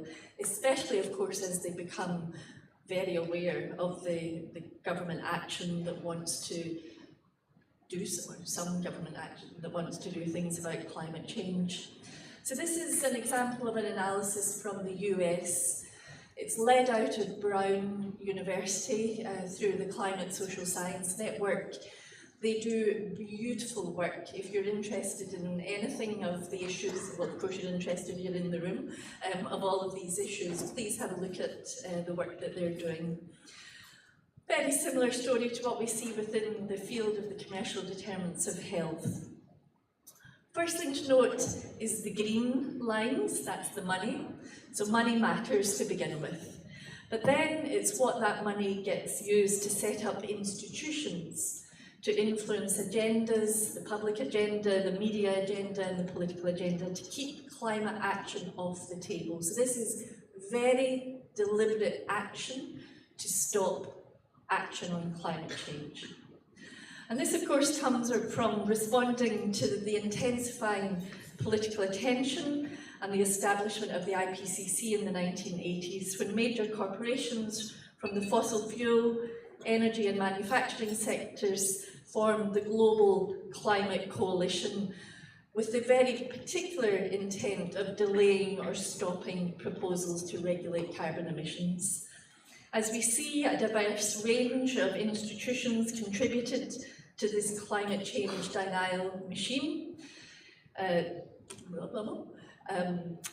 creating a whole load of industry-funded foundations, think tanks, and so-called astroturfing organisations.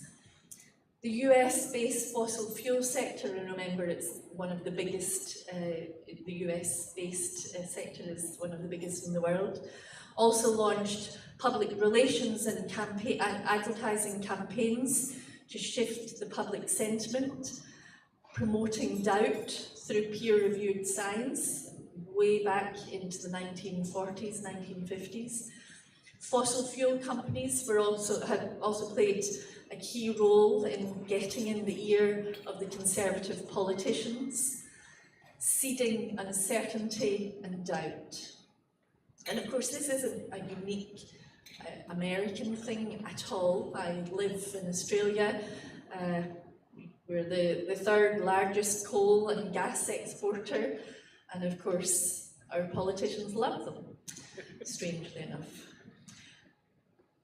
But so what happens at the political level? I just wanted to get a little bit more granular. At the political level, industries associated with the production and consumption of fossil fuels lobby and support political parties.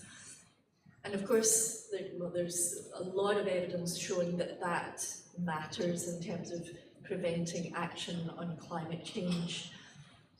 What we see here is the lobbying expenditure in the US broken down by sector over that time period.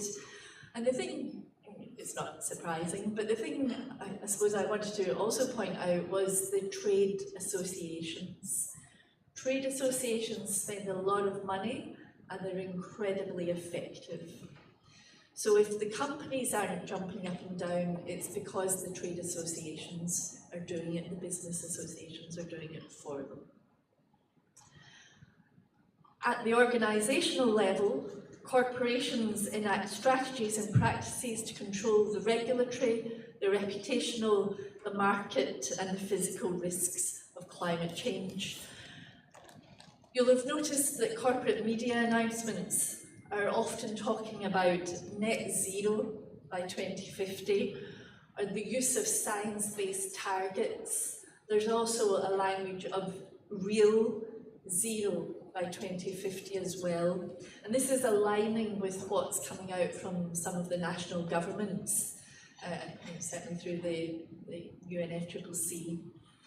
But what a number of prominent business leaders and associations have become really good at is taking the narrative, framing the narrative, controlling the narrative.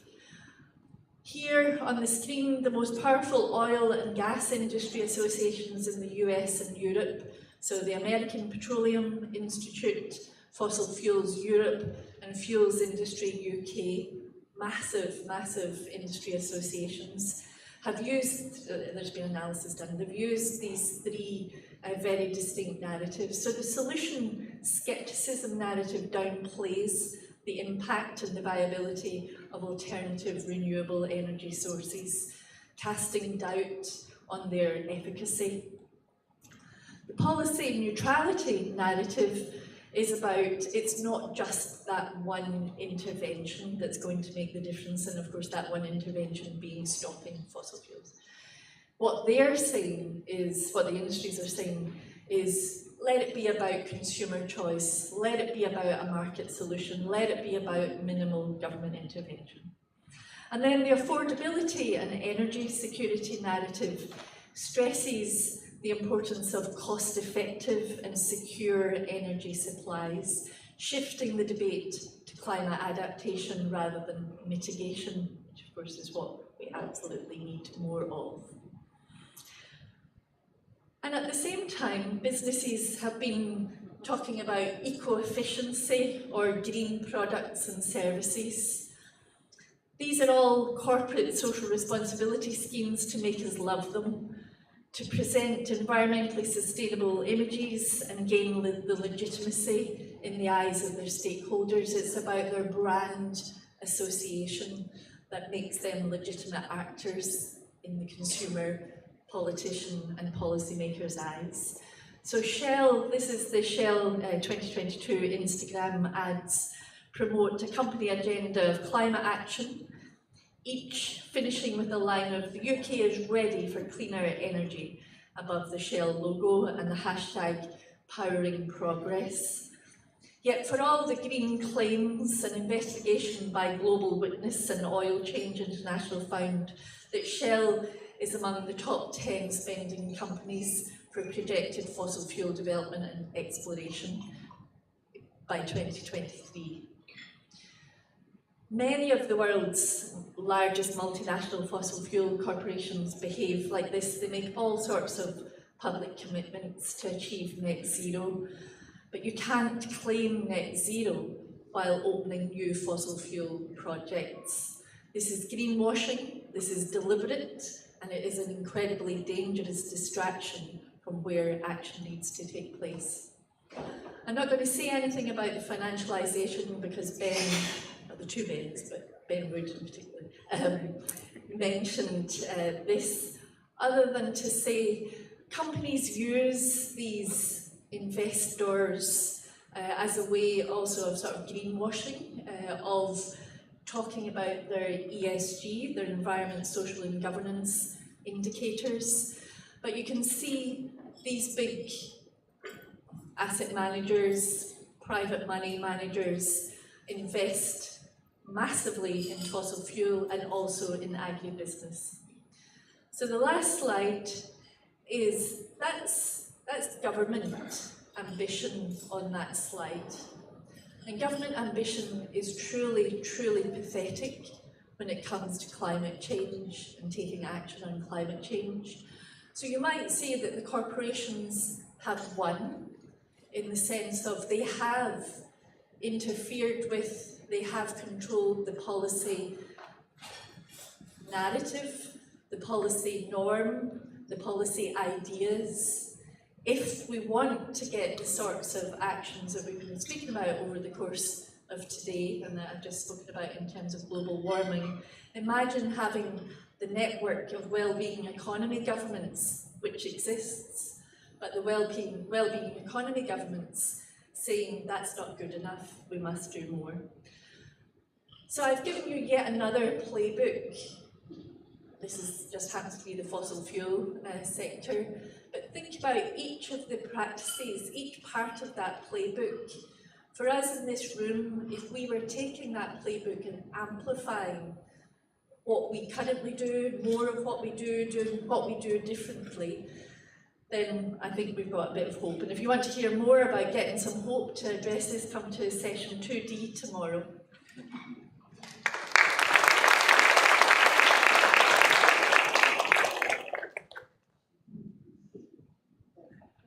Thank you very much, Sharon. And I'm going to give the floor to Gonzalo Perón from Transnational Institute to chair and moderate the next session. Thank you all very much.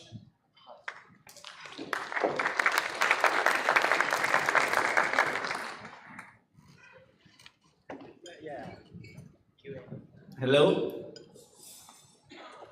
So we are entering into another round of discussion.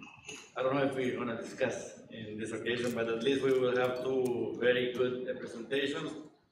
One from Katerini Storen from the University of Oslo. Where are you? Ah, yes, here. Okay, so I will just invite you to come here and to do your presentation. You have 12 minutes. Nice to meet you.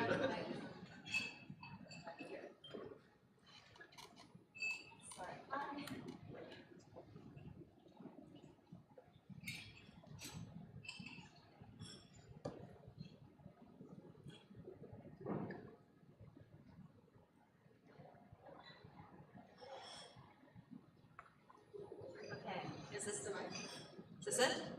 Yeah. Hi everyone, good afternoon, and thank you very much for having me here today. Thank you very much to David and the organizers for giving me the opportunity to discuss one of the types of private actors that this symposium is focusing on, namely private foundations and their role in global health governance. So, as has already been mentioned, in the last quarter century or so, private philanthropic foundations have emerged as influential players on the global stage, particularly amidst the increasing wealth concentration among elites. And today, prominent institutions like the Gates Foundation, the Wellcome Trust, and Rockefeller significantly impact global health. And I think it's likely that their role may expand further as traditional government funding sources diminish. Now, these foundations are, of course, unlike the corporate actors we've been hearing about, often praised for their charitable contributions to science and to public health, for saving lives. But it's also crucial to recognize that the largest of these foundations that have transnational activities are also political actors. And I don't mean political in the sense that they engage in electoral processes, but rather in the sense that they shape the political landscape through their influence on institutions, policies, and public perceptions. Now, why should we care about this? For one, political philosophers and others have argued that the political power of private foundations threatens democratic values because it allows wealthy individuals and organizations to exert disproportionate influence over societal outcomes. And this risks really establishing a plutocracy that benefits the elite while being subsidized by the public through tax incentives, for example. But unlike public institutions, private foundations lack transparency and accountability associated with them. Their political and financial agendas can lead to conflicts of interest and profit motives infiltrating public policy and service delivery. So this is why it is important to examine the assumption that their impact is inherently positive. And this is especially important in the domain of global health, which is a large beneficiary of, or recipient of philanthropic funding. Now, private foundations is a term that really encompasses a wide variety of institutions, but I'm focusing here on the largest private foundations that are most influential in the field of global health. And these are foundations that are predominantly based in the United States and a few in Europe. And they include both long-established foundations that played a big role in global policy in the early 20th century, such as the Rockefeller and Ford Foundations, and newer entities that are characterized by so-called philanthrocapitalism, which applies capitalist principles to addressing social issues. Now, philanthropic activity in global health is highly concentrated. So collectively, the 10 largest foundations comprise three-quarters, of all private philanthropic development finance as defined by the OECD. This is then cross-border transactions from private philanthropic foundations that promote the economic development and welfare of countries on the DAC list of official development assistance. The Gates Foundation, Wellcome, and MasterCard Foundations are at the top of the list in terms of health funding. But please note that this analysis really, it excludes Novo Nordisk, which is emerging as a major player in this field because of income generated from the sale of Ozempic over the last few years, which funds the Novo Nordisk Foundation. So we will anticipate that this will become a more important player in the future. Now, the OECD analysis also focuses on funding to countries that are receiving overseas development assistance, but in emerging economies, and like India and China and Mexico, domestic foundations often surpass these transnational counterparts, philanthropic counterparts in funding, but I won't be talking about those today. Now, amongst these foundations that I just mentioned, there is huge variations in their structures. They range from family-run to corporate foundations that are governed by boards of trustees. Most US foundations hold a formal designation that grants them tax exemption and requires them to spend at least 5% of their assets annually and to be transparent about what they're giving it to. Foundations also differ in their focus and duration. So some aim to distribute money quickly and redistribute it. Others generate more money and really last don't have an end date at all.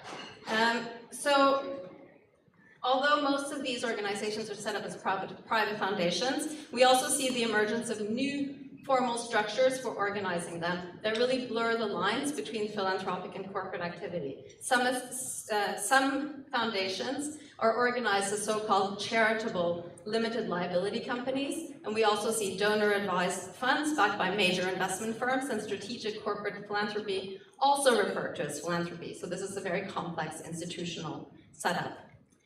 Now, on the global stage, and especially in low and middle income countries and notably in Africa, the Gates Foundation dominates, and it accounts for almost 40% of transnational philanthropic development finance. Now, this foundation, which has already been mentioned a few times today, was founded 25 years ago and has an endowment that exceeds 75 billion and an annual budget of over 8.5 billion for 2024. And more than half of this is actually dedicated to global health. And so it is by far the single largest donor to global health. It's also a huge bureaucracy with over 2,000 staff that manage grants, but also do a lot of work to shape health policy, to devise advocacy strategies, and engage in global diplomacy. Now, the increasing influence of private foundations really signals a meaningful change in how health priorities are established and implemented. And so therefore it's important to look at the power that these foundations exercise and the accountability challenges associated with them. And I'm going to draw here on Suri Moon, who is in the audience somewhere, her typology of power in global governance, looking at different types of power, but also really stressing that these are not discrete in any way. And economic power might be the most obvious when it comes to these private foundations, but it really intersects with all these other types that I'll mention. So economic power is the ability to use resources to influence beliefs and actions. And private foundations exert this power, for example, through, or most obviously, through their strategic grant making, which aligns grants with the specific objectives. So we all know that in the Gates Foundation, for example, their global health grant giving is most often directed to the priorities of developing and providing access to new medical products, vaccines, and technologies, rather than to structural interventions. So under the concept of venture philanthropy, foundations can also treat grants as risk capital to attract additional funding from other donors for ambitious projects. And so a key example of this is Gavi, the Vaccine Alliance, which the Gates Foundation gave an initial grant to, but then mobilized substantial funding from sovereign donors. We also see that increasingly the big foundations are working together, which further amplifies their economic power, such as in this image where we see Gates Foundation Wellcome and Novo Nordisk announcing their joint funding for global health research. And these are also foundations that really not only give money, but they also manage their endowments in ways that maximize returns. So paradoxically, their financial or economic power grows, even as they're spending billions annually. Now, dependence on philanthropic funding is widely now recognized as a problem because it can lead institutions to be vulnerable to undue influence. So there has been widespread concern that the WHO's dependence on the Gates Foundation, for example, may distort its priorities because, as we've heard earlier, the funding is often earmarked for specific projects, and these may or may not align with the priorities that are set by the member states through the World Health Assembly. And there have also been lots of concerns about how American and European foundations impose their norms on low and middle income countries and potentially thereby replicate colonial power imbalances that sideline local voices in funding priorities. Now, private foundations also exert institutional power by using decision-making rules and procedures to shape actions and opinions.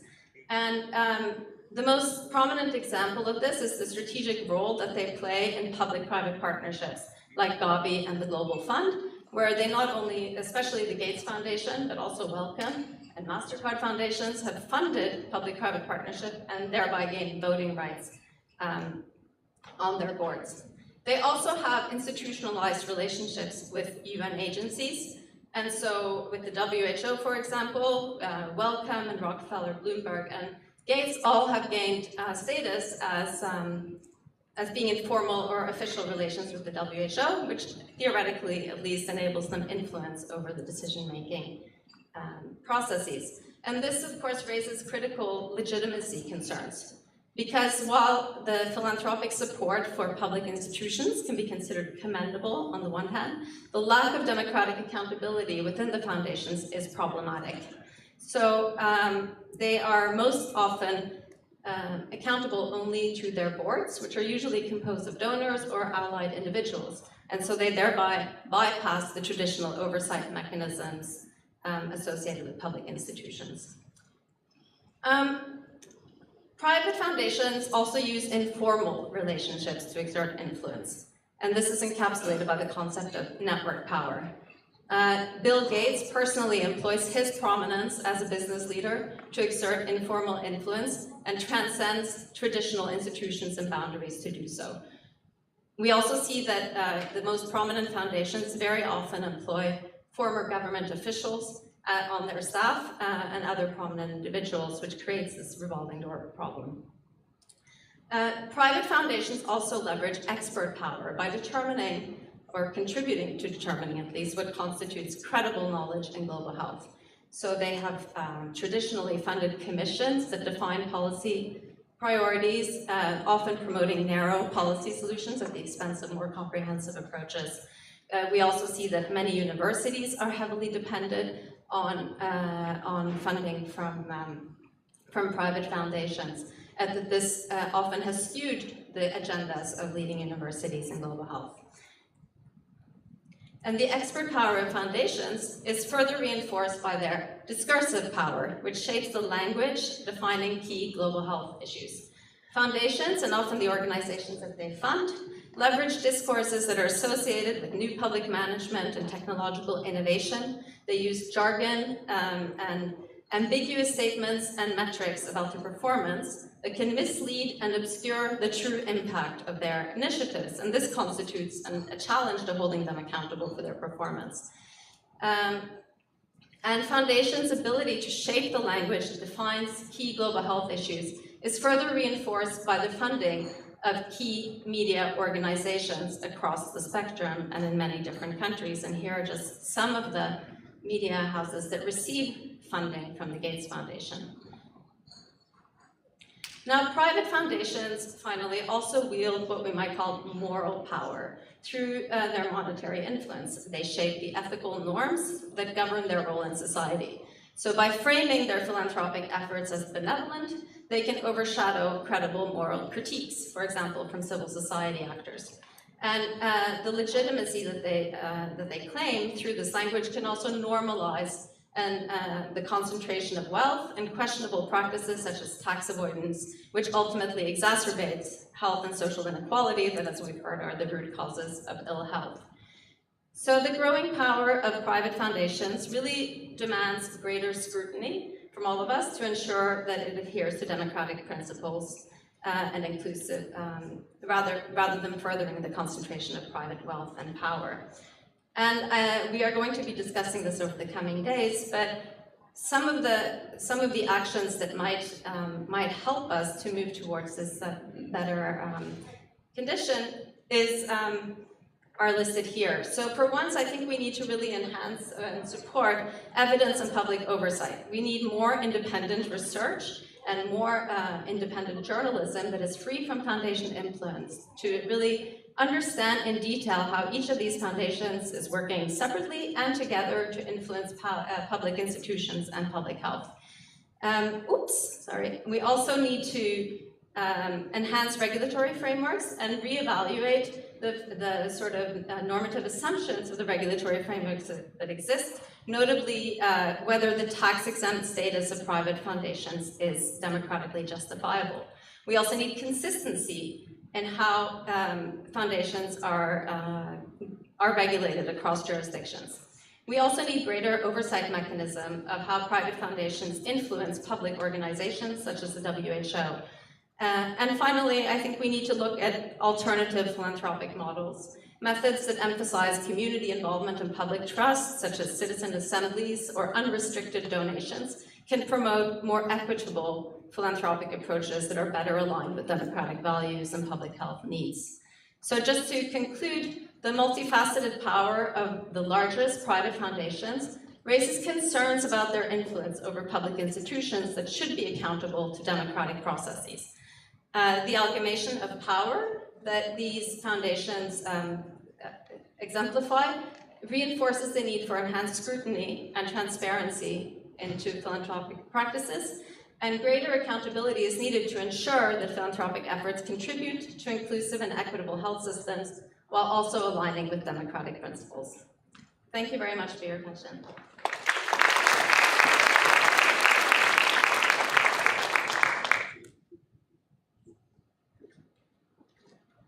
Okay, thank you. It is a kind of a waste. I could invite now Anna Marriott from Oxfam to say something about inequalities.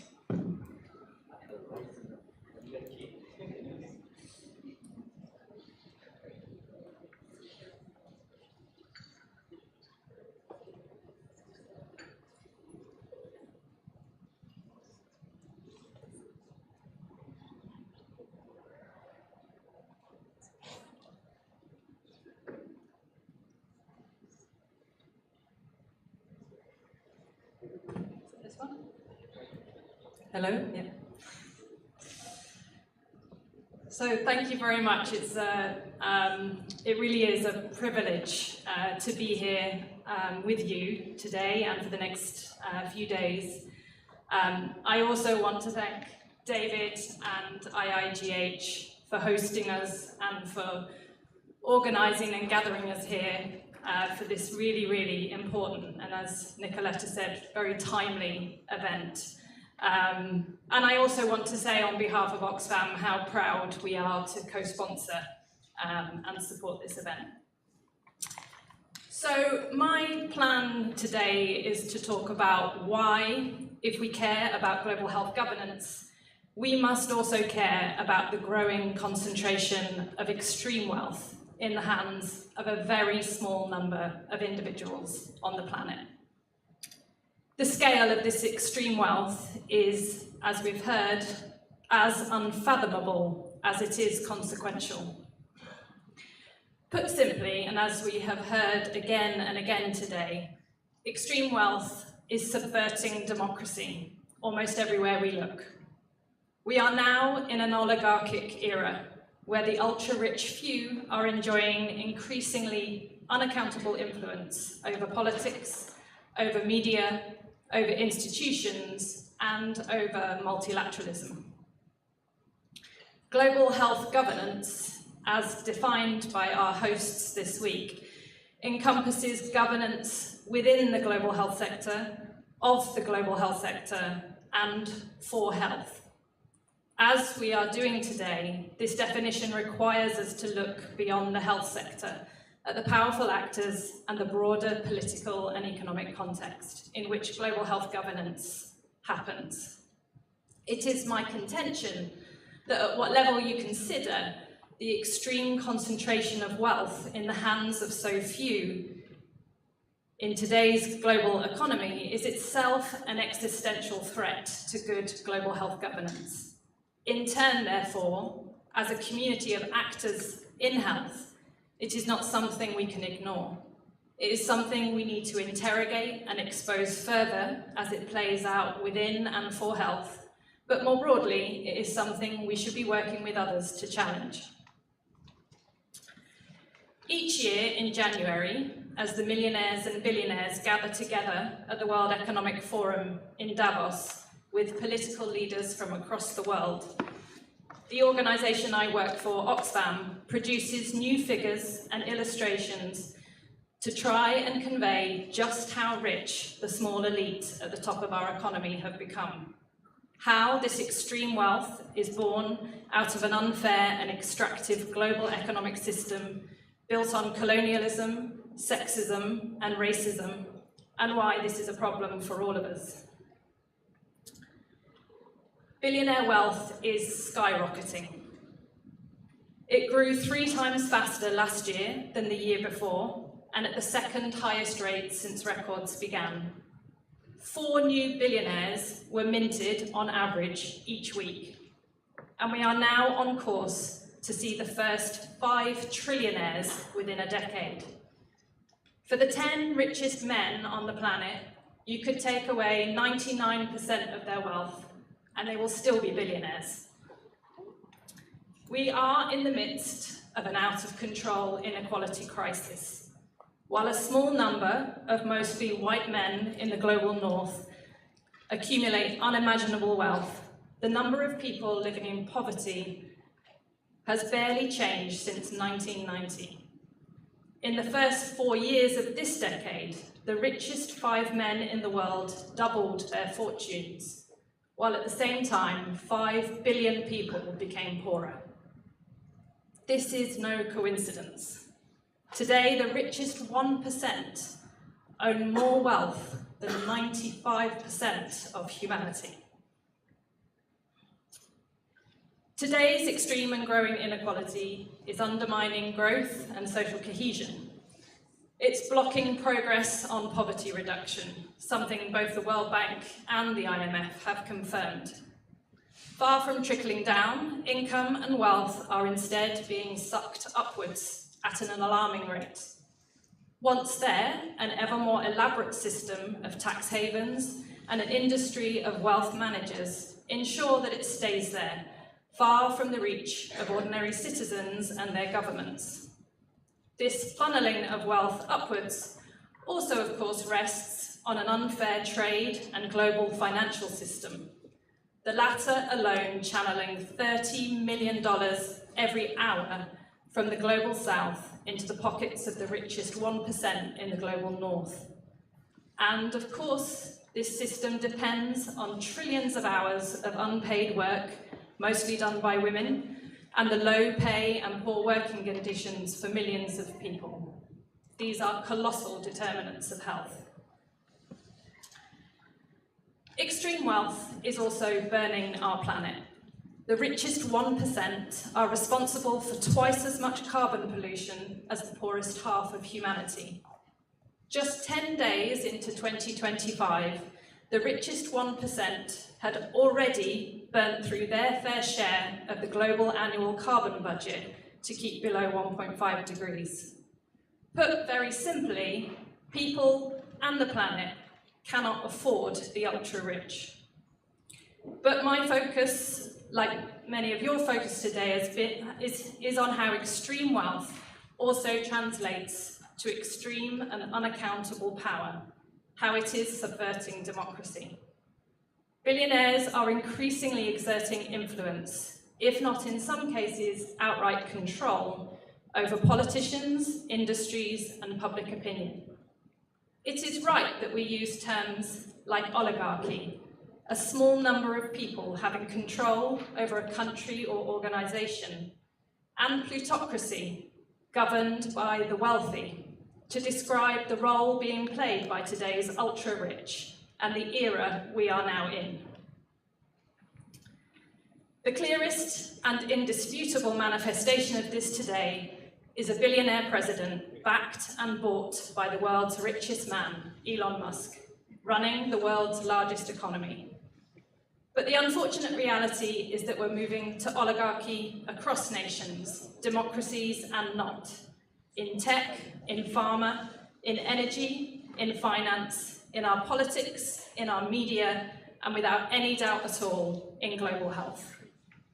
The extreme wealth and therefore power of the ultra-rich is deeply connected to the concentration of corporate power.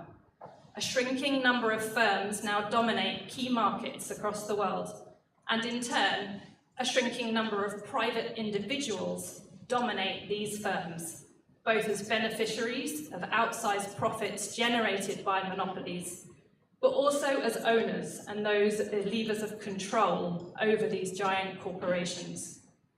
Billionaires are either a principal shareholder or the CEO of 7 out of 10 of the world's largest corporations. Globally, the top 1% only own nearly 43% of all financial assets.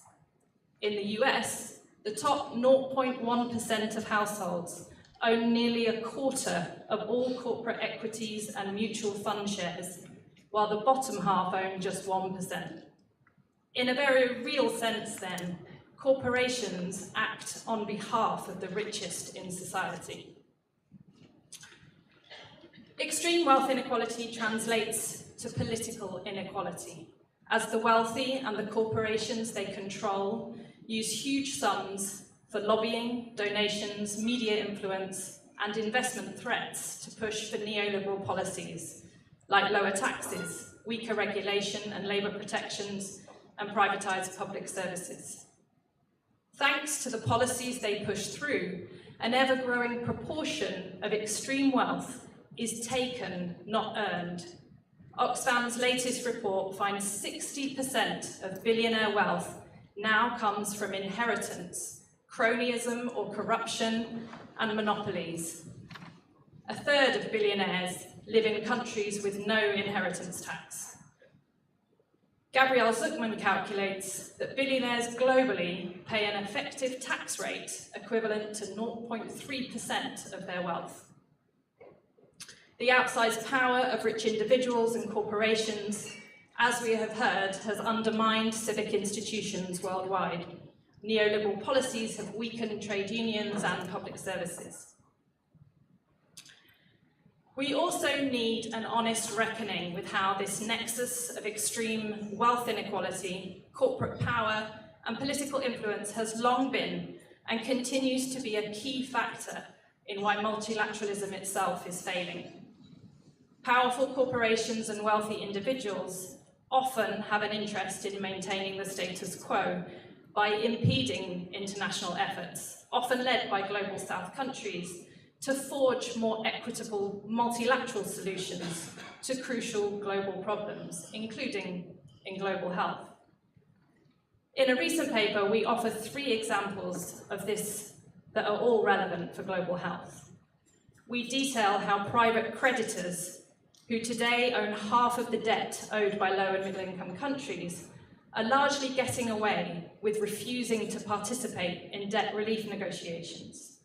We also explore how powerful corporations undermined the OECD global tax deal. And another example, of course, is that during COVID-19, Big Pharma spent hundreds of millions lobbying a handful of rich governments to resist multilateral efforts led by South Africa and Global South countries and movements to suspend intellectual property monopolies at the WTO.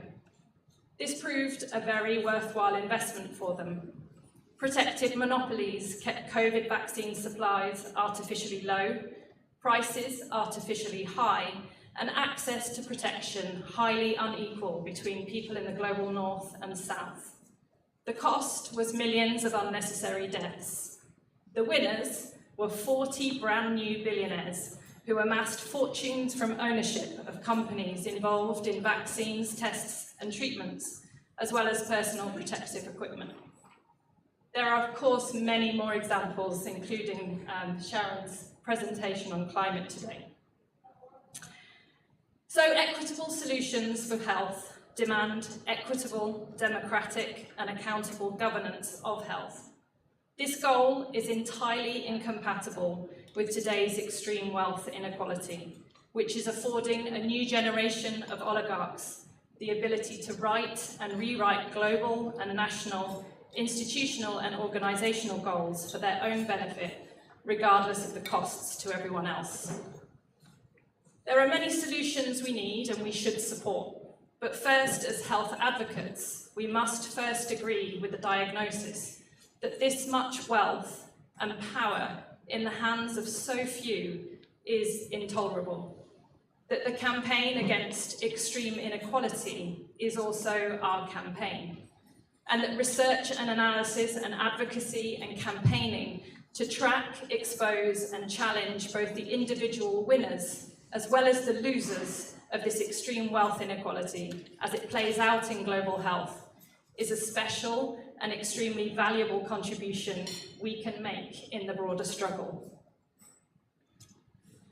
But it also means joining hands with those outside of our sector in support of the solutions to tackle and end extreme wealth inequality more broadly.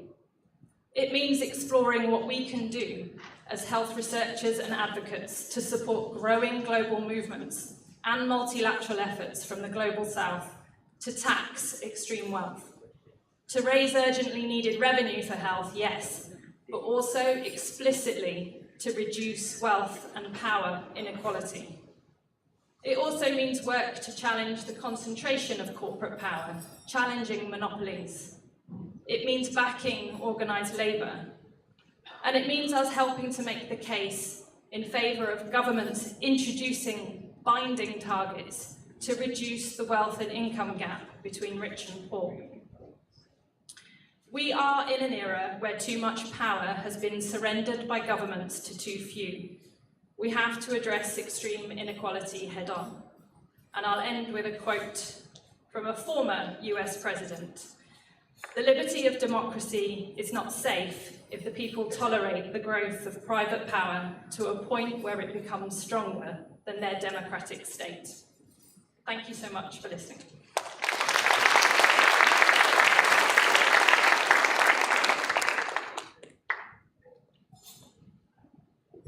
Okay, thank you very much, Anna.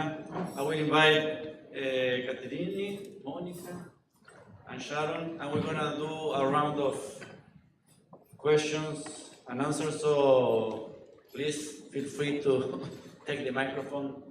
We're gonna take some 3-4 questions and ask our panelists to answer. Wake up, people. And we're gonna have tea afterwards. Okay.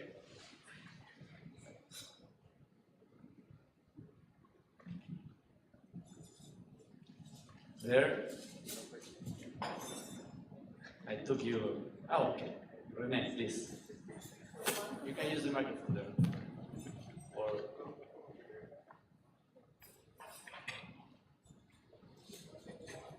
Thank you. And thank you. That was energizing, extremely energizing.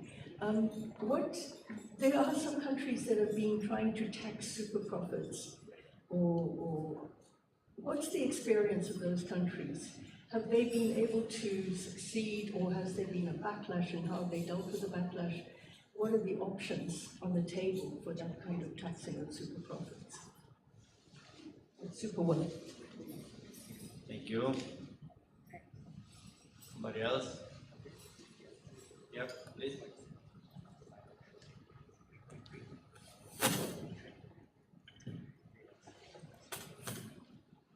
Hi, just thinking in the context of this being a very timely meeting, I'm also thinking about the critique of foundations and what you see as the rapidly changing political economy for that, in the context of there now being defensiveness, right? Just like people are now defending USAID, which is new for many of us,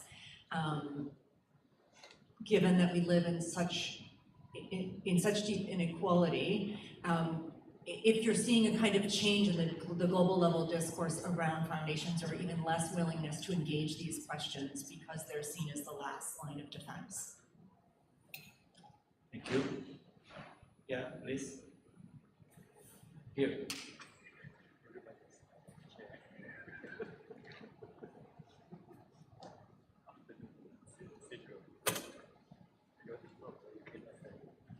Yes, thank you so much for the presentations. My question is linked a little bit with what we heard previously about the financialization, in the sense that a lot of the corporate power is linked to the shareholders, investors, shareholders, and also like philanthropic organizations that are also using investments to do their good or whatever it is. So whether you can think a little bit also, or articulate how you see, for instance, the fact that pension funds as investors are playing also a big role, and if the narrative about challenging that means that actually all people who have their pensions somehow locked into some form of investment are maybe uncomfortable with that, and kind of whether you can tie these things a little bit together. Thank you.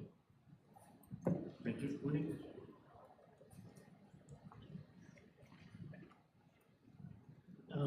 Commercial determinants. You sort of laid out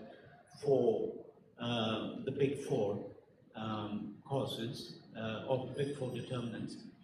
Have you looked at technology as a determinant, where they cause harms, they cause deaths because of what is propagated, information that is propagated, or active anti-science agenda that really also affect how people, health behaviors in a big way, and has in recent years been a big, I don't know whether there's any documentation of the harms that have been caused by technology, and would that be something you would consider rise to the level of a determinant in your eyes? Thank you. I have two more hands, and then we close. You go first. I'm Upendra from Institute of Public Health, Bangalore. I see that a lot of current discourse around commercial determinants of health mainly focus on private actors. But it's very apparent that there is a lot of government-owned or state-owned commercial entities which are also playing significant role, either in some of these harm industries, or there are a lot of links between the two. So is there, just wanted to understand why is it that we don't include them often in the way we define commercial determinants of health, or do you think there is a way to think about them a little differently than the privately owned enterprises? Thank you. Last one there. Yeah.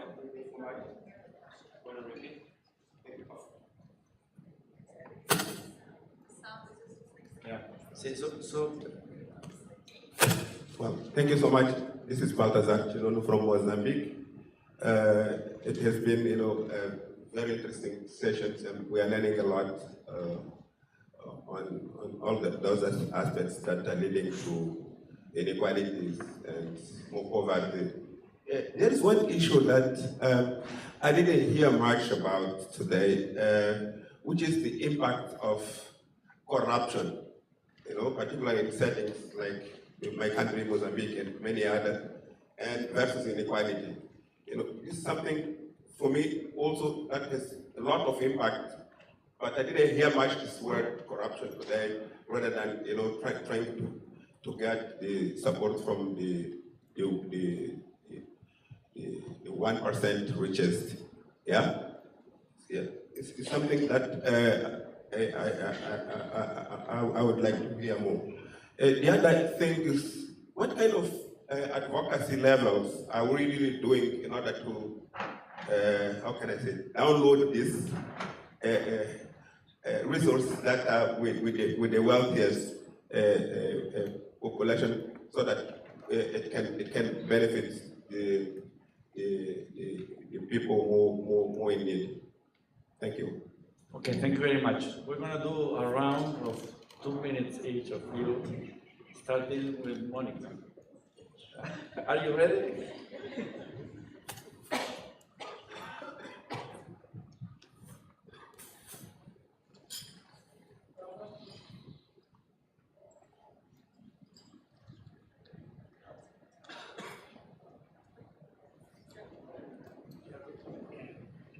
Oh, there we go. It does help if I turn it on. So I will start with the question about technology, which I think is a really important one. And certainly in the commercial determinant space, there has been less direct research or focus on technology, but it is growing. What we've seen is that the complexity of technology as a topic means that we need to think about different elements of it. So the starting point often is as a setting, so as a place where people go, so where they can be exposed to harmful marketing or harmful behaviors and so on. So that's one.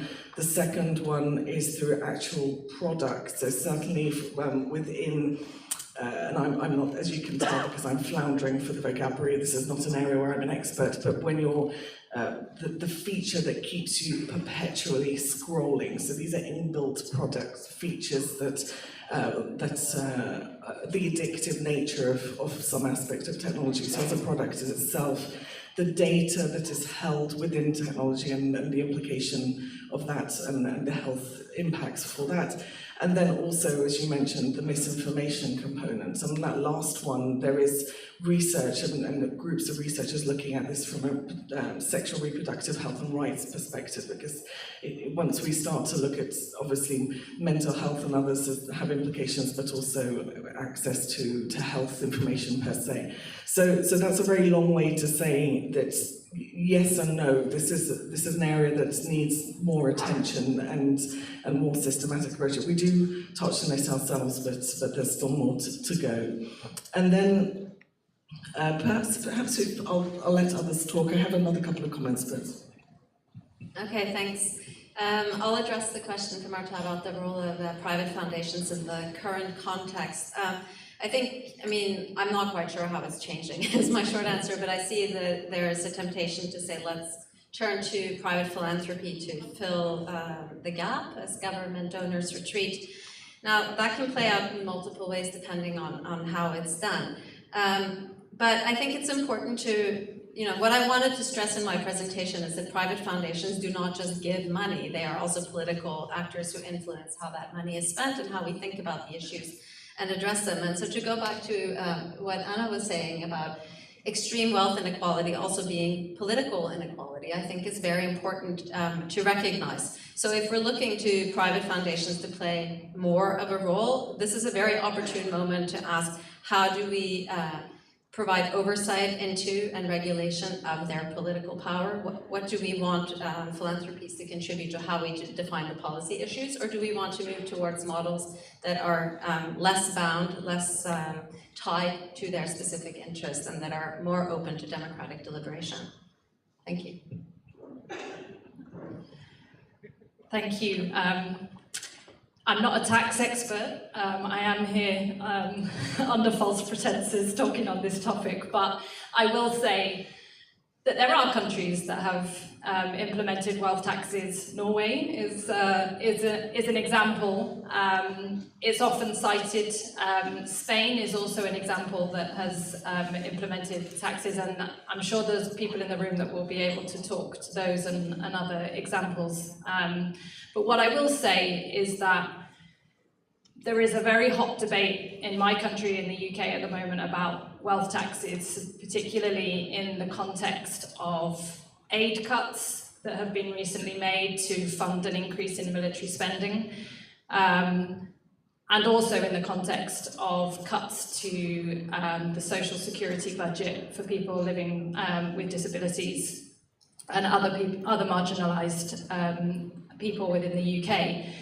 And as soon as anyone talks about this, the narrative that you talked about in climate, then the dominant narrative is, well, the billionaires, millionaires are all just going to leave the country.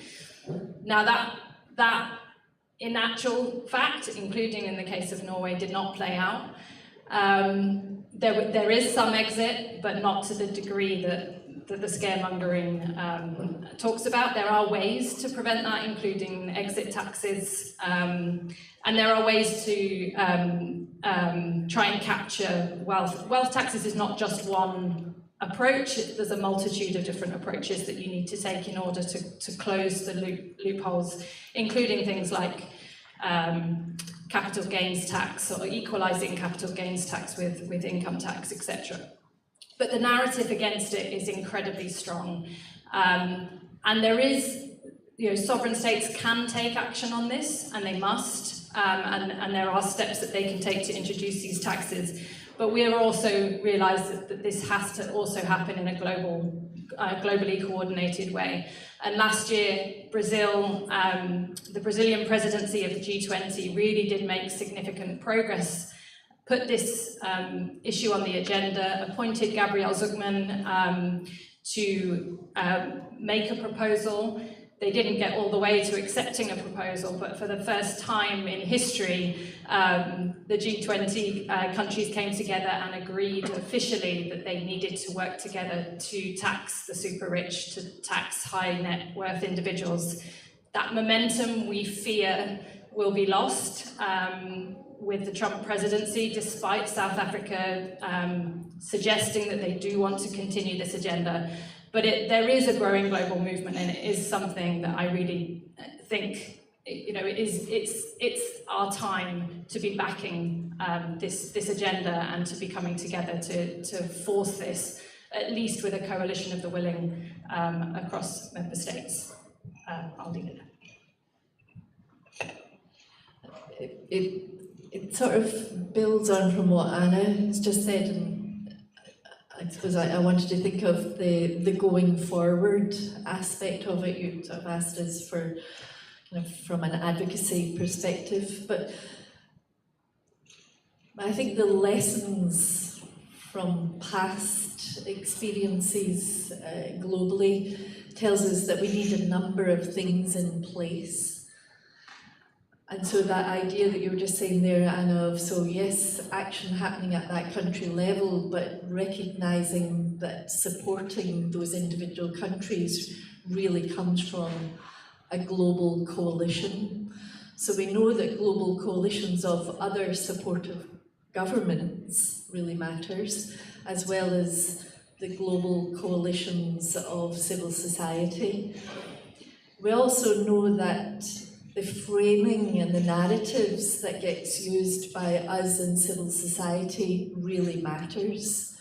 So for us to become experts at strategic communication, I think is essential, so that when those sorts of narratives that we've all been speaking about today from some of the private actors, we as advocates, as researchers, are very able to counter that. And I just think an example is in the public health world, we used to speak about individual behaviours. We did that all the time. And now just think of how the narrative is shifting in this room, where we speak about it's the practices of these corporations.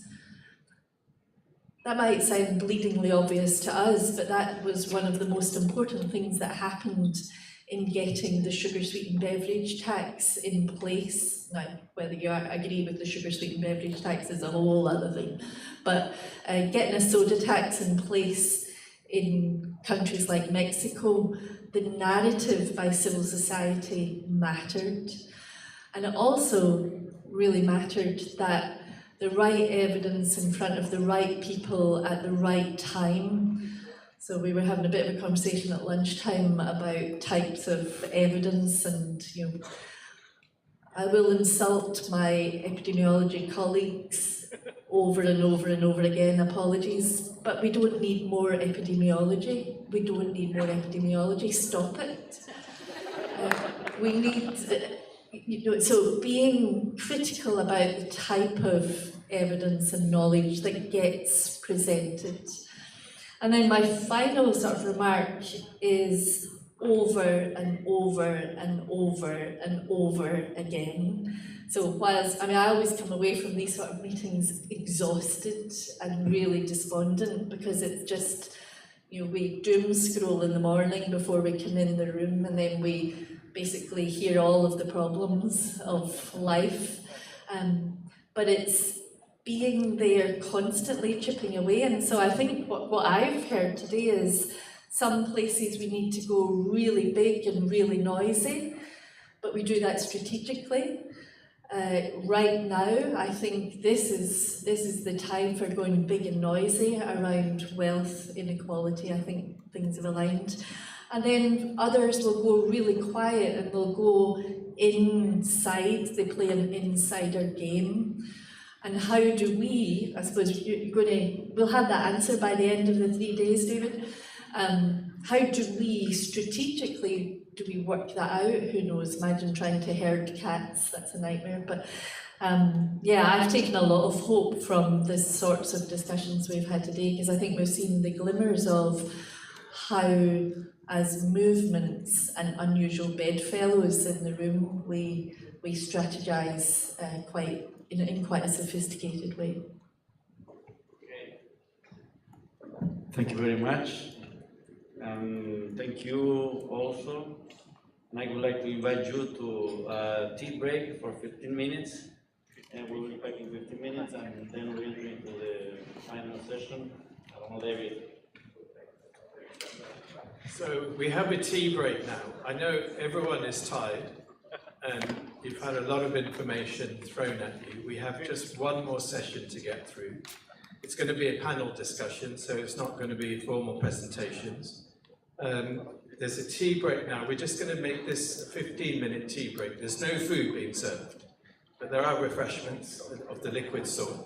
But after the panel discussion, we have an evening reception and there will be food being served there. So if you can just hang on for another hour and a bit, stretch your legs for 15 minutes, go to the loo, get re-liquidized, and then come back in about 15 minutes for the last session. Thank you very much.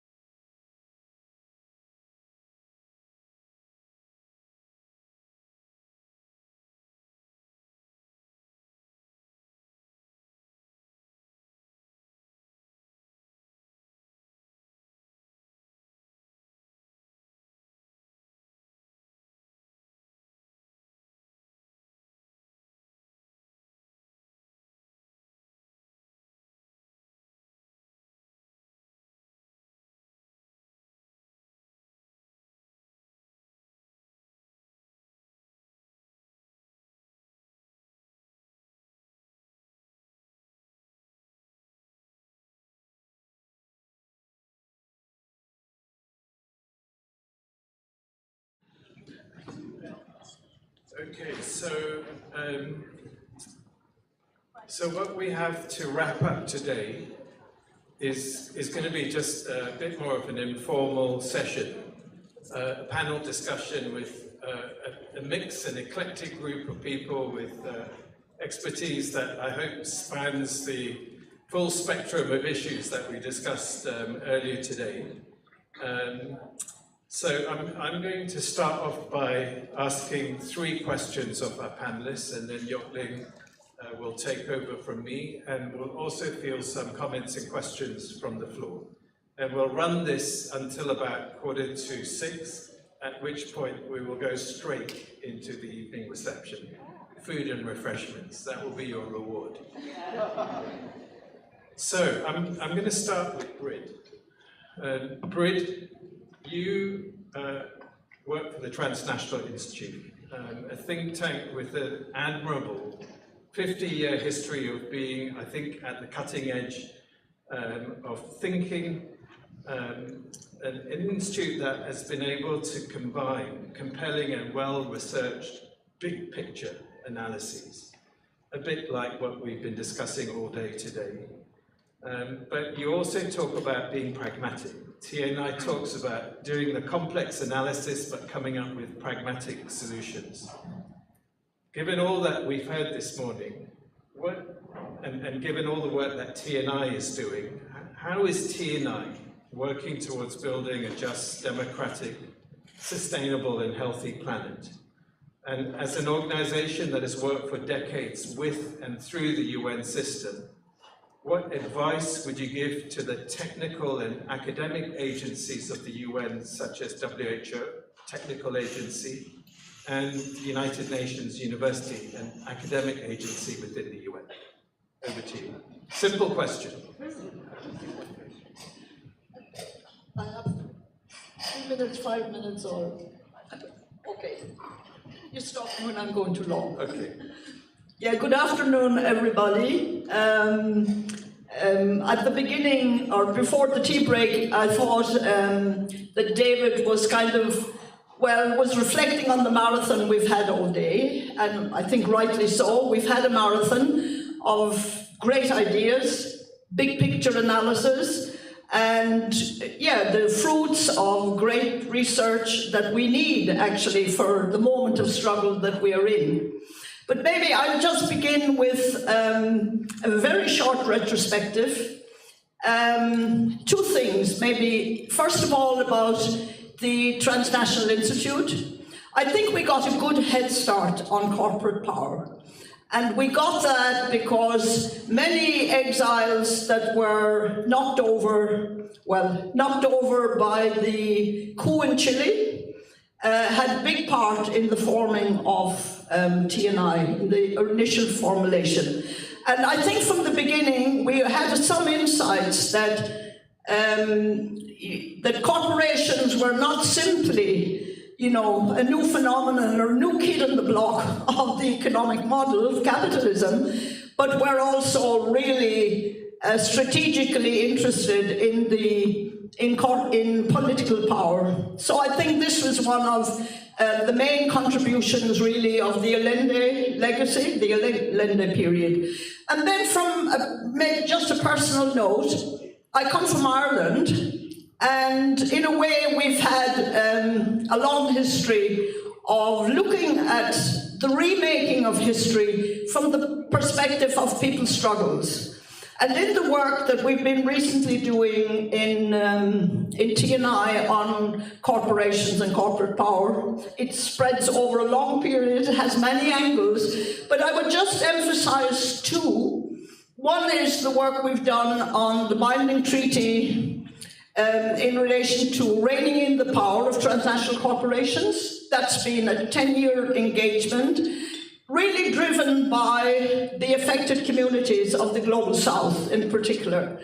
And the other piece is, what lessons do we bring from working on multi-stakeholder stage of corporate takeover of governance? No? So this is maybe the starting point.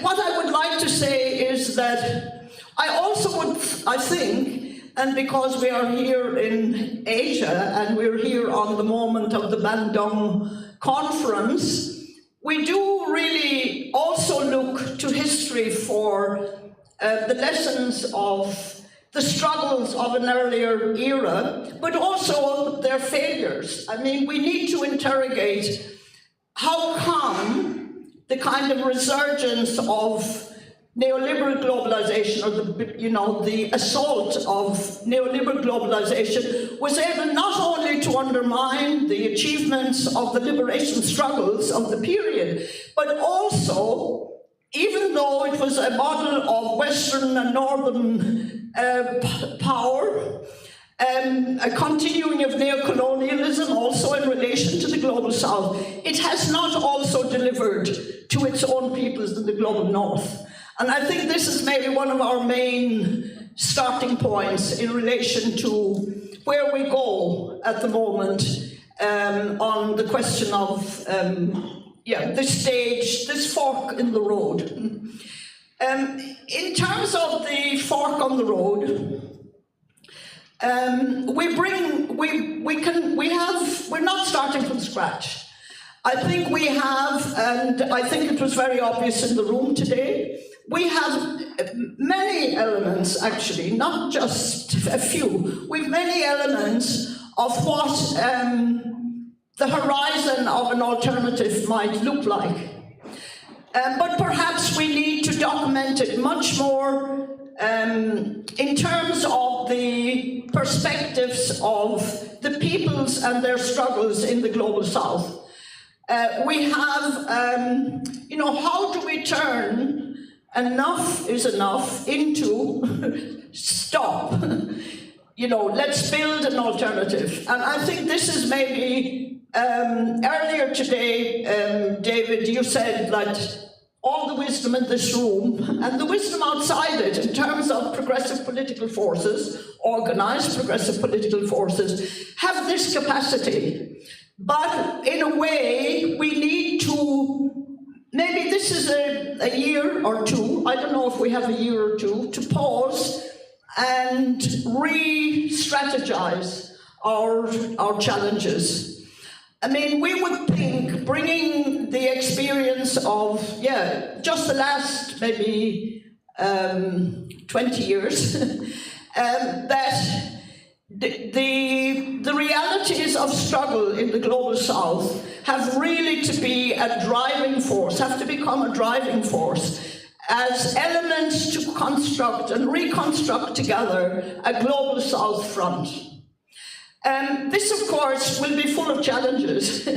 Challenges in the sense that it means peeling back and looking at the reality of the struggles. These struggles are not simply engagements of discourse, though they are that also, but they are engagements actually of mobilization. And even though we have, even this year itself, we have a great political calendar up ahead, maybe we have not thought enough. What are the challenges? What is the discourse? What is the vision we bring to those moments in the political calendar? So if we take it from Bandung to the BRICS, or Bandung to the G20, or Bandung to Belém, we have great moments actually to insert and engage in the struggle and in the discourse and in remaking the discourse. And maybe for my last point, what I'd like to say is it requires, I think we see many indications, and we see it also here in the room today, many indications of the determination, but also in a sense the courage actually to take on a new chapter, actually to open a new chapter, and to kind of undertake the discipline that's going to mean in terms of the mixture of forces we need. We have the social movements who, even if the struggles have been, by their nature in a way quite defensive, but they are also quite developed, but maybe in their silos. So maybe this is one of the challenges we have. How do we create an overarching strategy and build it together? This idea that is, or these ideas that are emerging around the Global South Front is really an open invitation. It's the process. And that process will really require a deeper understanding, maybe, of where we're coming from, and a vision that we construct together about where we are going. And as maybe coming from the Irish tradition of struggle, I would say we need maybe the most lacking ingredient today is the question of a political imaginary. We really need to ensure that we survive the onslaught and the offensive of the corporations, both in terms of, well, I think it was well said that all the layers of power, including the media power, the question of imagination, the question of even our, if you like, our imaginations for the future have been taken over, or are threatened to be taken over by artificial intelligence. So basically, maybe my challenge then to UHU and to the health sector, maybe the health sector, because there's so much developed layers of reality in how the health sector has built the people's health movement, how academia is very involved in that, how research is also blossoming and strong in it. Maybe it can be a pilot in this trajectory for as part of the Global South Front. I think that's really important. And maybe as a last point, just one last point. I mean, the health sector today, and all of us are completely inspired by the health professionals of Palestine. The doctors, the nurses, the ambulance drivers, the support people who are taking care of people in the most outrageous normalization of genocide. So I think the health sector has a lot to keep us going, and we're very pleased to be here to make the contribution. Thank you.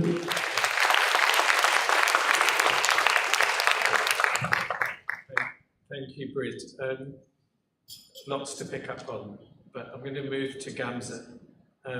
Gamza, you're currently heading up a big ERC-funded research project looking at how international human rights law is being integrated into multi-stakeholder forums.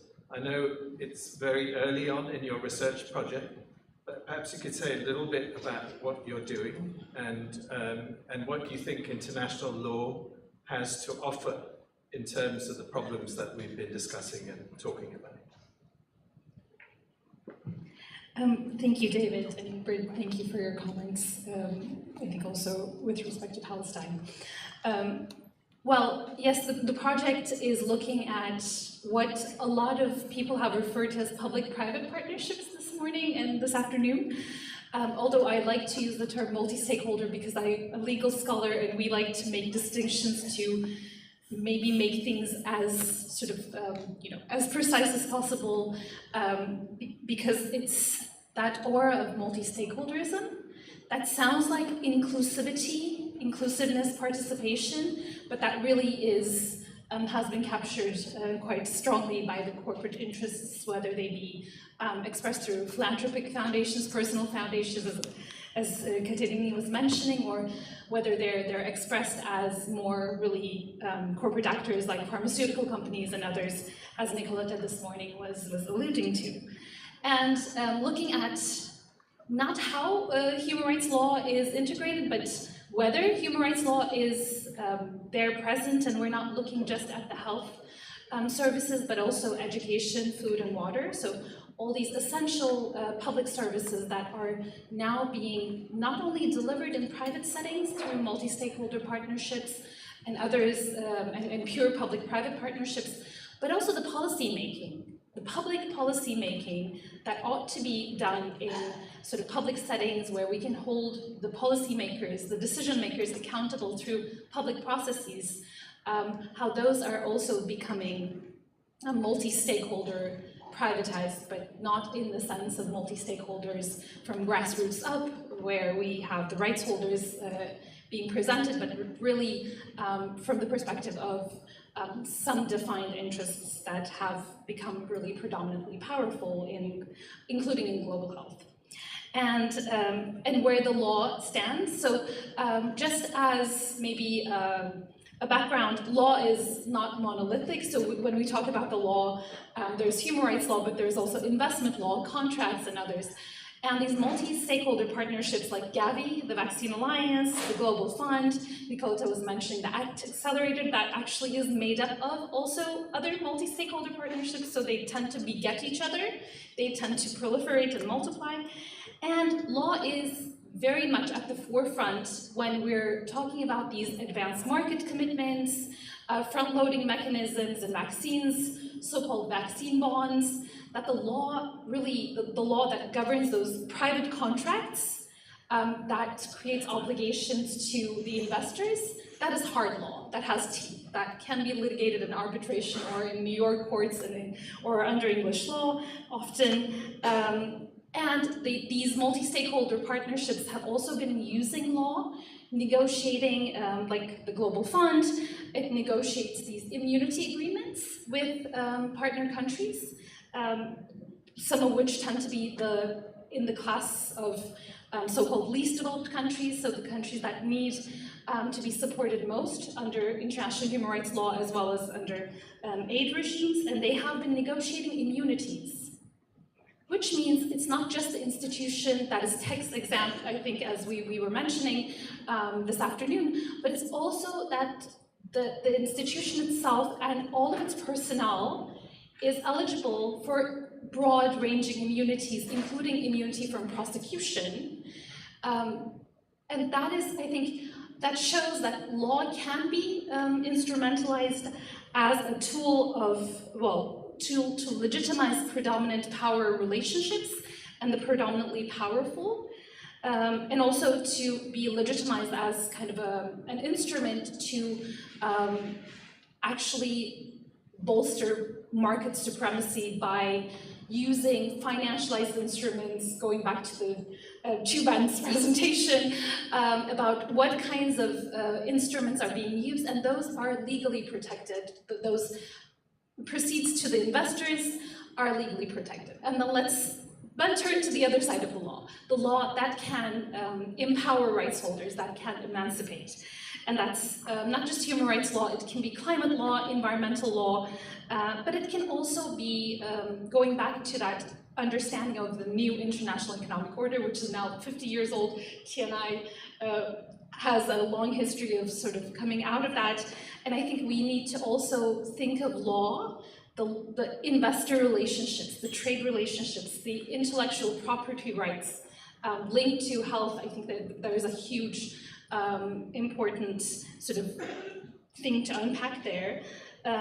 Aid, development cooperation regimes, and to really question them and to redefine them in the image of not the powerful, the corporations that have always used these instruments to basically exert their power dominance over developing countries, but also the peoples there, and to really use these instruments and think of these instruments as tools for emancipation, to really turn them around their axes, and to think of using international law, it's a law that has a very colonial history. It is a law it's the law that has allowed for corporatization, but we do, unfortunately, we are stuck in this scenario, but we do have, I think, the chance to redefine those instruments, to go for, challenging those instruments. And I think, yes, we might be all doom and gloom looking at the kind of erosion of the democratic space around the world, and those powerful actors really taking away the right to challenge them even discursively, but I think we are in a moment in history when developing countries are also congregating in coalitions, and those coalitions and the coalitions of rights holders, human rights defenders, can coalesce around a different idea of how we want sort of global health to look, but also all sorts of other global justice issues. So I think, to end on a maybe brighter note, I think we are in a place where, yes, there's a lot of uncertainty, but I also think global health, because it's been one of the first targets of this multi-stakeholderization, corporatization, that this may be a moment also to reflect and maybe challenge that, because I think there is such an epistemic sort of, there's such a weight of epistemic knowledge, epistemic sort of strength here, and even just around this room, there's a lot of knowledge that maybe doesn't exist outside of the global health field, that can also lead the way in showing other, because I work on human rights, so I'm not a global health expert, but a lot of the discussions that we're having on the law are actually informed by all of the debates you have been having in global health over the last 2 decades. That there is a work of catching up to that lawyers and legal scholars are doing, so I think this is an amazing forum to kickstart those conversations. Thank you, Jens. Yeah, and it's no coincidence that we have quite a number of lawyers in the room here today.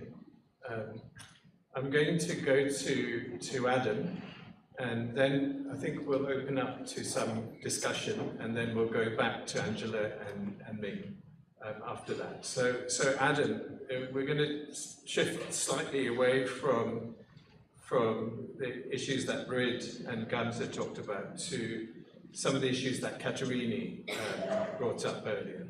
Because you've been studying the Novo Nordisk Foundation, which looks like it may even eclipse the Gates Foundation in terms of the amount of funding that will be directed at global health. But it's not so well known. And I'm just wondering what you can say about the Novo Nordisk Foundation. How does it differ from the Gates Foundation, for example? And anything else that you might want to say about the issues of private power being expressed through philanthropy? Yeah, definitely. And also relate to what we've heard from the two prior. I think there's a lot to be said. Yeah, so thanks, David, and thank you also for, I think, asking me to prepare this background paper that you can obviously read on the Novo Nordisk Foundation.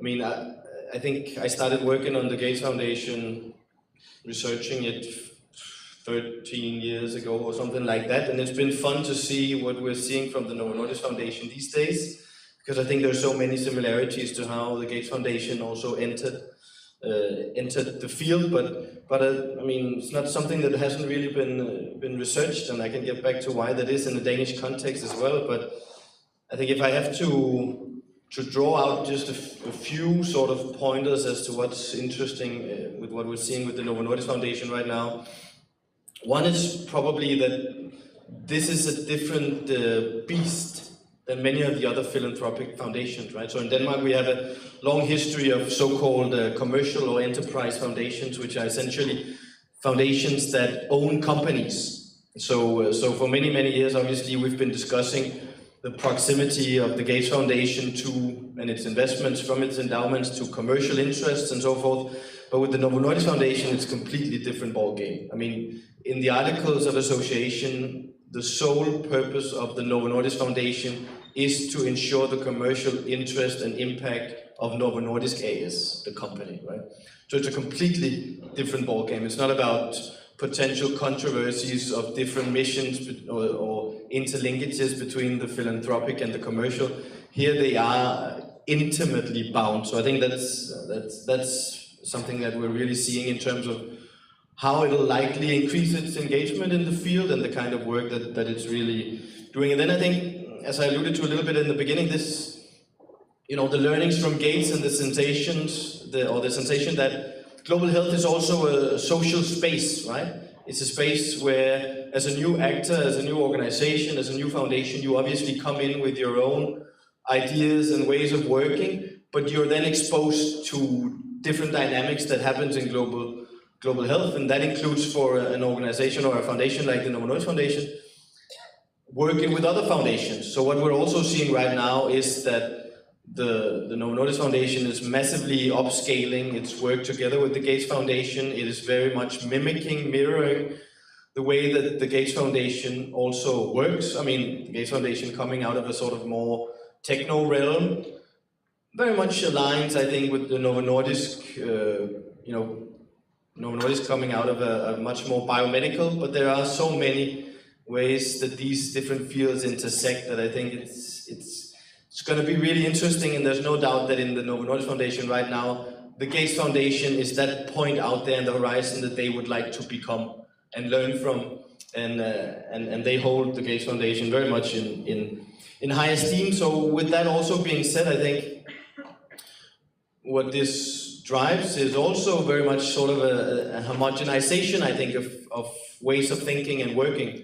So as I said, there are many similarities between the two, but they also obviously reinforce each other's way of working, whether it's the tech space, it's the importance of science as a driver with all that comes with it in terms of the biomedical realm, the reductionism that we also know, and the way that it shapes different forms of intervention. So what I'm seeing in the Novo Nordisk Foundation at the moment is also very much this strong homogeneity of thinking. So it's not about sort of a diversity or a plurality of ways of seeing the world and being in the world and understanding health. It's very much a very narrow way of seeing health and global health, and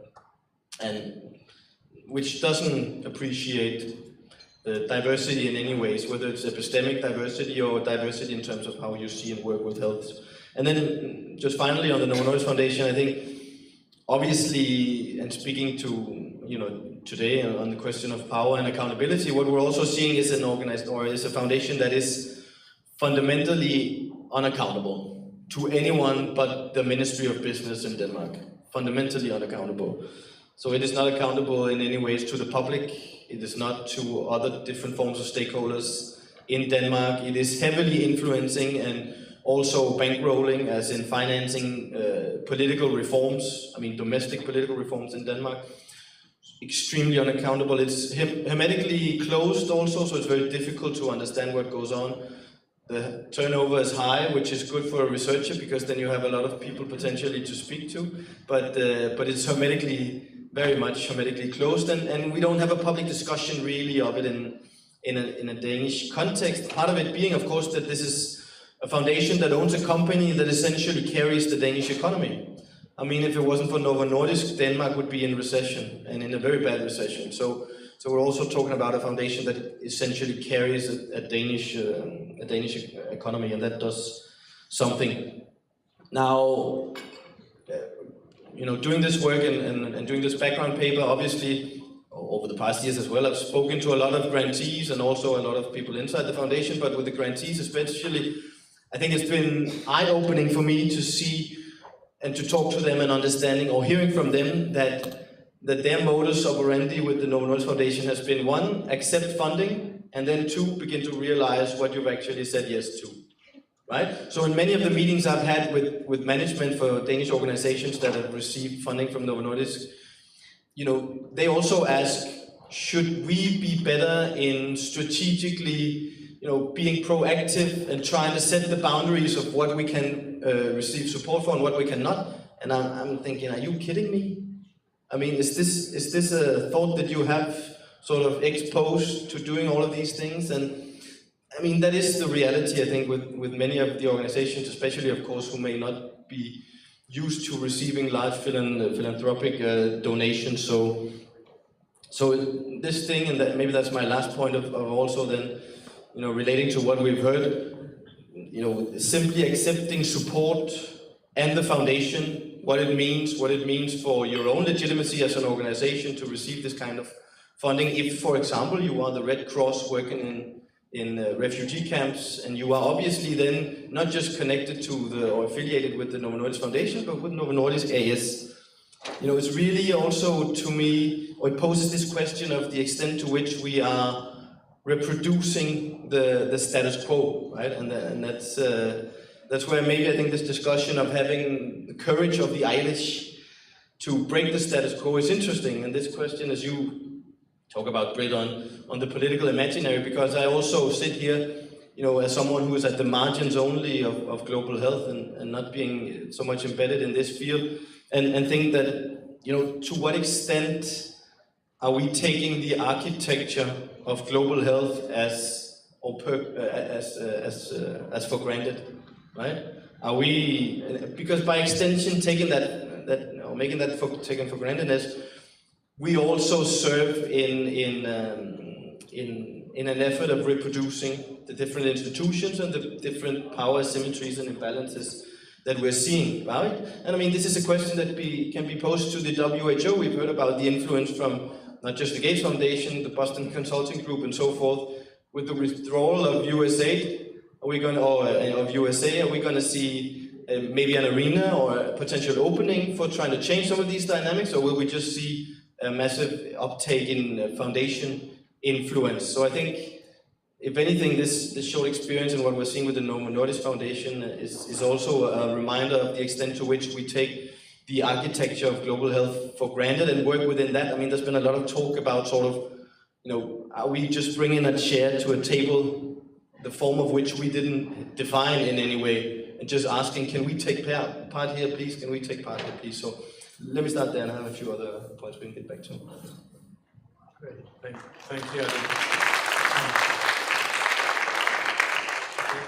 And yeah, just to remind people that there is a background paper that Adam refers to, which really describes in full detail the legal structures and the history of Novo Nordisk. So I'm going to open up to the floor. Are there any comments or questions? Anyone?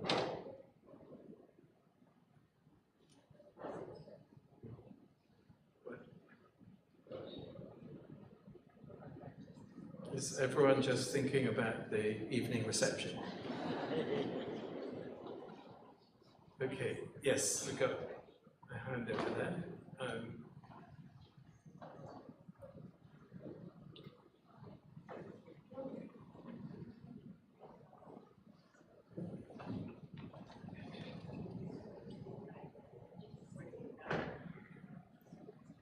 Is it working now? Yeah. I'm Tammy Jonas from the Campesina and the Australian Sovereignty Alliance. And I have two questions, probably mostly for Red and Gamze. You talked about the need to come together in our struggle, whether the social movements are coming together or whether we are siloed, and also Gamze talked about the Global South coming in, kind of standing up and following what's going on in the Global South as leaders in our movement going forward. And I'm wondering, I'm speaking tomorrow in the food system stream about the Neoleni process, and I wonder how many, I mean, I know TNI is well aware of it, but the Neoleni process taking place right now, which is a Global South process, led by the International Planning Committee for Food Sovereignty, and something that we're hoping in being here, there should be more of us here, but there aren't. We're wondering in being here whether we can help more academics and NGOs and other allies join what the social movements are doing to bring together 30 years of struggle in the next iteration, whether you're aware of it and have any responses. Do you want to pass it over to Maria?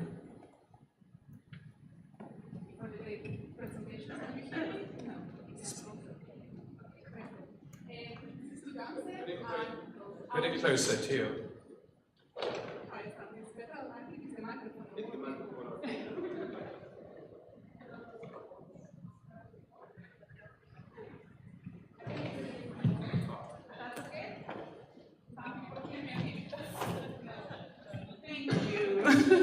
Amazing. Okay, this is Maria Rombalcera from the Center for Economic and Social Rights, and my question is to Gamze, and it has to do with the power of law and human rights. I haven't heard anything about the obligation of the maximum available resources, the obligation of the extraterritorial obligations of states, transparency, accountability, and participation. Even when we are talking about multi-stakeholder partnerships, when we are talking about public-private partnerships, there are still those obligations. And what we are seeing is by the dismantling of the state and the taking over the corporate capture, they seem to be bypassing this. So just like breaking this social contract, trying to, in this way, like pass it on in terms of the risking, some of it stays with the state, and that's the obligation to regulate. But this is missing, right? And I think that this is very much linked to what we were saying before, particularly Anna from Oxfam and others, about taxation, in terms of this like superpower of taxation, not only of raising revenue, but also strengthening the social representation. I think that this is key in terms of legitimacy, and I would like you to reflect a little bit more on that. Thank you.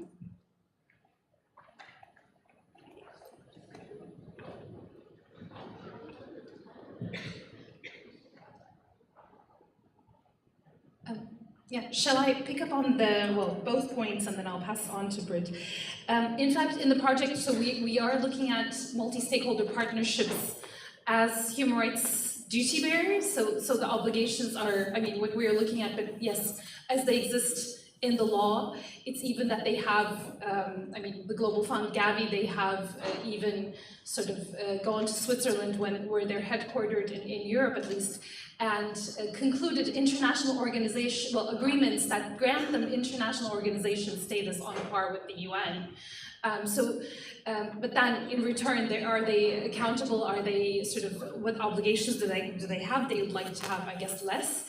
But then there's also the obligations of the states that enter into those partnerships. And those obligations, as you mentioned, the obligation to use maximum available resources to realize economic, social, and cultural rights, the core obligations. But there's also the obligations of international assistance and cooperation for the donor countries that pledge into those multi-stakeholder settings and to regulate their corporations. And of course, the corporations also might have duties of their own, whether they're sort of in domestic law, they might be actually regulated like in the EU under domestic law, or the treaty process that has been ongoing to try to regulate international, to actually regulate businesses through international law. So indeed, we are looking into this, I didn't mention, but I think it's a very important part of the puzzle. It's a more pragmatic part of the puzzle that we should be working more on. And then finally on the right to food. So I think we should build coalitions wherever we can find them. And I think, well, there's academia, and there are different academics. There are academics who might be working on sort of food systems in a way from a very corporate nutrition, sort of even the language changes, right? We look at food sovereignty and the right to food, and then others might be looking at, nutrition, but also attaching a different label to it. So I think it's important that we do counter that influence. Also as parts of academia ourselves, to be self-reflexive about what we are doing, the work we're doing, whether that is actually serving emancipation, empowerment of people and communities, and ultimately helping sort of global justice aims and objectives. So there's, I think, a self-reflexive thing to do there, and it's not that, just because we're academics, what we write is value-free, or just because that there are some who are less critical, that is also value-free. And I think in academia we're also being faced with that sort of like, are you an academic? Are you an activist? And I don't think any sort of academic work is value-free, but I think hopefully we uphold the values that are sort of based on human dignity and justice. I'll hand off. Maybe just one or two complimentary words on this. In relation to the question of, if you like, the phenomenon of multi-stakeholderism, I think sometimes we underestimate that actually it really became a very cohesive organizing framework for corporations. also, in a way, created a kind of legitimacy for the role of corporations in undermining the role of the state, and in a sense substituting the corporation as the legitimate actor actually on the global situation. So I think this is something that we need to really deepen our critique of, but also to recognize that, and that's been our experience certainly in working in the UN on the treaty, how organized and coherent, even though we know that the corporate ethic is really about competition and greed and all that, and we see many manifestations of it, but at the core, especially of political takeover, it's very coherent. I mean, we've had, I think we're in our 11th session at the UN Council in Geneva, and the International Organization of Employers, which is recognized as an ECOSOC representative of the corporations, and the International Chamber of Commerce, they always sing a duet, and they never miss a session or part of a session. They are highly organized, and of course, many of the elements that we see, especially from the digital power, is really coming to bear on how this affects how states see themselves. I mean, the states are so often put on the defensive, and in a way, like I think the critique we see that states have also been taken over by, or state power has been taken over by elites, by oligarchs, and so on, and we have to stiffen maybe our critique on that, but also stiffen our critique on the legitimacy, you know, as Adam was saying, in relation to the foundations and the corporate actors as legitimate actors. We have to measure that. We have to revisit it, I think. Can I say brief? Yeah, just briefly. I mean, I think this question around also engaging the UN in Geneva, and we've heard a lot of talk around sort of the normative space that many people here obviously engage in. I think also, because what I'm also hearing, and I think we've heard throughout the day, is that the primary response or form of resistance is actually potentially a localized one, right? So I think there's something to be thought of in terms of how do we actually see, what kind of assumptions have we built in terms of our own theories of change, of how we do this, right? So a core assumption of international global norms has always been that you build global norms and then they'll trickle down to countries. That's not a reality. Research shows very well, very clearly, that's not a reality. So I think there's some assumptions in our theories of change that maybe need to be confronted in terms of how we see the top-down vis-a-vis the bottom-up, of how we assert different kinds of pressure, and maybe not a sort of provide the power that we have been doing for many years to global norms and expect that they can regulate state behavior or even individual or group behavior, because that's not the reality that research is showing.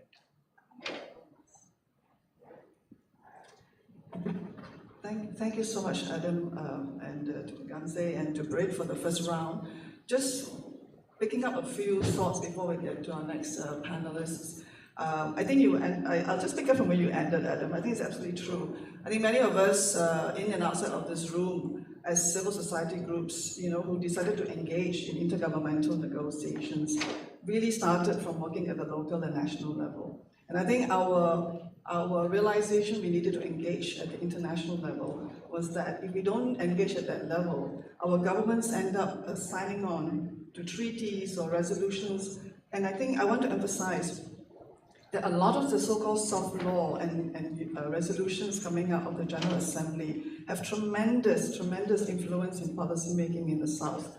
So we don't really wait for the internationally legally binding treaties, because we respect WHO, for example, tremendously, because the role of WHO in the early decades, and continuing to be so, to build health systems, primary health care, you know, those very fundamental alma mater, you know, we talked about it this morning. So I think that realization made us realize that if we don't intervene and bring the realities and the lived experiences of the ground to the intergovernmental negotiations, we end up having very bad outcomes from the global policy making and norm setting. And for that, we need to do national work so we can influence our country's positions. But we also have learned in the last years, it's not enough to go into even good national discussions to have a position, because in negotiations there are compromises, there are pressures, there's coercion. So for us to learn how to deal with the UN intergovernmental negotiations was also something that we needed to learn. And some of us learned, some of us are still learning, and many of us are not aware we have to learn.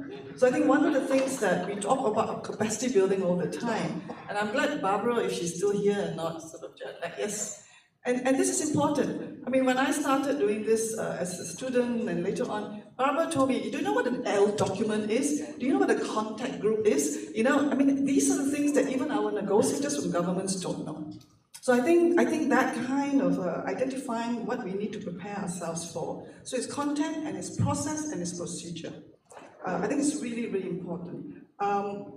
So this is something I think we'd like to pick up, because how do we bring the best of research and analysis to help with negotiations? But at the end of the day, when the doors close and you have the most wonderful negotiators, we get calls to the capitals, because that's how power is played out. So I think these are the things that we need to prepare ourselves for. And I just want to touch quickly on the issue of, I mean, as a lawyer as well, I'm so glad to hear all this, because more and more often recently we've heard disillusionment, disappointment, frustration, that international law especially doesn't work. Nobody respects law at the national level, international level, but it doesn't mean we give it up. If we look at the binding treaty on business and human rights, because there was almost a boycott by the northern governments for a while, so we were able to work, a small group, including some people in this room, were able to work with some of those who were determined to do it at the Human Rights Council. But don't forget, the mandate for that came from a vote of governments. So there was an opportunity. Today we have a draft which we didn't think would be possible, by concepts of liability, cross-border responsibility, extraterritoriality. All these are in there. Now the fight begins, because those people who are boycotting are coming back. And that is why we see them organize so well. So the challenge to us is we need to organize ourselves. My colleague Kinder, who many of you know, who is very deep in this with Fian and others in Geneva, she's been reaching out even within our own organization, with our own network. All the things we work on and the experiences we have in health, fighting pharma, in agribusiness, fighting for agroecology, we need to bring all of that, pollution, land rights, into the real experiences that will inform the negotiations on the Treaty on Business and Human Rights. And that's what we need to do. And if we combine with the kind of research that we can have, we can call out so much more. And I really appreciate the thoughts around multi-stakeholderism, because for too long, the power part, the power imbalances never got called out. And so we look forward to reading your paper, Adam, on Novo Nordisk, just as we began to understand Gates and Mrs. Bezos's biodiversity, Indigenous Peoples Foundation. Now we've got a new one, which is also constantly evolving to be more controlled.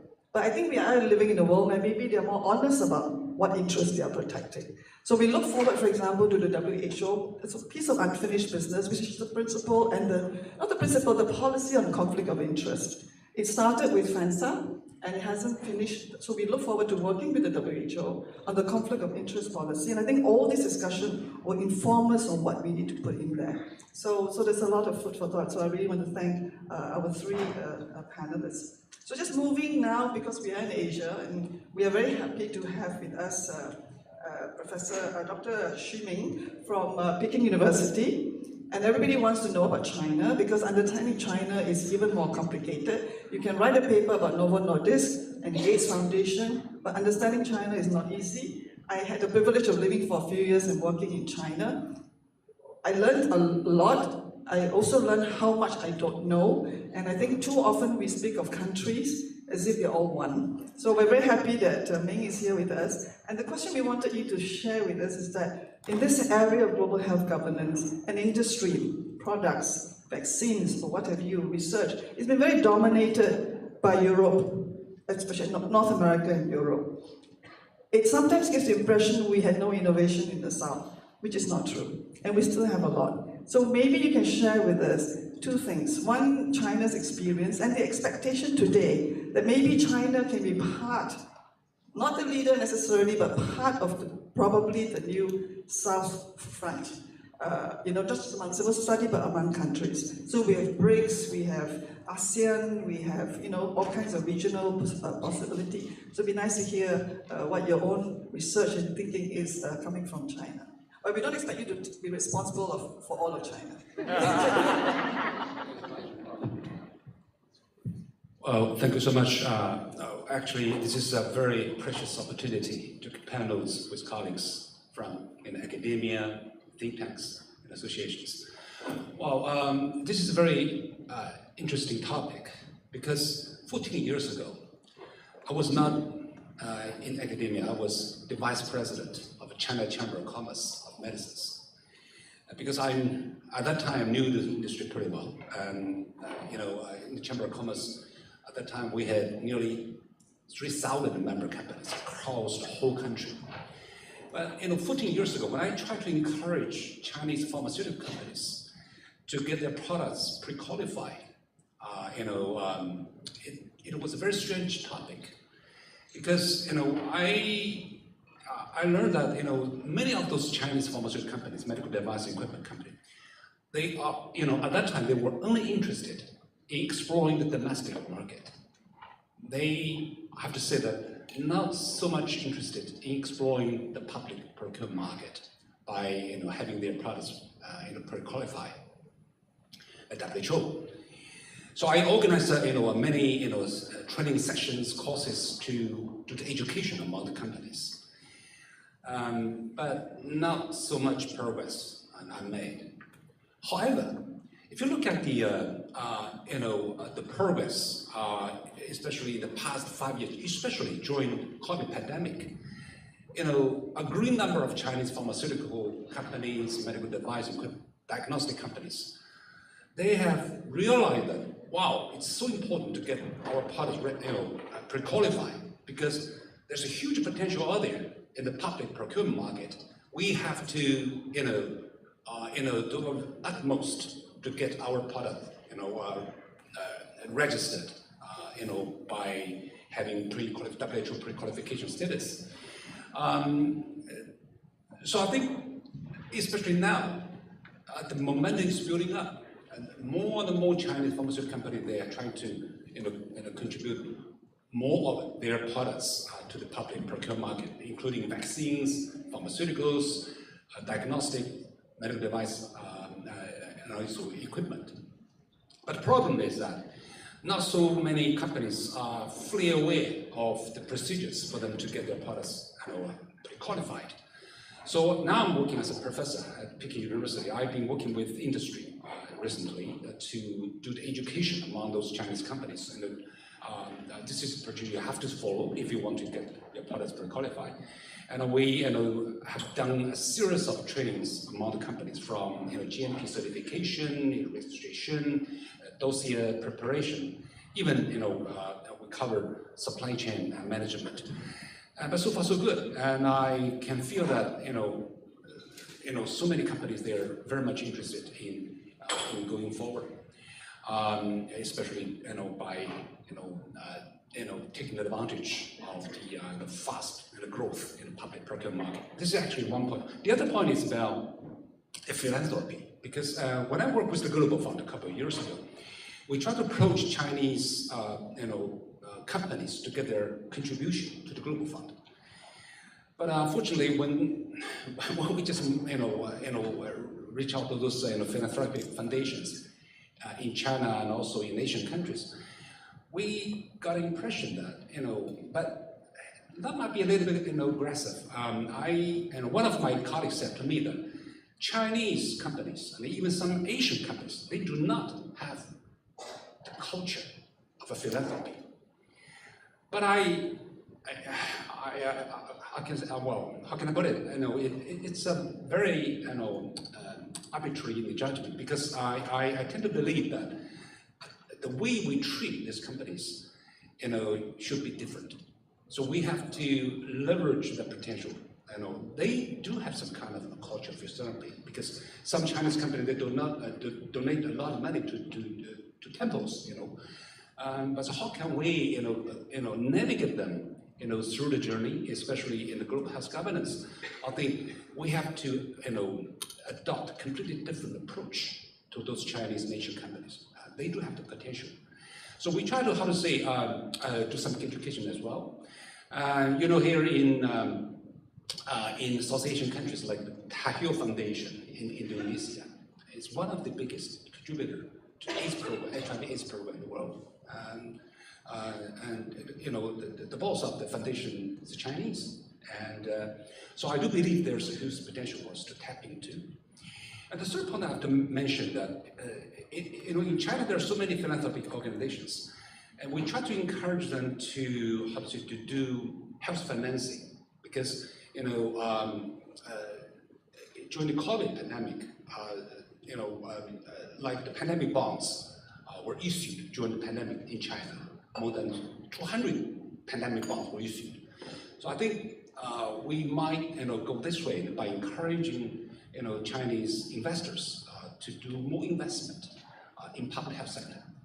So I think a lot of potential can be explored, especially to encourage these companies to be more actively involved in launching some innovative financing mechanisms like social impact bond, consumer contribution, etc. So a lot of things are going on, and slowly but surely, I do believe there's a promising prospect in the future if we go along those lines. That's what I'm saying. Thank you. Thank you very much, Ming. We have a whole session on day 3 on looking at the pharmaceutical sector in a broader sense, and also thinking a little bit different. So that's almost like a teaser for us to pick all this up, because you talk about the potential for the companies, potential philanthropy, and it's true, within Asia, we have emerging philanthropies. How do we avoid that trajectory of what happened in Europe, North America, which is still happening? And perhaps this is something that we can explore. Can we do things differently? Because it's a tendency for us to follow the same trajectory. Frankly, many of our countries in the South, when we look at good practices, we look at the United States, we look at Europe, and if we really want to look anywhere else, we look at Japan, so it's time we look actually differently. So thank you, and now we will make sure that we have this picked up. Now, Angela, thank you so much for coming in to join the panel, because our other colleague could not get a visa, so could not join us, and Angela has very kindly agreed to join the panel. Angela is the executive director of an organization that works on economic and social rights in sub-Saharan Africa. So I'll give you a broader question, Angela. You've listened, like many people, very patiently the whole day. What is your sense from where you are working, the region, your realities? What do you think of the discussions we've had so far? And what would you like to see us do more in the next 2 days? Please. Thank you very much, and thank you for having me. I'm very happy to be here. And the reason for that is that in the morning, while David was giving his opening remarks, one of the things he mentioned that the issues that we are tackling are sensitive, they are risky, and I wanted to add that they are very dangerous, especially in the context where I come from, where we are experiencing issues of, state capture, president capture, institutional capture, and everything around that. So in the background, one of the background papers that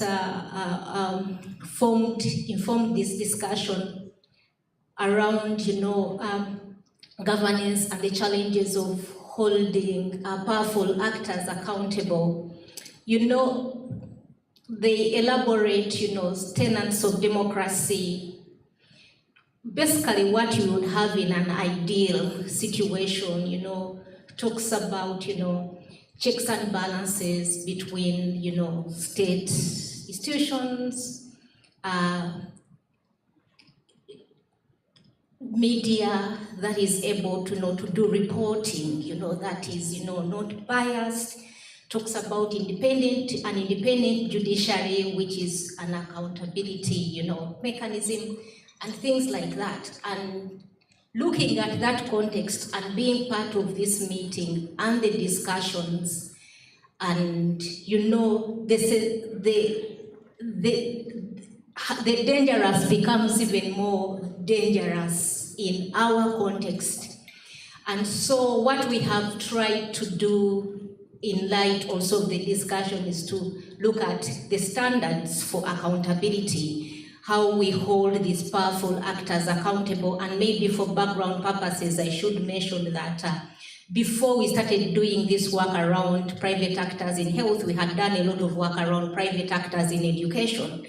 And we experienced a number of problems because part of the private actors that were confronting in our country involved the likes of Mark Zuckerberg, investing in low private schools, and they wanted to take over the education system. So we're engaged in a number of accountability measures, including doing strategic litigation at that level. But we worked with a number of partners also at the regional level and the global level until when we were able to get to the level of, we got a lot of success. So we are looking at that hope and looking at the diversity of people here and the work they do. Some of them we're already receiving support.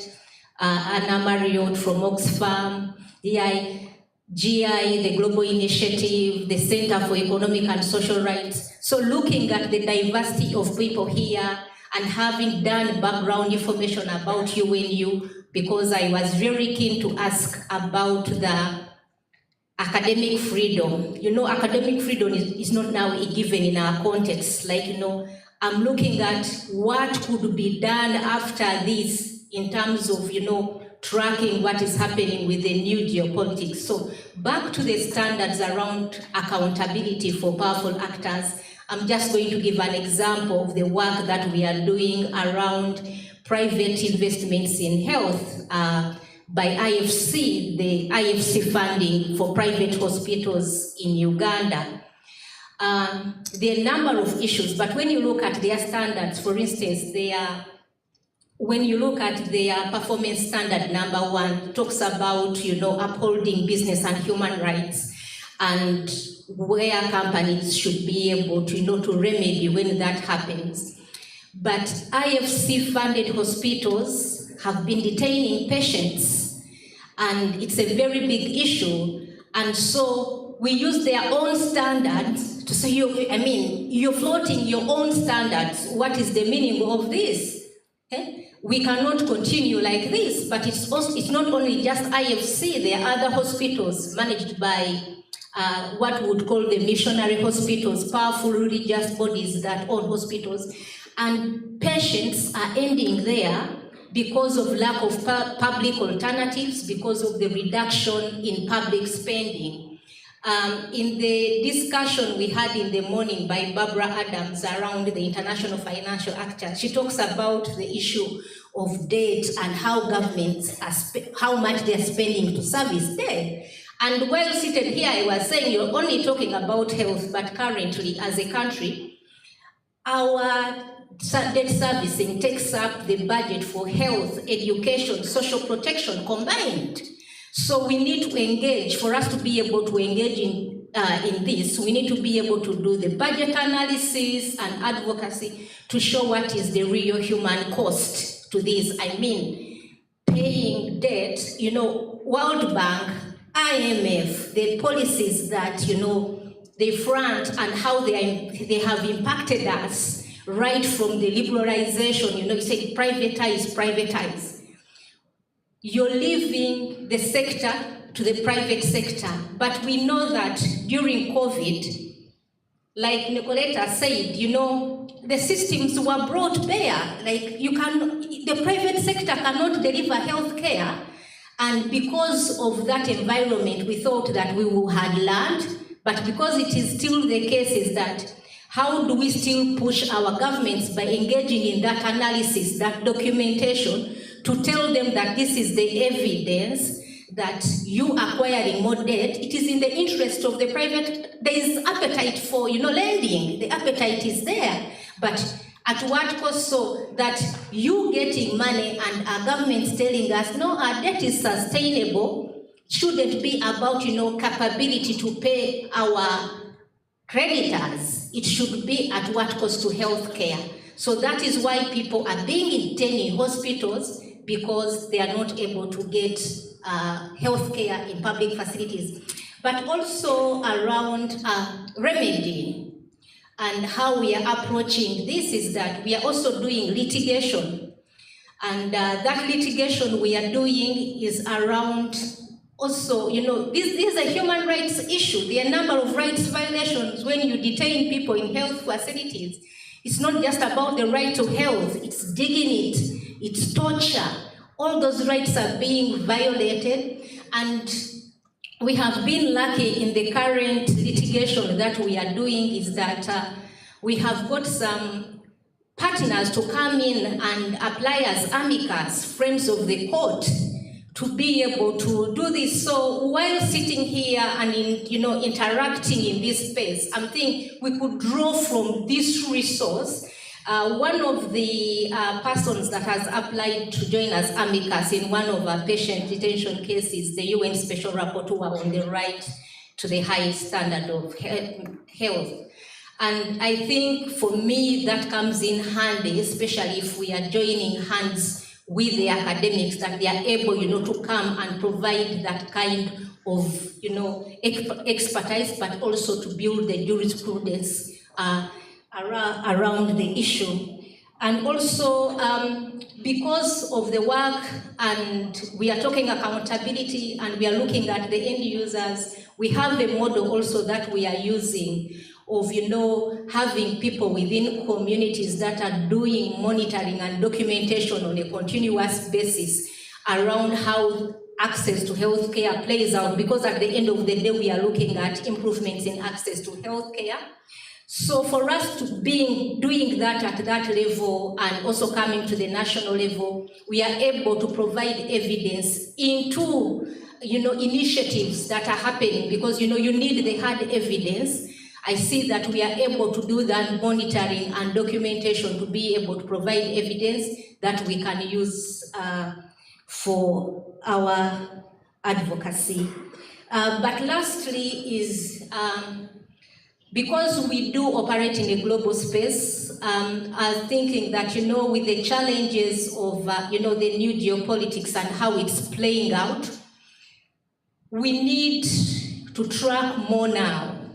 How do we track more at different levels and get support of different partners on how, the regulation and how, whether these institutions, like for instance, the World Bank and all its arms, are going to behave? Is there going to be laxity now that you have at the global level, influence, for instance, of, the new politics that is playing out? There's need to track to see the trends that, are they even going to follow, the safeguard, their own safeguards around the environment, with the way they are behaving already. So I think with the new geopolitics, we need to engage more as a group in tracking how that happens, because it impacts on accountability going forward. Thank you. Thank you so much, Angela. I think you've really given us, in a few minutes, the whole thing. So I think we can eat into maybe 4 or 5 minutes, yeah? I'm sure there are some comments or some more information you'd like to have from our panelists, the last two especially. So do I see any hands? Yes. Can we have a microphone for our colleague there?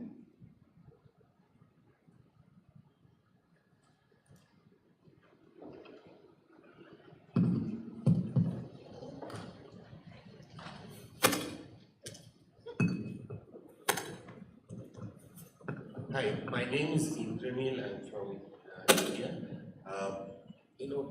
The reference of IFC is coming for obvious reasons, and while thinking of how to, what kind of engagement we should have with IFC, sometimes the model that People's Health Movement had with WHO, in the sense being critical but constructive. Do you think that can be the kind of engagement we have with IFC? Why I'm making this point is that this still is, there is some bit of, however, like mild form of multilateralism involved in the way IFC is, because of its linkage with UN kind of institutions. So, or the danger of completely undermining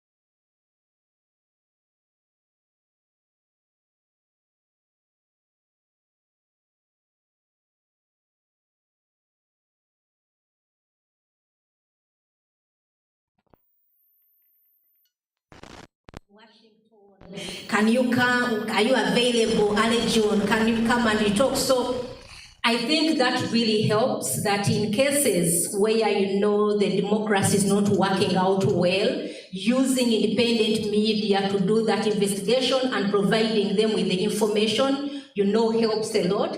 But the dialoguing is there, and the way to approach that dialogue is, first of all, to hold them against their own standards that they have set. You know, you list them, this standard, but also there are ethical standards in health, ethical principles in health. They are also there. You're able to mention that you're violating 2, 3, 6. So you go with the evidence, and they'll be able to listen. And we have been able to do that, you know, with partners. And we hope that this can lead to fruitful engagement, but if it doesn't, we take to the next level, because there is also an accountability mechanism, the CAR of the IFC, which we have tested also with partners around the right to education, and they had to divest from a chain of schools. They were supporting, they were investing in. There were also challenges with information because they were funding them through an intermediary.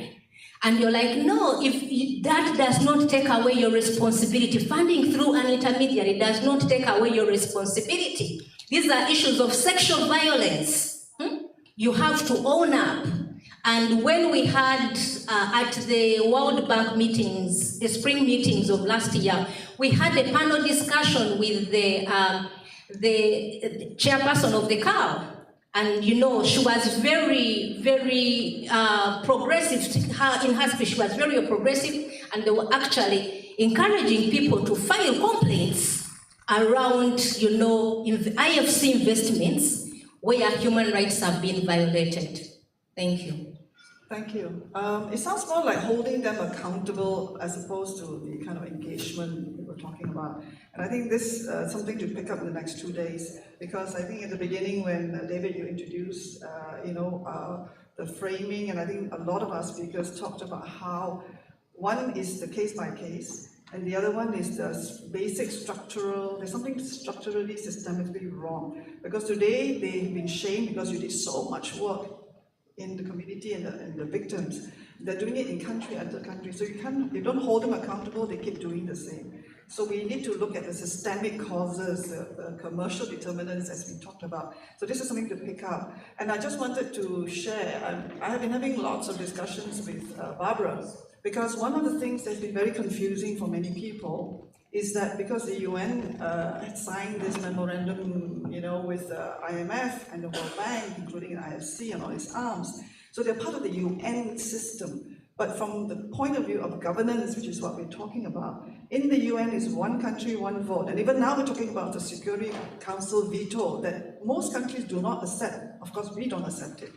But it is $1, one vote in that system of finance. So there is shareholder power. And they have a veto, we don't call it veto, and this is something that I learned, reminded by Barbara.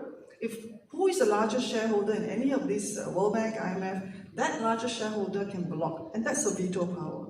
So I think we from the governance point of view, it would be something to think about, that cannot be called the UN system. And it hides behind the UN.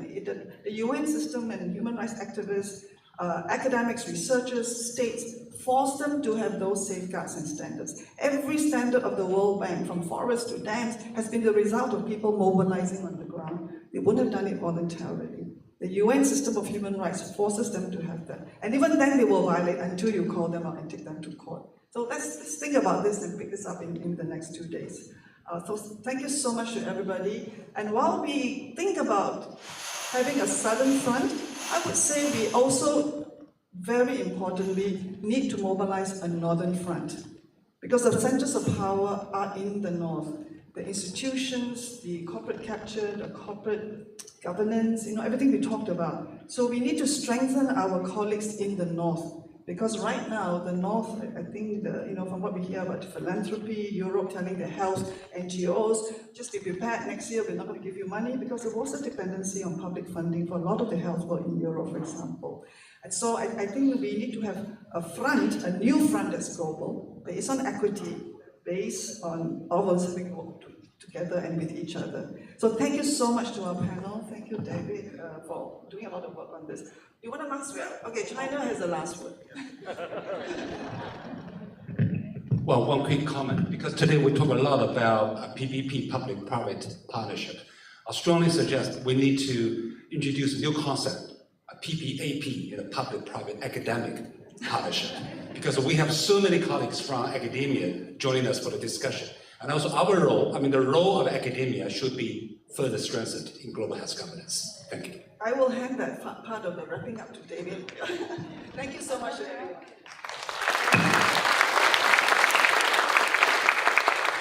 Okay, thank you guys for being so patient. I'm just going to make a couple of announcements. First, for those of you who are staying for the next 2 days of discussion, remember tomorrow morning we start immediately in the parallel sessions. So there is no plenary, we go straight into parallel sessions. There is a plenary at the end of the day. And I want to say something about these parallel sessions. You'll notice that most of the people in this room come from academia, they come from the UN system, they come from civil society. We deliberately and consciously did not open this up to many policymakers. There are some ex-policymakers in this room, but the idea behind the symposium was to really have a conversation about how we approach policymakers as a next step. This is not about excluding policymakers, this is about thinking how we can be effective in engaging with policymakers, decision makers, and governments. And also with the intergovernmental and technocratic bureaucracies that exist. So a key point about the conversations tomorrow is not about discussing what the problems are. It's really about thinking strategically and tactically what are the tangible projects and initiatives we can do with a particular idea of engaging with policymakers and decision makers as a next step. Clearly, we need to do more than just engage with policymakers. There's still a requirement to mobilize civil society and other academics. But a key set of next steps, at least for us in UNU, is about engaging with policymakers and governments. So just want you to bear that in mind. The second thing I want to say is really enjoy your evening reception and the refreshments and the food that will be provided. And then finally, I'd like to say a big thank you to all of the support staff who've been working behind the scenes.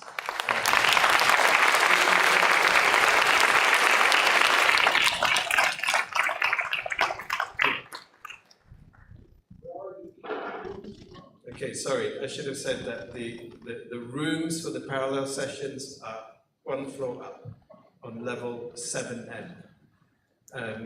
But yeah, thank you to all of the support staff, the communications team from UNU-IIGH, Gopi and Sylvia.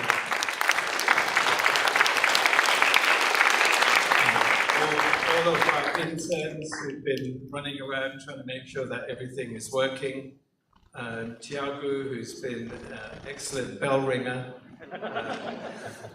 Gigi, and in particular Tiffany, who's really been coordinating and managing it.